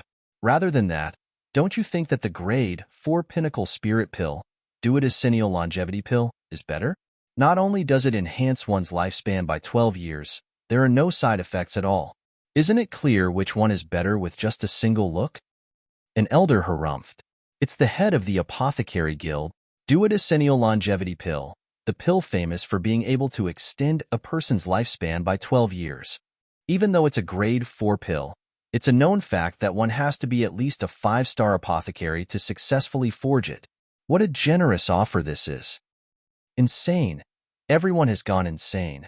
Even though only 3 people had made their offers, the atmosphere had already reached a new high. There were many powers here who had made ample preparations beforehand, and they were confident of obtaining the soulless metal humanoid. However, at this moment, they felt an immense pressure weighing down on them. Blood ginseng and duodecennial longevity pill? As long as one's body is incompatible with either of them, it'll become a deadly poison. I have a spirit tier cultivation technique here that is suited for all constitutions. One's cultivation will surely soar swiftly with this. The best way to ensure one's longevity is for one's cultivation to grow. Another person said, cultivation techniques are profound. Without many years of hard work, how can one possibly achieve a breakthrough? On the other hand, I have a grade 4 bottleneck breakthrough pill here. The bottleneck that has been impeding your cultivation all along will be destroyed in an instant, allowing your cultivation to rise accordingly. Don't listen to them. I have a myriad manifestation design. It'll definitely grant you immense power to dominate others. I have. Slowly, all of the powers raised their offers without holding back at all. There were several powers here who was in no way less affluent than the appraiser hall here. Naturally, the artifacts they had to offer were unimaginable. All right, everyone. Just as everyone was in the middle of bickering with one another over whose artifact was better, a calm voice sounded. It was from the old man on the stage. Upon hearing him speak, everyone quickly quietened down. All of the items you all have offered are valuable, but it's a pity that those aren't what I wanted. The old man shook his head. A person among the crowd harumphed in displeasure. Those aren't what you wanted? Then what do you want? If you were to tell us, I believe that at least one of us here can offer it to you. Indeed, just say it. Even though we're interested in the soulless metal humanoid, we don't have the time to be wasting here with you. Seeing that the other party had turned down all of these invaluable artifacts, everyone howled in anger. It's true that we are interested in buying the soulless metal humanoid, but we don't have the time or effort to be guessing your thoughts. Is there even any basis to what you're doing? Or are you trying to play us like fools? After hesitating for a moment, the old man opened his mouth to speak, but his entire body abruptly froze. Then, he slowly closed his eyes and mouth, not saying a word at all. What is that fellow doing? Does he think that we're jokes? Damn it! Not expecting the other party to still be playing such games, the fury of the crowd surged. If not in consideration of the location, they might have rushed forward to beat him up. Zhang Xian found the other party's abrupt freezing to be extremely bizarre. But just as he was about to use the Eye of Insight to take a closer look, his mind suddenly jolted and a book appeared in the library of Heaven's Path. That person executed a battle technique?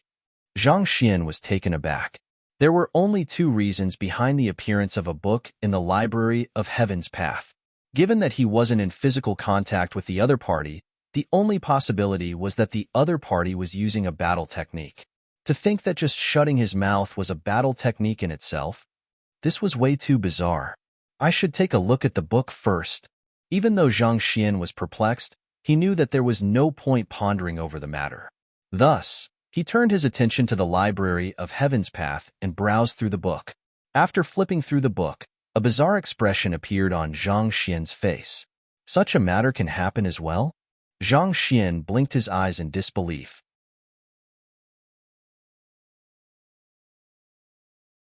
Chapter 469. I can help you get it out. While Zhang Xian was slightly dumbstruck from the content of the book, that old man had already recovered from his bizarre condition. With a pale face, he surveyed the surroundings and said, I understand the purpose behind why everyone wishes to buy the soulless metal humanoid. If any of you can bring me the treasure I want, on top of this soulless metal humanoid, I'll bring him to the place where I unearth the metal humanoid, as well so that he can explore the secrets of the Soul Oracle. What? Legend has it that the soulless metal humanoids will accompany their Soul Oracle side, buried along with them even upon death. If it's the place where he unearthed the metal humanoid, doesn't it mean that it's the tomb of a Soul Oracle? After the Soul Oracles were destroyed by the Master Teacher Pavilion, their heritage disappeared from the world. Even if we can't obtain their heritage, as long as we manage to uncover some information on that ancient occupation, there will surely be many people who would be willing to buy that information for hefty sum.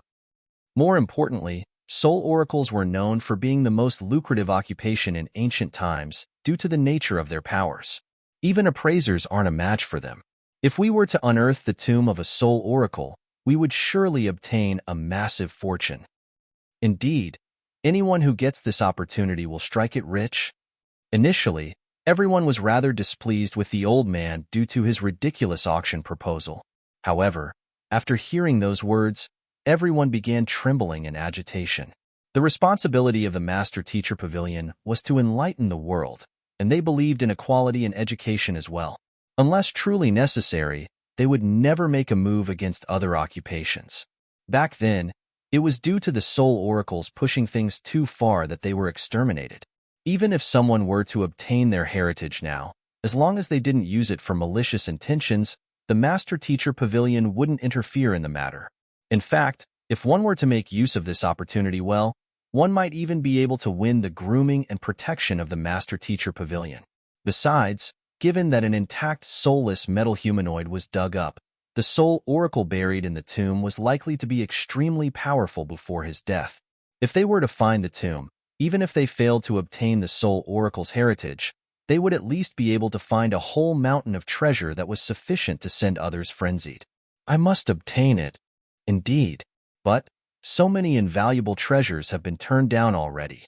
The other party doesn't seem to be interested in anything at all. Does he expect us to give our entire clan away? Give our entire clan away? That is provided he's willing to accept it first. After a short moment of excitement, the crowd fell back into a dilemma, and they rubbed their glabella in stress. That fellow simply refused to say what he wanted. Everyone here had already offered about everything that could be offered.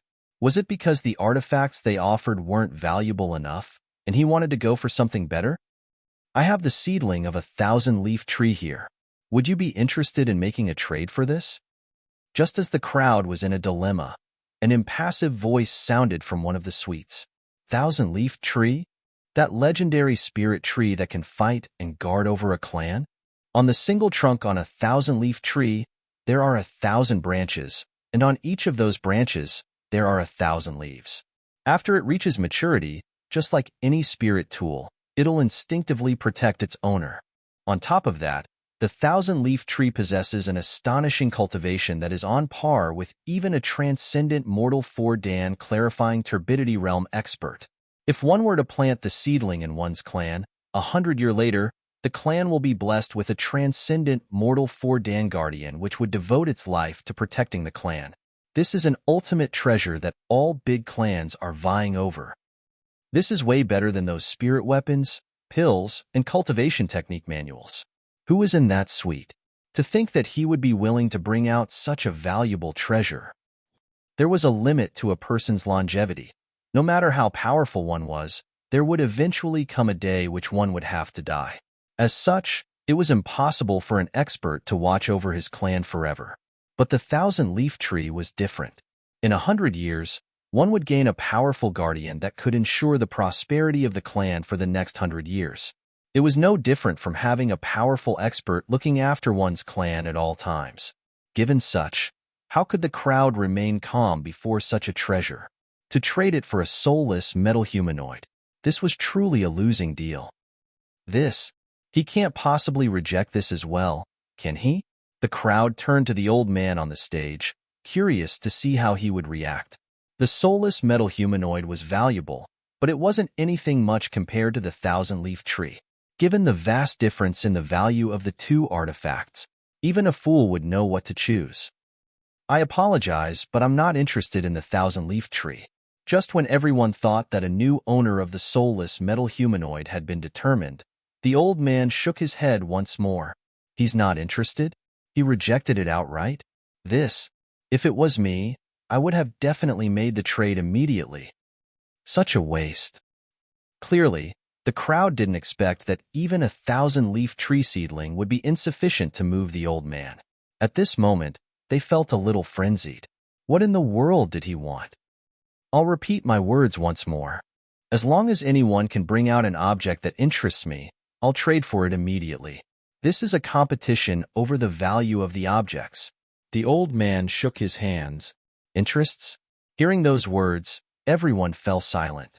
For a long while, no one made any offer. You asked for us to offer something that would interest you, but yet, you refuse to tell us what is it that you want. Even if we were to continue making offers like that, who knows whether or not we will ever be able to find something that'll interest you. Why in the world did the auction hall bring such a weirdo in? Glancing at Luo Qin, Elder Chen said, Manager Luo, in my view, this fellow is here to cause trouble. Besides, I don't think that the auction can benefit from a trade of goods. So, why did the auction hall take up this deal? The other party was clearly here to cause trouble. Who in the world auctions items like that? Besides, under normal trades, the auction hall would usually claim a small commission from the sales to earn a profit.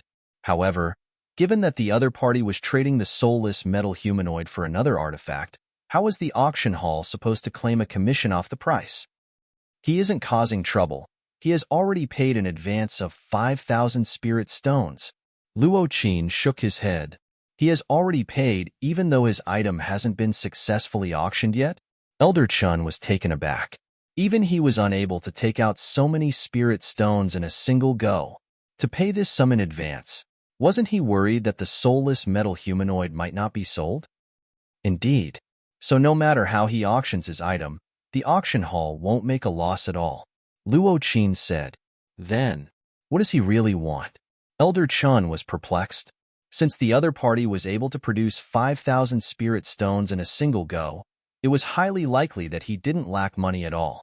On top of that, all of the artifacts offered previously were invaluable treasures that had encompassed all sectors, and yet he turned down all of them, even the thousand-leaf tree. So what was his goal in conducting this auction? I have no idea either. Ever since his arrival, he has spoken less than 10 words to me, so how could I possibly know what he's thinking of? Luo Qin smiled bitterly. He was the manager of the auction, and the sales of the soulless metal humanoid was mainly arranged by him. However, his interactions with the seller were terribly limited. They had barely traded more than a few words. And thus, the other party's thoughts and wants remained an enigma to him. To turn down even the thousand-leaf tree. Interesting. The young man from Suite 23 chuckled lightly. He was the one who made the offer for the thousand-leaf tree previously. This object was of great value, and even 3 soulless metal humanoid couldn't match up to a single one of it. Only a top-notch genius of a prestigious sect like him was able to take out an item of such quality easily. But it was a pity that the other party wasn't interested in it at all. Young master, it doesn't seem like he's trying to hike up the price, the elder beside him said. Previously, the young master said that the reason why that fellow refused to reveal what he wanted was so as to hike up the prices, but from the looks of it, that didn't seem to be the case. After all, in terms of price, what else could beat the thousand-leaf tree? To turn down even this object, this only went to show that his motive could be to find something that he really needed. Regardless of what he needs, he surely won't be able to turn this down. Flicking his wrist, a jade token appeared in the young man's hand. Upon seeing the item, the elder was taken aback. He uttered in shock, "Young master, this item is incomparably valuable. Are you sure that you want to make an offer with it?" "That's right." A glint flashed across the young man's eyes, and his lips curled up slightly. "Since he has even refused the thousand-leaf tree, I can't think of anything else that might interest him." The elder hesitated. "But this item is useful to you too. If I have any problems, I can consult Teacher Straight. So in truth, this item isn't of much value to me." The young man waved his hands and said, "Make the offer." "Yes." Seeing the determination on the other party's face, the elder knew that it was impossible to convince him out of it. Thus, nodding his head, he stepped forward to the windows and bellowed, "A half 5-star master teacher long-range tutelage jade token." Everyone in the auction hall was racking their brains to fathom what that fellow on the stage want when the voice sounded. A short moment of silence, and a huge uproar was suddenly generated. Half 5-star master teacher? What does that mean? When a master teacher reaches 4-star and above, the difficulty to advance through the ranks would become exponentially more difficult. As such, there were many people who ended up being stuck at 4-star pinnacle their entire life, unable to make a breakthrough. However, there are clearly master's teachers who possess teaching capability above ordinary 4-star pinnacle but simply haven't reached 5-star yet. Thus, this rank was born. There isn't a half 5-star master teacher in the Myriad Kingdom Alliance. Even though half 5-star master teachers are, in the truest sense, 4-star pinnacle master teachers, the value of their tutelage jade tokens far surpasses those of ordinary 4-star pinnacle master teachers. Putting everything aside, Even the 21 tutelage jade tokens offered before cannot compare up to this in value. I see. Then what is a long-range tutelage jade token? When one obtains an ordinary tutelage jade token, one can look for a master teacher and request for 2 hours of his time for a one-to-one guidance session. However, finding this master teacher is likely to expend a significant length of time. On the other hand, a long-range tutelage jade token isn't restricted by this limitation. A sliver of the master teacher's soul has been infused into the jade token, and when one drips a droplet of blood on it, one will be able to enter an illusionary classroom where one's problems can be solved. In other words, as long as one possesses this item, it's as good as having a half 5-star master teacher around you.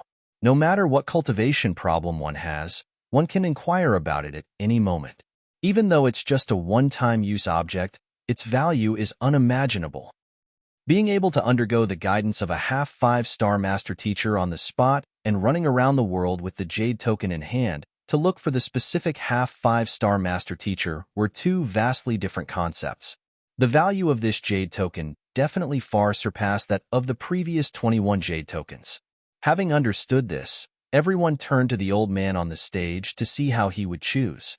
If he were to reject this as well, then no one here would probably be able to produce a treasure to his liking. The old man also clearly didn't expect the person from the suite to take out such a valuable object. Hesitation clearly surfaced on his expression, and after a moment, he gritted his teeth and said, "All right, I'll agree to the trade." He agreed to the trade? Well, I can't imagine him doing otherwise. Hearing that the other party had agreed to it, even though the crowd was a little disappointed, they knew that the value of this jade token was simply too great for anyone to resist. This is more like it. The young man from Suite 23 chuckled lightly upon hearing the old man agree to it. He had even gone to the extent of taking out this treasure. If the other party still continued to turn him down, there would be nothing else he could do. Just as he was preparing to go down and conduct the trade with the old man, a nonchalant voice suddenly sounded from Suite 1. "There's no need to rush into an agreement. I haven't made my offer yet." "You? Do you think that you can produce something even more valuable than my tutelage jade token?" The young man stood up in displeasure. "I can't say for sure whether the thing I can offer is of greater value because my offer is only a single sentence." A calm voice sounded. "I can help you. Get it out." "What did you say?" Hearing those words, the old man standing on the stage suddenly froze and his face paled. Then, he began to tremble nonstop. You're tuning in to the Warrior Lore YouTube channel. Don't forget to subscribe and join us on this journey to catch the most captivating stories.